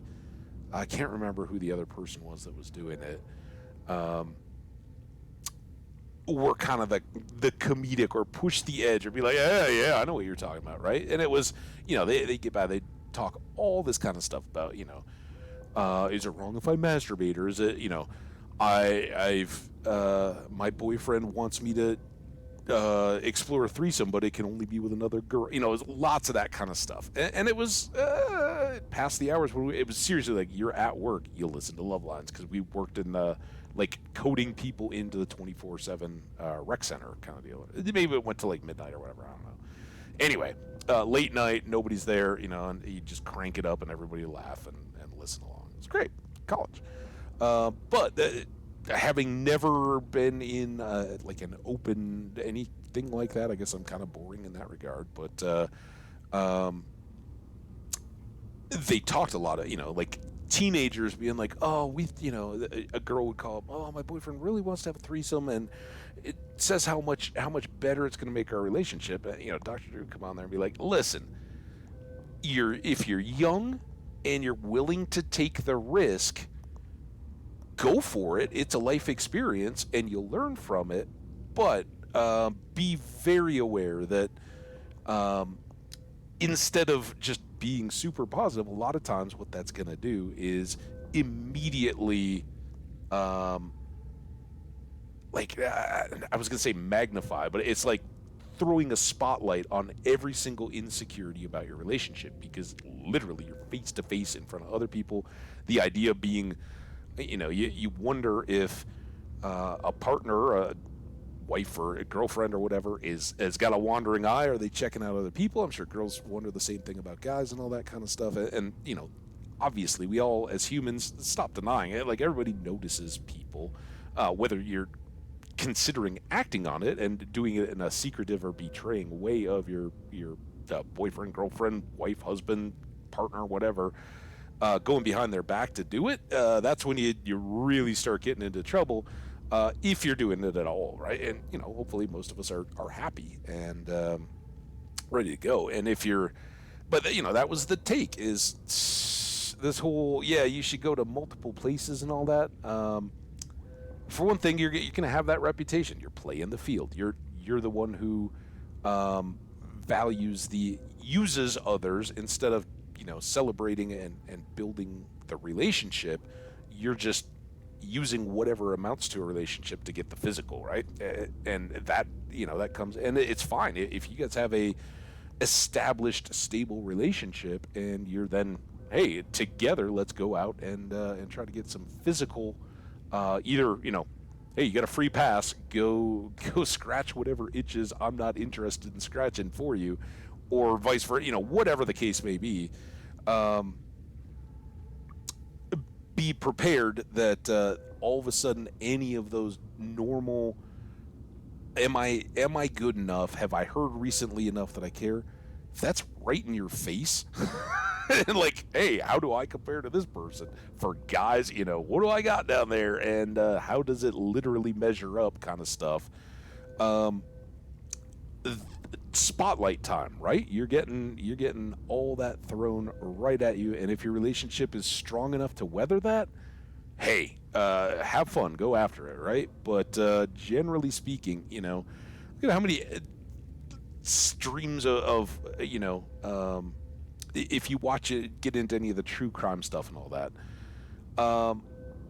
what percentage of those people are the ones that are like, oh yeah, well, they were both involved in affairs and mentioned how they understood and were fine with it, but yet somebody woke up with a knife in their back, that kind of stuff. I'm just saying, there it's more common those things get involved in things going horribly wrong, then the couple, silver-haired old Joe and Martha, who are rocking chairs on their front porch and drinking lemonade, and like, yeah, we started dating at 18, and we knew we were in love, and we've been inseparable, and sure, we had fights and all that kind of stuff, and all that, and yeah, it wasn't the wildest, craziest stuff, but it lasted, right? Nothing ever got crazy because we built something that was important and lasted. And funny enough, the trivia thing that I was talking about are not so good. We did get the answer of the night that they hinted out, and it was about what line or what Shakespearean play is this famous quote from? I don't remember the quote exactly or the line, but it's from Romeo and Juliet, and it's basically Romeo telling the priest guy, he doesn't, the priest is, Romeo's just told him, because Romeo and Juliet happens in a very quick amount of time. They go to the party, they run into each other, fall in love. Juliet's betrothed to the other guy or whatever, and they profess their love to each other, and, all right, well, we're going to get married tomorrow night, and it's all going through. And the priest, when he's setting all this up with Romeo, is like, dude, be warned, these loves that burn the most brightly often burn out the fastest too. And he compares it to like gunpowder, and that, like a flame or a fire, they burn really, really bright, but then they're gone and they're done. And Romeo's youthful take on that is basically like, I don't care. I'd rather have it and not miss out than worry about the long-term consequences. And even if it's only for an instant, I'd rather have her and be with her than not. So, yeah, age and wisdom, or youth and desire, right?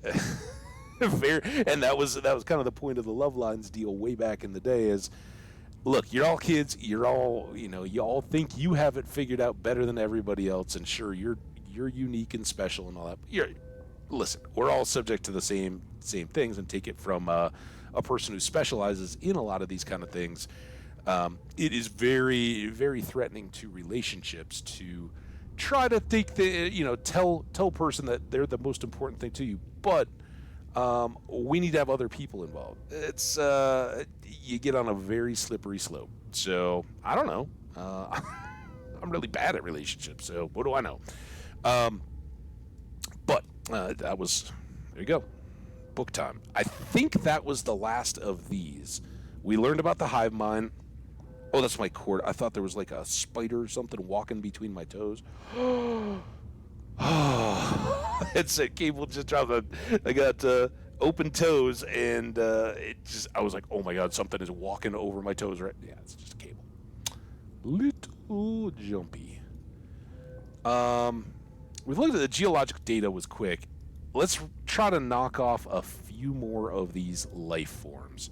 We've got, we got a new Leviathan. No, I guess we just never read it. I want to find out what that other one was, although scanning it is going to be a trouble. The reefback, right? We passed one on the way home from the ship. They're the big, floating, whale-like things with a bunch of stuff growing on them in the back. This fast life form is in excess of 30 meters long and has been designated Leviathan. Fortunately, it feeds exclusively on plankton-like life forms in the water. It's got a chitinous shell, most of the life form's topside, and some of its underside is protected by a thick, layered exoskeleton. This suggests an evolutionary path quite different from other organisms on 4546b, most of which are vertebrate in nature. The reefback species has likely been able to grow far larger than other herbivores because anything large enough to break through its shell has long since gone extinct. Enzyme pods. Similar in appearance to the algae glands of the gasopod, these organs on the reefback's underside serve some unknown purpose in its digestive system and are capable of expelling small quantities of stomach enzymes into the surrounding waters. Interesting, I didn't know that. Local microcosm. An array of different barnacle and plant species grow in the reefback shell, thrusting their roots into the ancient scars on the chitin and taking care of their mobility to avoid predation. Nonetheless, reefbacks will often be pursued by faster, hungrier herbivores, and thus the Leviathan species is a mobile microcosm worthy of years of study in itself. cycle. Reefbacks' lifespan likely extend through many centuries should they survive their initial growth cycle. For the first few decades, their smaller size would make them vulnerable to carnivorous leviathans. Sociable, seen traveling in small pods and communicating by echoing call, behavior is consistent with low-level sentience. Assessment: harbors plants, small fish, and metal-rich barnacles. All right, well, we explored them pretty early on. That was good. Why is the ancient floater a plus? I don't understand the... Oh, maybe they're just individually pluses? Ancient floater. We've seen... Well, this was kind of the biggish one, right, on the island. Biodata suggests these vast floaters have matured in an ingenious symbiosis with the land they have attached to. The attached landmass is raised in the water, increasing sunlight, encouraging plant growth. As older plants decay, organic residues and nutrients seep into the rock and are consumed by the floater. These circumstances must have held for thousands of years for a floater to reach this size. Life cycle. Immature floaters are born near the surface from where they sink to the seabed, attaching to any stable surface they find on the way. Those individuals fortunate enough to attach to a digestible nutrient source will grow in size, thus increasing their buoyancy and drawing whatever they are attached to closer to the surface. In extreme circumstances, a number of floaters may attach to a Leviathan-class life form, forcing it to the surface and effectively asphyxiating it. Wow. The body will be consumed over a number of months until eventually dissolving, leaving the floaters free to attach to a new host. That seems like a tactic. I don't know if it's some way we can... Like, we grabbed all those floaters. Could we maybe throw them on something? I don't know. Keep that one in mind, chat. Commenters, YouTubers, all you guys. Those creatures which successfully raise a landmass to the surface are rewarded with a burgeoning and permanent food supply, allowing them finally to reproduce and begin the cycle again. Incredible. I love it. The shuttle bug. This is the one that's been in caves. It kind of, when they were saying that the chitin-like surface was kind of inconsistent, I was like, well, this one's on the reef backs, right? I was thinking, these shuttle bugs do look kind of insect-like, and maybe they would have exoskeletons? We'll see. Common scavenger at the base of the food chain. Mouth parts. Small enough to be of little threat to most organisms, this creature is clearly adapted to feed on the waste products of the ecosystem around it. They have 3 mandibles used to orient themselves when drifting and to filter through detritus on the cave floors. 3 legs. High-strength muscles can propel the life form great distances through the water, as well as ambulating them across the seafloor. Necessary waste recycler presence may indicate nearby cave systems. Okay, well, obviously that's where we find them. We're down to...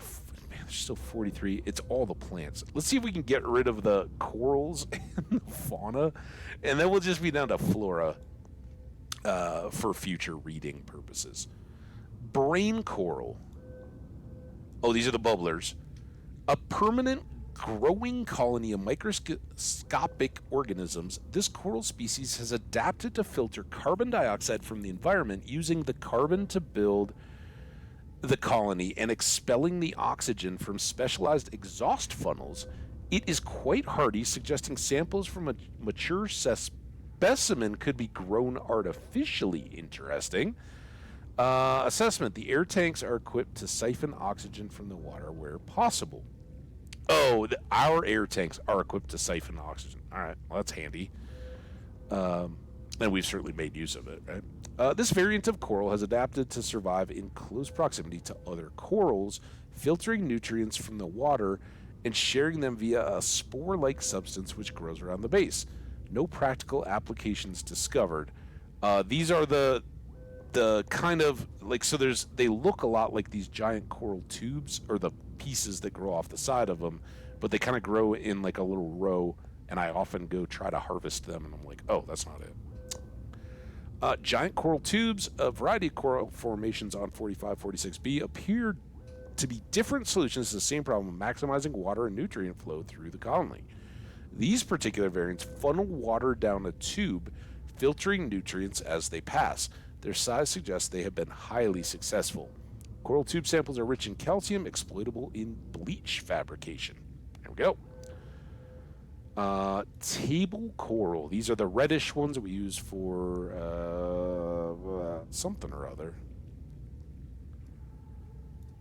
This will tell us. Each disc is an individual colony of microorganisms filtering nutrients from the water. Growth patterns indicate the colonies are in direct competition for positions with superior current or light. Unlike other coral species, its structure is malleable, softly pulsating as it pumps nutrients to its extremities, and only turning rigid when it senses physical assault. Interesting. The jewel-like nodes in the surface are concentrated buildups of rare minerals the coral is unable to process. Computer chip. Assessment exploitable in computer chip fabrication. There you go. I knew there were definitely needs for them early on in our stuff. And then last but not least, one that we actually discovered earlier in today's stream, tree mushrooms. These were giant ones, right? Analysis of these large organic structures reveals a microcosm of cooperating, cohabiting, and competing life forms. The main trunk is a species of coral, some colonies up to 50,000 years old. The caps which line it share more in common with earth fungi. Seek fluid intake.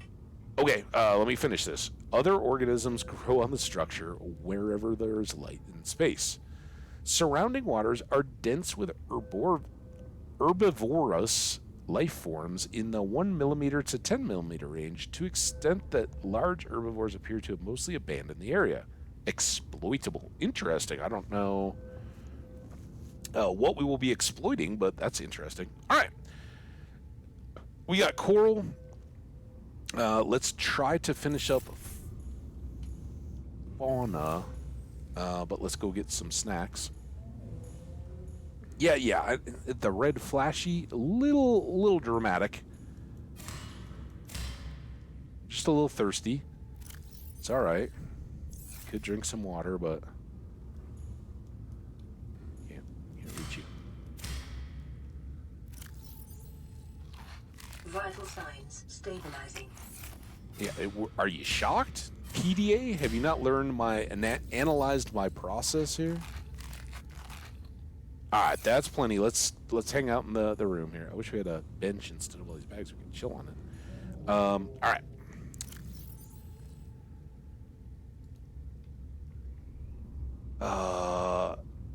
Let's clean some of this up.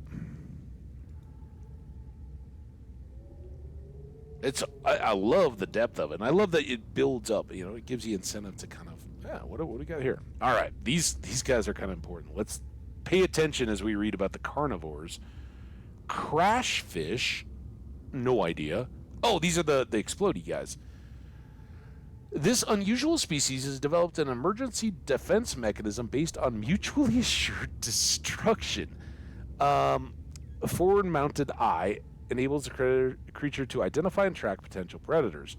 Sulfur plant. The sulfur plant has evolved to feed on sulfuric compounds secreted by the crashfish, which makes its nest within its leaves.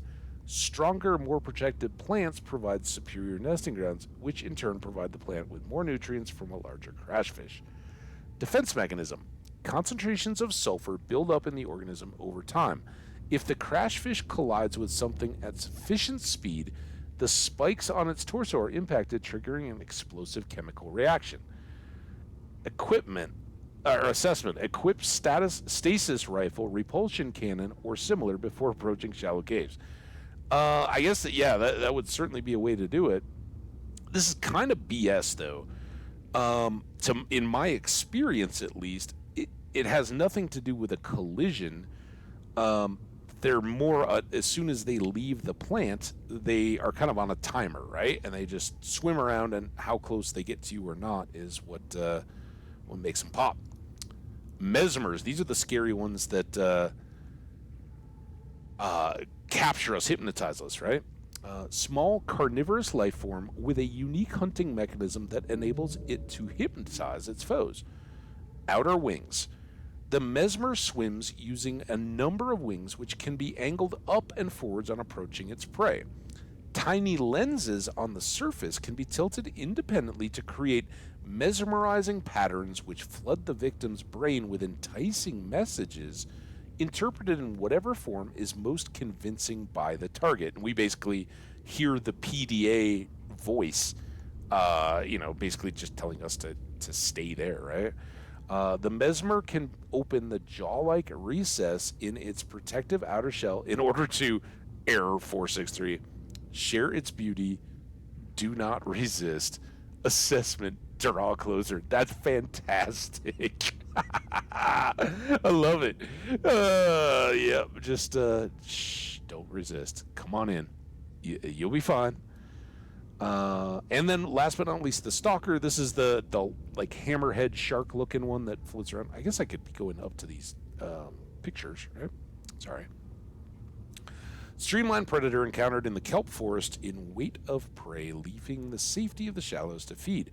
The stalker likely carved out its evolutionary niche at the sweet spot between speed and size millions of years ago, and may be one of the oldest species on the planet. No kidding. The stalker appears to be attracted to titanium deposits, which tend to sharpen and put stress on its teeth. Interesting, because we want to look for those stalker teeth to make the enameled glass. As with many predators, it may be possible to temporarily distract hungry stalkers by feeding them. Interesting. I don't know anything about that. Teeth. The stalker's teeth are unusually hard and fast-growing. Its elongated snout can deliver huge biting pressure to larger attackers, while also being used to reach small herbivores seeking refuge amongst the rocks. Night vision. Retinal layering on the eyeball suggests adaptation for nighttime hunting. Dorsal ridges. These ridges can be moved independently to deliver superior maneuverability. Pelvic fins. Long and powerful, the stalker has evolved to hunt the fastest of prey. Assessment. Stalker teeth may have applications in enameled glass fabrication. You don't say. All right. Carnivores are good to go. Yeah, let's... we're doing good. I mean, we're a little long, but I like reading some of this stuff, too. I have no idea. I mean, we're finding out stuff that I never even knew existed in this game. I know the Cyclops exists, and it takes you into the depths, which is basically... we haven't even been back to the alien building, have we? I totally forgot. Sorry, I have been in there. I kind of know... I don't know how to deal with it, but I know we should go in there. Tomorrow's stream, we will definitely go see the aliens or their transformer gun thing. Herbivores, large. Oh, we haven't read about the gasopod yet. The little fart guys. They live around our base here. Gasopod. Slow-moving life form and one of the larger herbivores on the planet. Providing a substantial meal to would-be predators, the gasopod protects its domain by filling the surrounding water with a poisonous and corrosive pods whose contents dissolve even synthetic fibers. Filtration system. Thick, non-reactive skin and multiple gill layers render this creature impervious to the noxious acid clouds it produces. Algae gland. A bulbous, sac-like appendage on the rear end. A luminescent yellow algae grows inside the sac and produces the poisonous compound. Abdominal muscles can contract, causing the algae gland to emit the noxious compound into the surrounding water. Large pelvic fins, capable of powerful movement through the water when moving in small herds. They have a social nature, apparently, and may even use their emissions in a relationship ritual. Their audible calls are likely signifiers of nearby threats or food sources. Approach with caution. Acidic pools may be retrieved and repurposed. So maybe some of that, like benzene and all that stuff we just saw in the blueprints, maybe that could be applied or produced by these clouds. That's what I'm thinking. Rabbit ray. This is one of the first things we scanned, right? It's the fish we can't catch, or I guess the ray, but it floats around here in the shallows. Herbivore, herbivorous aquatic life form, rabbit rays appear to live serene in solitary lives with few predators, a natural sense of curiosity, and awesomely poisonous flesh. Awesomely poisonous. Ears. Twin orange appendages mounted on the head sense vibration in the water. Undulating wings. Markedly similar method of transportation to that of Earth rays. Zero genetic resemblance detected, suggesting these two species independently developed similar solutions to their environmental circumstances. Well, that would make sense, and why would they be related to earthbound rays? Come on, PDA. And again, my interpretation of this is we scan these things, right? Like, as we are coming to discover, you end up on 4546B, you don't leave, right? So what we're reading here isn't based on previous study or knowledge. This is based on our scanner going out, and this is the AI type process or whatever that goes through and evaluates everything, samples the genetics, all that good stuff, and spits it out. But this isn't like shared Earth knowledge or anything that Altera knew coming out here. This is just building up as we go. Evidence indicates its large side-facing eyes are relatively recent adaptations. It's likely there are related ray species in other environmental biomes on the planet. Sightless ones, which maybe would be way down deep. Inedible but harmless. Okay, that's fair enough. And that concludes our large herbivores section. Yeah, eight more to go in the small herbivore section. These are going to be a lot of our food fish, though, so it'll be fun to read about them. We have bladderfish. These are the water ones. There they are. Very attractive.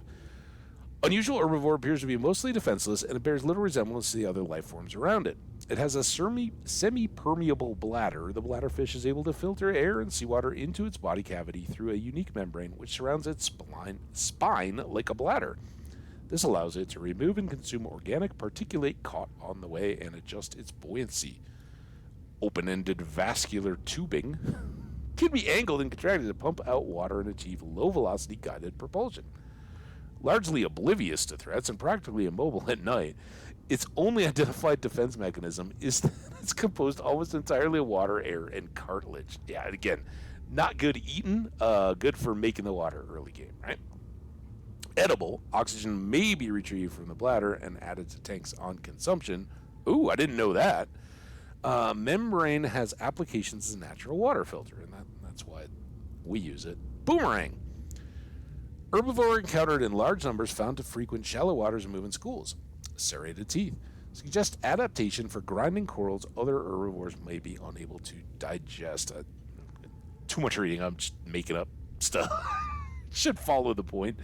Unusually, the species' two fins are a cartilaginous extension of its skeleton. They are less prone to damage and provide superior propulsion, but are also harder to grow back.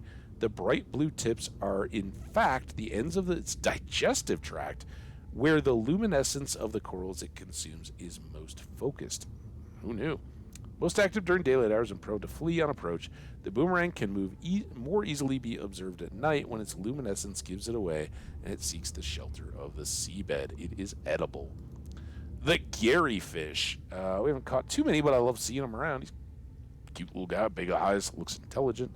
Slow-moving and curious herbivore, camouflage indicates adaptation for evasive behavior on the ocean floor. Eye stalks. Wait. Okay, I was just wondering, do we have waveforms here to play? More active during daylight hours, but slow and docile at all times. The garryfish's survival depends on a combination of camouflage and predators who can get a more filling meal elsewhere. That's a weak one. The camouflage, of course, is great, but yeah, hoping they don't bother with you. Whole fish. I haven't seen many of those. A very small herbivore found in low numbers, often around cave system entrances where their skin coloration blends into the background. Bored out tailfin. By manipulating the size and shape of the hole in its tail, it can perform unpredictable maneuvers. Size, smaller than most other herbivores, presumably due to lack of vegetation in low light environments. It is edible. Hoopfish. Yeah, this one is down in those red reedy sections. Small school mentality prey fish with a unique method of propulsion and a distant relative of the bladderfish. Antenna. Rather than swimming, this life form uses fine green antenna, which encircle its body to alter the composition of the water in front of it, allowing it to sail into the low-density space created. That sounds cool. Purple-green coloration may be a camouflage adaptation for mid-range light wavelengths and possibly indicating the hoopfish is more active at dawn and dusk. While schools of hoopfish will form periodically and evade predators en masse, this behavior is more social than it is defensive, and lone hoopfish are often found hunting for food and displaying generally curious behavior. Peeper. We know the peeper well. Delicious. Fast prey fish encountered in shallow waters and rich in protein. Developed side-facing eyes, capable of discerning colors not just in shallow waters but in a variety of lighting conditions. It is also able to close its eyelids, thus preventing light from reflecting off the lenses and rendering the peeper almost invisible at nighttime to predators. Species has evolved powerful fins which enable rapid acceleration in still water and the ability to leap meters into the air to avoid pursuers. Beak, likely used to break down corals and tough vegetation, an unusually large nasal cavity serves no obvious purpose and appears to be specifically evolved to detect a single specific enzyme. Nothing encountered on the planet so far produces a matching order. Interesting. Expulsion tubes. The tubes are attached to the peeper's torso, are connected directly to its stomach and gills, and appear to be designed to expel its contents on demand. Purpose unclear. While peeper is well adapted to survive in shallow waters, a number of its features serve no discernible purpose. It would appear to be just as well suited to survive in deeper waters and is somewhat more intelligent than the usual small herbivore. Assessment: edible, high calorie count, further research required. Interesting. Maybe we'll get more. Reginald. Good old Reggie. A small herbivore and a distant cousin of the common peeper, sharing that species' well-developed side-facing eyes, approximate size, and body profile. Dull green coloration for deep water camouflage, luminescent tail coloration, likely part of a mating behavior. Diet: filters algae and other plant materials from the water via 4 gill-like forward-facing orifices. I guess those are those things. Edible, high calories. Spadefish. Oh man, we're down to 25 and we're not reading about the flora today. We'll save that for another one. A medium-sized herbivore found in the deeper waters. Single eye, observed swimming near to the seabed from where it can keep its one eye on predators in the water above it. Its mottled green coloration, commonly encountered in plant-rich environments, the spadefish is well adapted to hide amongst the vegetation. They tend to move in loose shoals and, despite their low speed, will take necessary measures to avoid confirmed predators. They are edible as well. So there we have it. We've gone through all of our food fish and bladderfish thrown in there as well. Some goodies, right? It's fun. So there we go. We still have the plants to go. We'll get to that. Nothing new.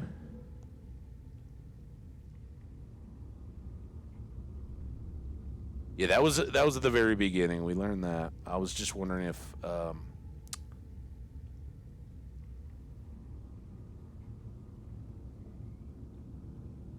that's not the prawn. Nothing there. Yeah. All right. Why is this? Oh, that's just the one we're on. There. Put that back. All right. 25 remaining under plants. We've done very well. We got to drink water again now, or drink Bilbo plants.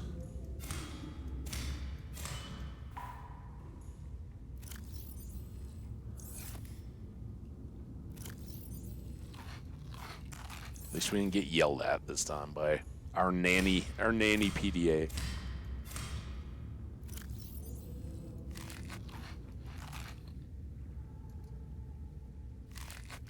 There we go. All right, all topped off.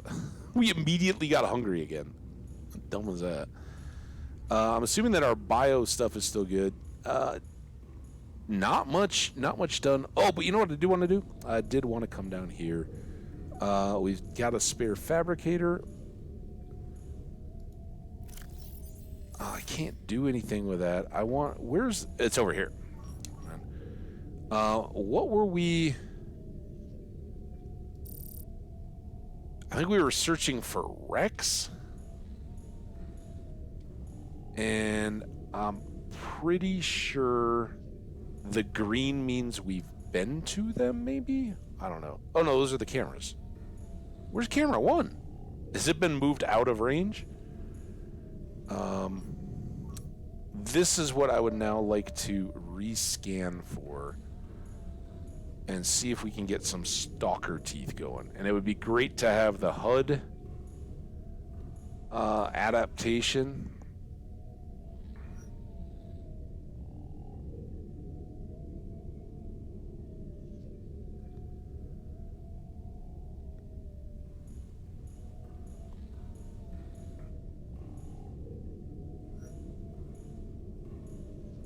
Few of them, a couple concentrated over here. Now, is this real time? Like, if I go here and I stand and I go, all right, that's just a little bit off west. I don't know what this range represents. Like, how far is this? 3 of them. So this must be in reeds or something like that. Are there features in this map that would... Like, it doesn't show... Why does the scanner move when I change perspectives? Like, I think that's all terrain. I don't think this is representing our base at all. Would be really nice. That would help me orient.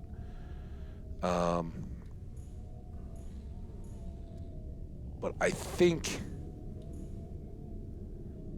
we want to go to this kind of west-northwest. Let's go see if we can do this real quick. We'll wrap it up on a fun bit. We got some water. We're already well equipped. I don't think we're going that far. So we're going to go west-northwest. Oh, we never did listen to that new message. Let's go get, see if we can go get some stalker teeth first. Stay down. West, northwest, kind of there. And no idea how far these would go. The only hints that we had are that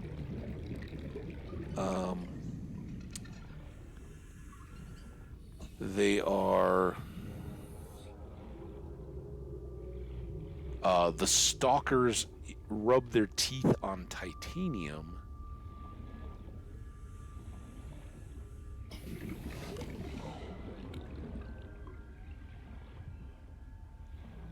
And that's where the HUD, like if we can get the HUD, all of a sudden it's no big deal, right? The scanner room is super powerful. We put the marks on our HUD. Oh, there's one right here. Okay. Very, very good. So we need one of those for our pawn suit, right? Oh, there's another one. Oh my gosh. All right. How's our water? Or how's our water?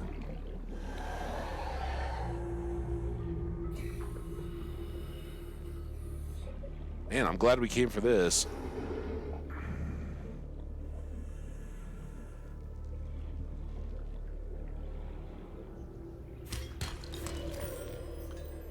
Probably stupid since our... Let's go get air. 30 seconds. Been a long time since we had to worry about swimming to the surface. Well,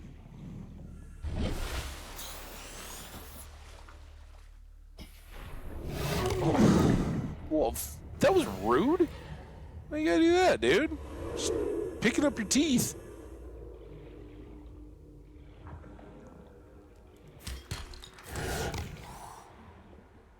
That's not a tooth.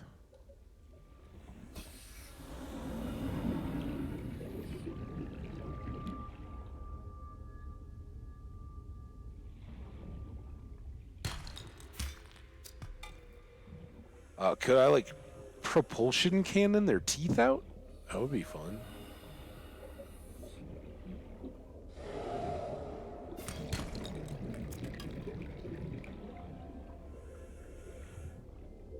So there were 3. I don't know. Do those 2 represent 2 that were close together?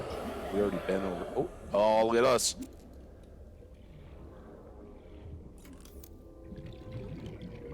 Oh, we already have mobile. Well, I guess we did use. That's unfortunate. No, stop, tab. Are you kidding? 2. Oh, wow. All right, we actually have less air now than we did the last time. Just looking.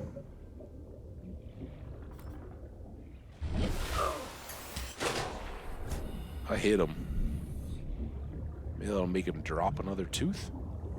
I see a fish down there, but not a tooth. Look at this little thing. What's that all about? Kind of feels like there should be something in here. Huh. More air. Did we? We just hit the surface, but didn't actually. Anyway, let's go back. That was very good. I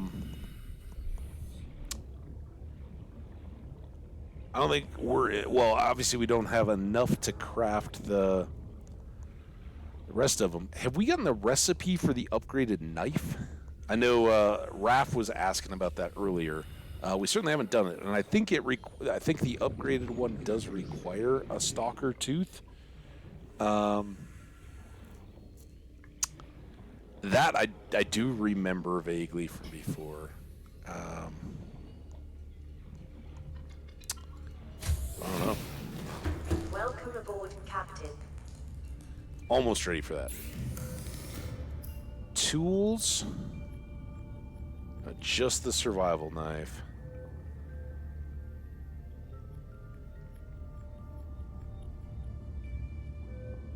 Oh, have we not completed the deal, I guess? That's the only thing.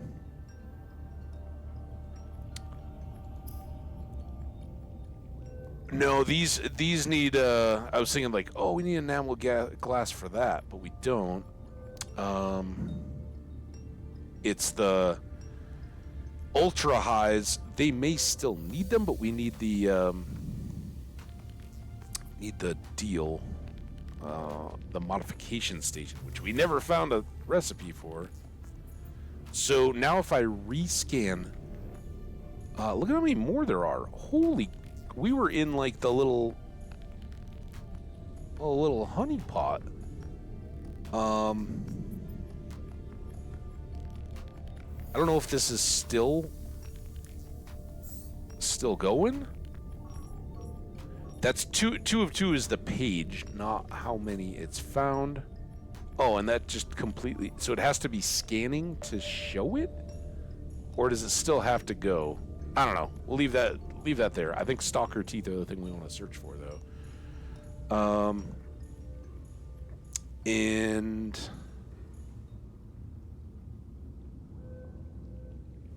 what are the... Excuse me.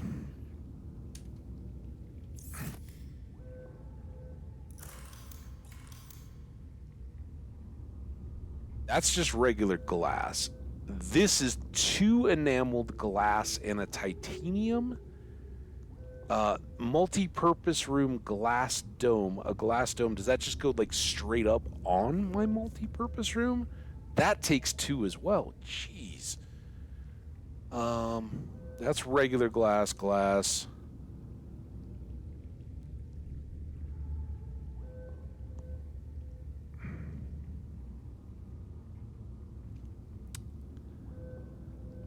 I'd kind of like to keep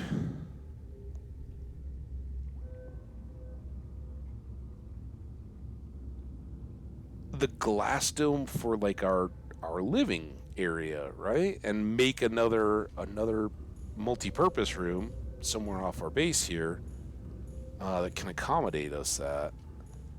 And I think we're gonna have to wait till tomorrow. We're already almost 5 hours in today.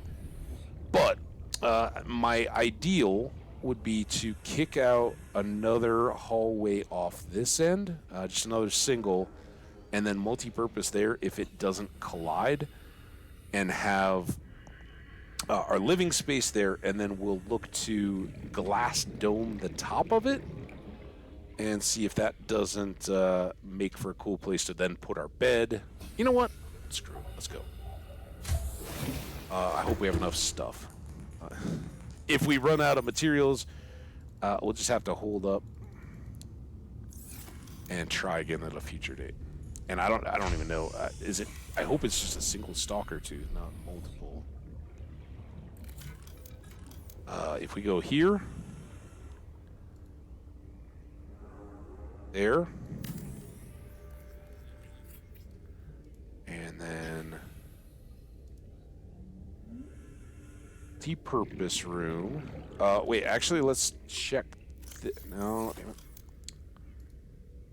Okay, so if I was to go over here, I know we don't have. We can't. All right. Now at least I know the system. Multi-purpose room. Right on the end of that. This is going to be sleeping and living space. Boom. Our whole strength is still 28.3, so we're doing very, very well there. I think once we start using glass, though, it's going to start weakening it quite a bit. Now.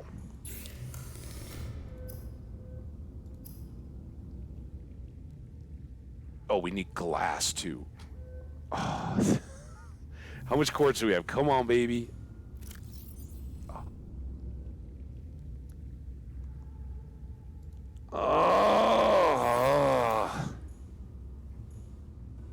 We're going to have to go heavy into here, right? We already started. Lead, silver, gold. And then we got to go get quartz to make glass. Can I scan for... it's stupid to scan, right? It's everywhere. We just got to go grab it, find it. Let's go back down to these depths. Is it almost night or is it dawn? At least our light is highly powered. We'll probably bring on a whole bunch of little sand sharks. It's probably salt. Quartz. Nice. Oh, I can feel my nose again. Hang on a second.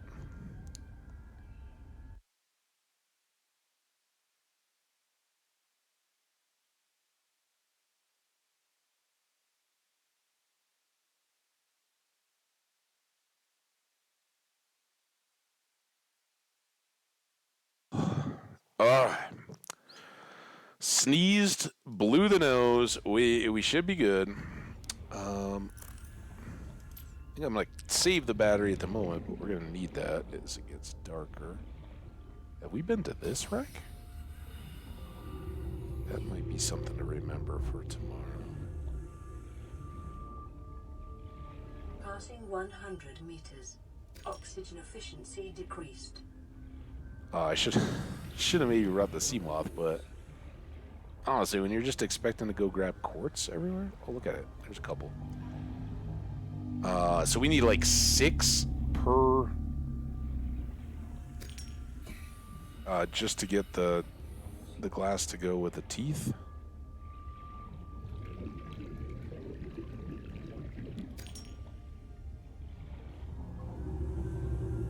Let's go get some air.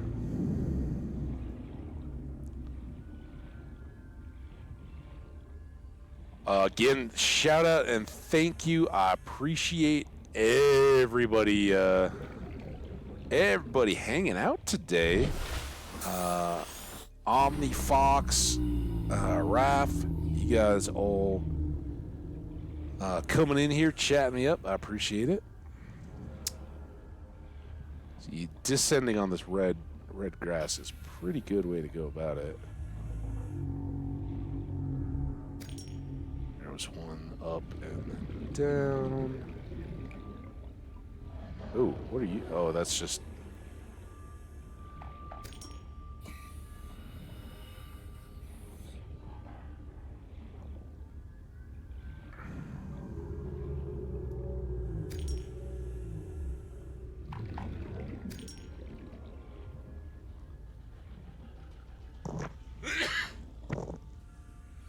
Apparently I didn't get it all. Sorry about that.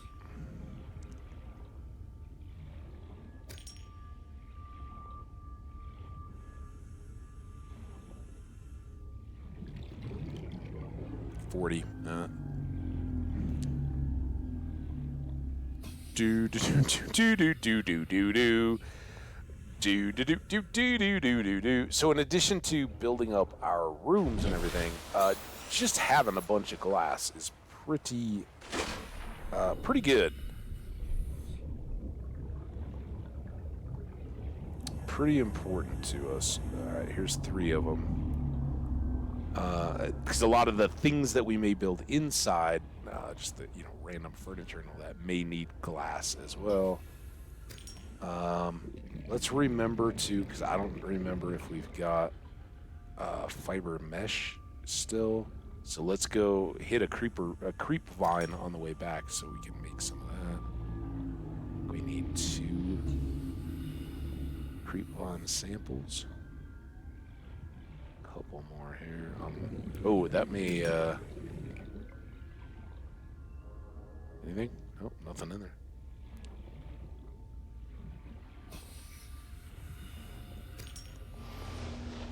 All right, and then creep vines.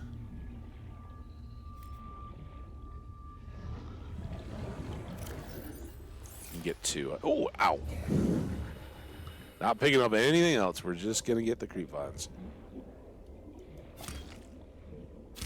2 of those. All right, that probably pretty darn close to full. And where's our base?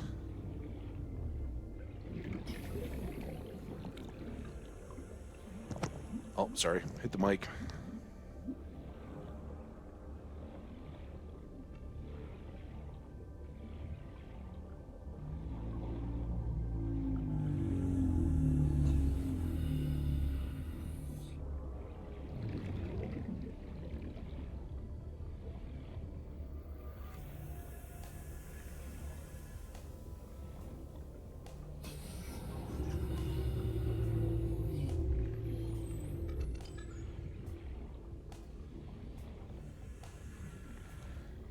Good. The lights illumination. Oh, that's... Oh, dude. All right, quick.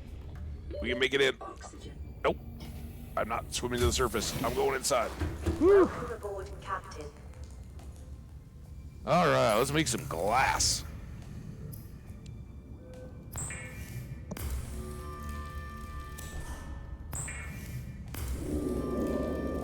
Wow. I think that stalker knows I got its teeth. Like the anti-tooth fairy. A steel teeth.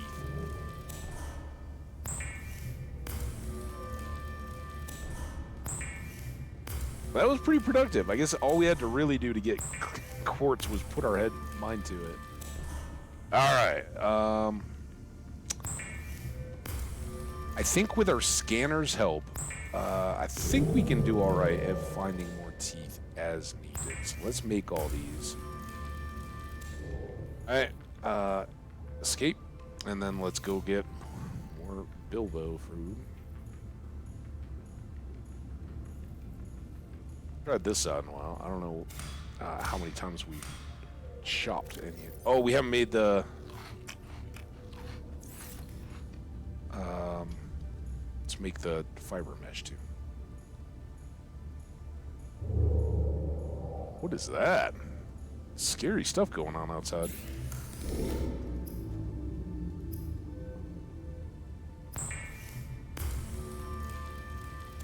Okay, got that to hold on to for our... oh my god, the nose. for a bed.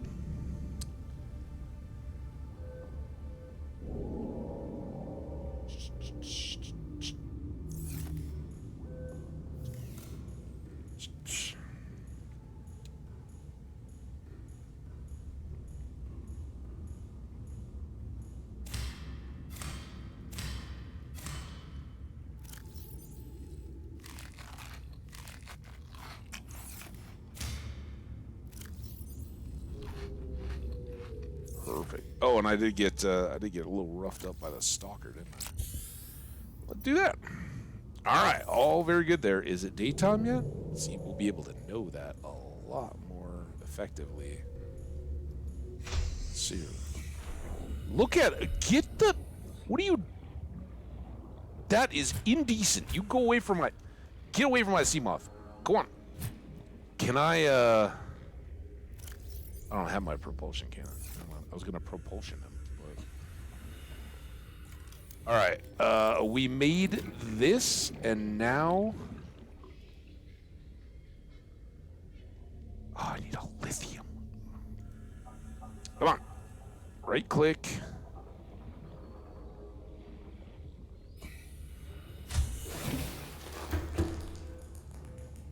Still want to listen to that. I'm like walking to it. I do wonder, can I do this from inside? Lithium.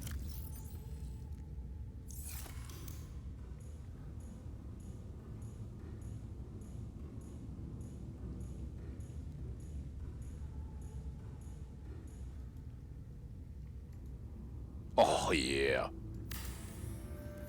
Get in my life, you big glass dome, you.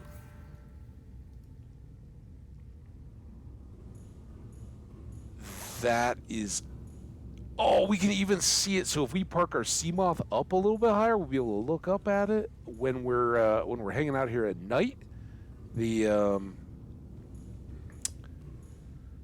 deal should come through. Sorry. I mean,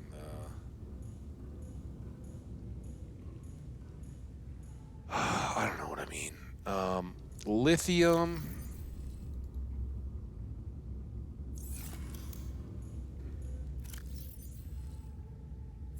Do I have any other? No, that's it. All right, that's all the fun we get to have. Or all the materials we get to have for the fun. So... I would like to do...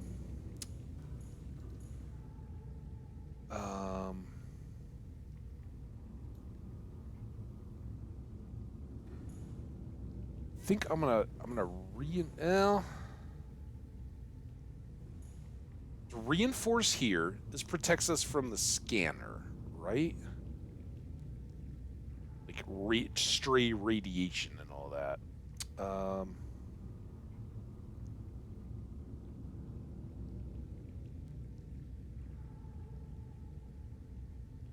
Actually, no. Let's reinforce here.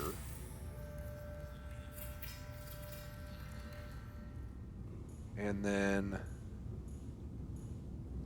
I know these are just glass. We've already made all of our... So watch our strength now. Also, our power is going. I don't know what that's all about. 32. Oh, did this... Well, we just put on a strength thing, right? That's why. So I'm keeping the cardinal points for future expansion, right? If I want to. But I'm kicking these diagonal ones so we can look around. And again, we're the only ones on this world, so we can kind of do as we like. But I'd love it's not just like, oh yeah, it's a window. You're looking out at the world as we modified it. We got fish, we got everything hanging out, and we don't have to worry about anybody except those peeper fish peeping us, because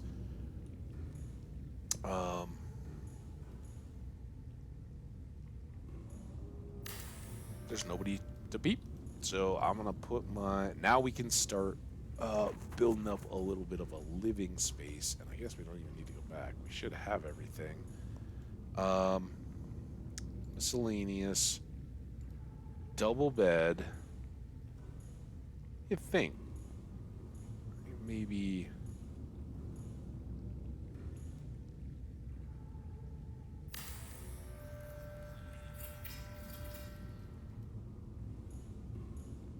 I was wondering if that was like a little footlocker thing. Okay, well that's kind of cool. And then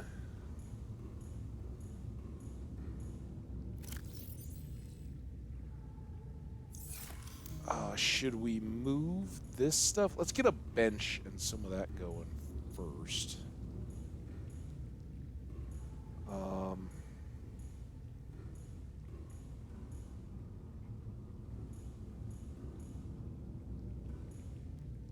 It's kind of a nice view. This feels like the most, but it's kind of not, right? Because there's not much to see there. I mean, there might be stuff out there. I think maybe this is the place to put our bench, even though it's kind of nice next to the bed. It's good thing, right? You got a bed, and first thing in the morning, you got to put shoes on, socks, all that. You got a bench. No hopping around, fool. There we go.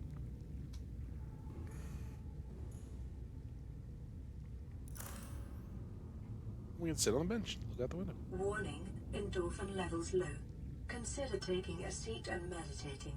It may help to remember that problems exist only where you choose to see them.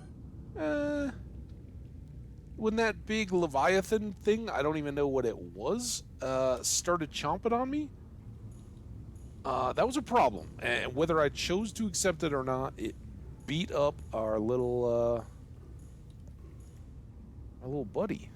Okay, next up on the things I need to construct, I think we need a counter for lack of any other, like a wardrobe type thing. Let's put a counter over here. I don't know what other stuff we may get for attire, right? But that we could even move our hat in here if we want to leave it over there. I don't know if there's other cosmetic stuff like that, but that can kind of come in here. And oh, what else do we feel? Man, the stupid nose thing. Sorry. Let's do the right thing here. Let's put our lithium away.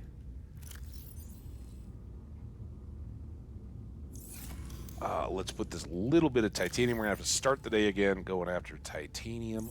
What are we going to call... Let's put this over, like, the wiring. Oh, this is all pretty... This is full. What did I do with that wire? It is up here. I think we need a locker for... components that we've already... like the one-offs, right? Those are in interior modules. I know this kind of throws off our whole feng shui. Maybe we come down here. I don't really want to go into that hallway anymore. I put away the titanium. Jeez. No. Oh, how was it? Alright. Locker.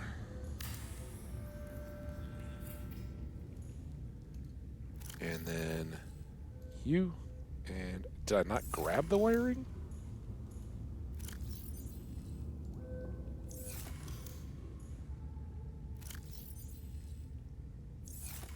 Okay, that frees up a little bit of this space, just a tiny little bit.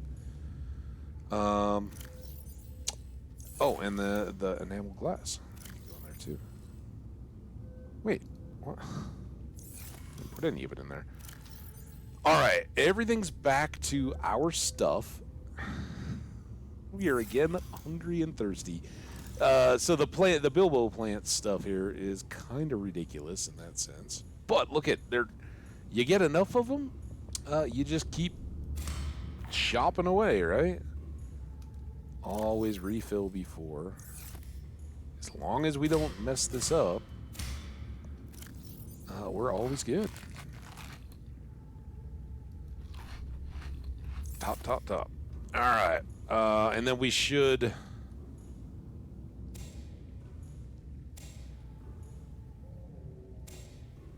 pick these guys up.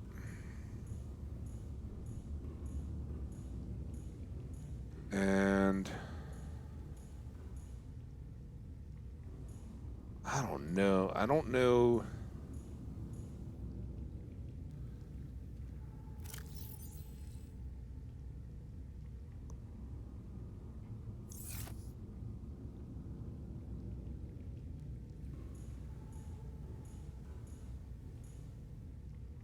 Oh, I had it.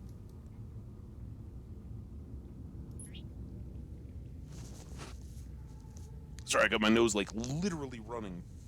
Literally dripping like a 4-year-old's. Okay. Why do these rotate so slow?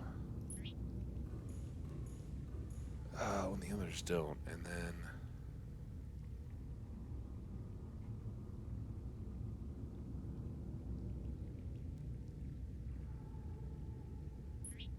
I was thinking about putting them up on top of here, but I don't know that I like that particularly.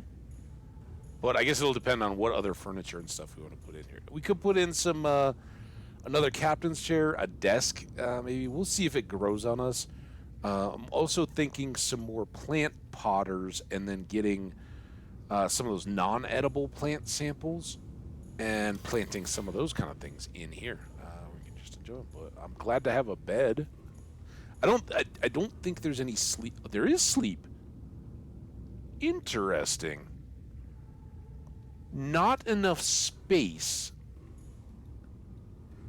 Okay, well that means that you have to go. Sorry, Mr. Carryall.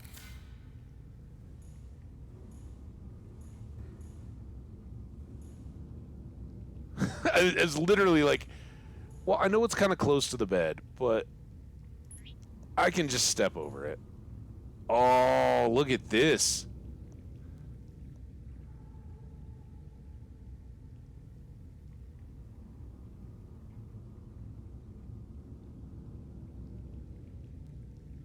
I guess we're nocturnal?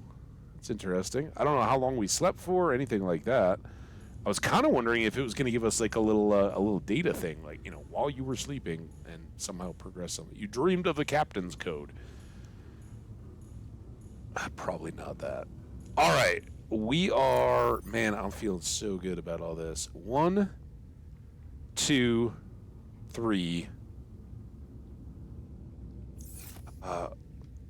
Our next, I think, adventure is going to be into the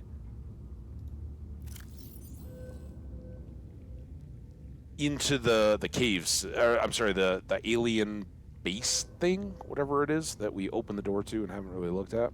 So we'll definitely look to that. Again, hopefully, I don't know where the battery charger stuff is. I know there is one. I know I've had it before. And I know it's like wall mounted. It's kind of cool. It just hit me as I was like looking at this thing and not putting the locker there. I was like, I think that the battery charger, the initial one at least, is wall mounted and like opens out. So putting it right next to this one. Oh my God. All right. I want to say goodbye, you guys. So hang on a second.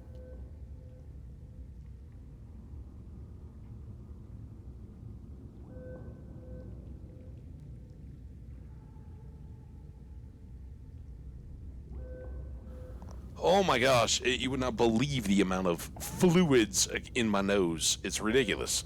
But yeah, I think it's wall mounted. It'll go very nicely opposite there, and then we can start charging up these batteries again. So I'm really hoping we don't have to build a bunch more, but whatever. It's just copper and acid mushrooms, and we've obviously got lots of copper. there are these. Oh, I already put the habitat gun thing away. We'll figure it all out next time. I'm thinking maybe like some glass tubes in a cross. Here, we'll go outside. In a cross hallway. Where this one never connects. It doesn't need to, but this, spoiler alert, we want this open area and this one going out this way so that eventually we can make the vehicle access and all that kind of stuff. There's special functionality rooms and all that to get us in and out of the water with depth for the boats to navigate in, right? And so that's still coming, but I'm thinking like an open tube or at least some open glass tubes, maybe even coming out this way, just so we can get a view from a different part of the base. That reminds me, one last thing we should check right before we go. Because look at our power. It is going back up with the solar, but I'm guessing we are now out or down. Yeah, there we go. We're down bio stuff. So we prepared for this eventuality. We've got rotten Chinese potato. It's okay, it's rotten. Bioreactor doesn't care. You get in there.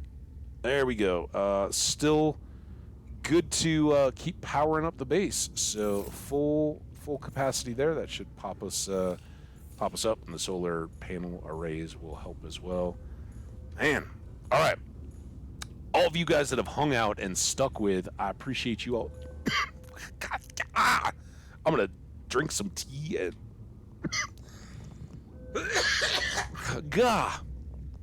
and drainage, guys, nasty. I'm gonna chill the voice here. I'm having so much fun. I don't want to stop, but This is Life Pod 7. ooh, Coordinates attached. Pod is structurally sound, but the fabricator's bust. ooh. Requesting assistance. 7 out. Signal coordinates corrupted. Approximate transmission origin recorded to data bank. So this is what we're gonna kick off with tomorrow. Because you know I'm coming right back at this. We got the voice bank, right? And we got the taking a seat and meditating and sleeping. Didn't give us a little mention, but yeah, LifePod 7 took care of us. We got some sleep. I would feel like that's pretty important. 40 days in, we finally took a nap. Good for us. Who knows? Who knows what's going on here? But we'll definitely. Maybe that is Riley Robinson, and maybe we're still Havage. I don't know. I can't even tell anymore. I haven't talked to anybody in 40 days. But I got a bed. I'm fired up about all the stuff that we got to make our base awesome. That scanner. It's the first time I've ever really used that, and for stalker teeth, that was awesome. So we'll try to do some more of that. We got to go get a bunch of titanium for base-related stuff. Also, figuring out plasteel and all that kind of stuff. I'm assuming that the game is going to take us deep pretty quickly, and along the way we'll be getting other Cyclops pieces to finish that out. Maybe going to this LifePod 7. I don't know how the game always plays out and what the wrecks are. I know I see a wreck, I'm gonna dive on it and try to go get blueprints and everything. And at time, like, we got the mobile vehicle bay very, very early in this one. Sometimes you struggle for just finding another recipe, but it would be great to get Moonpool. Obviously the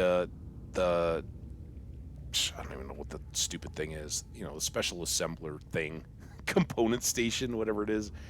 We really need that because we got so many materials, like materially and blueprint wise. We're ready to get our ultra glide fins and our ultra deep tank and all that stuff. Go get the materials that we need to make the prawn suit, but without the fabricator type dealie, I don't know, we're kind of stuck. So alien thing might very well help us out for that. And honestly, I don't remember. I just remember the storyline bit.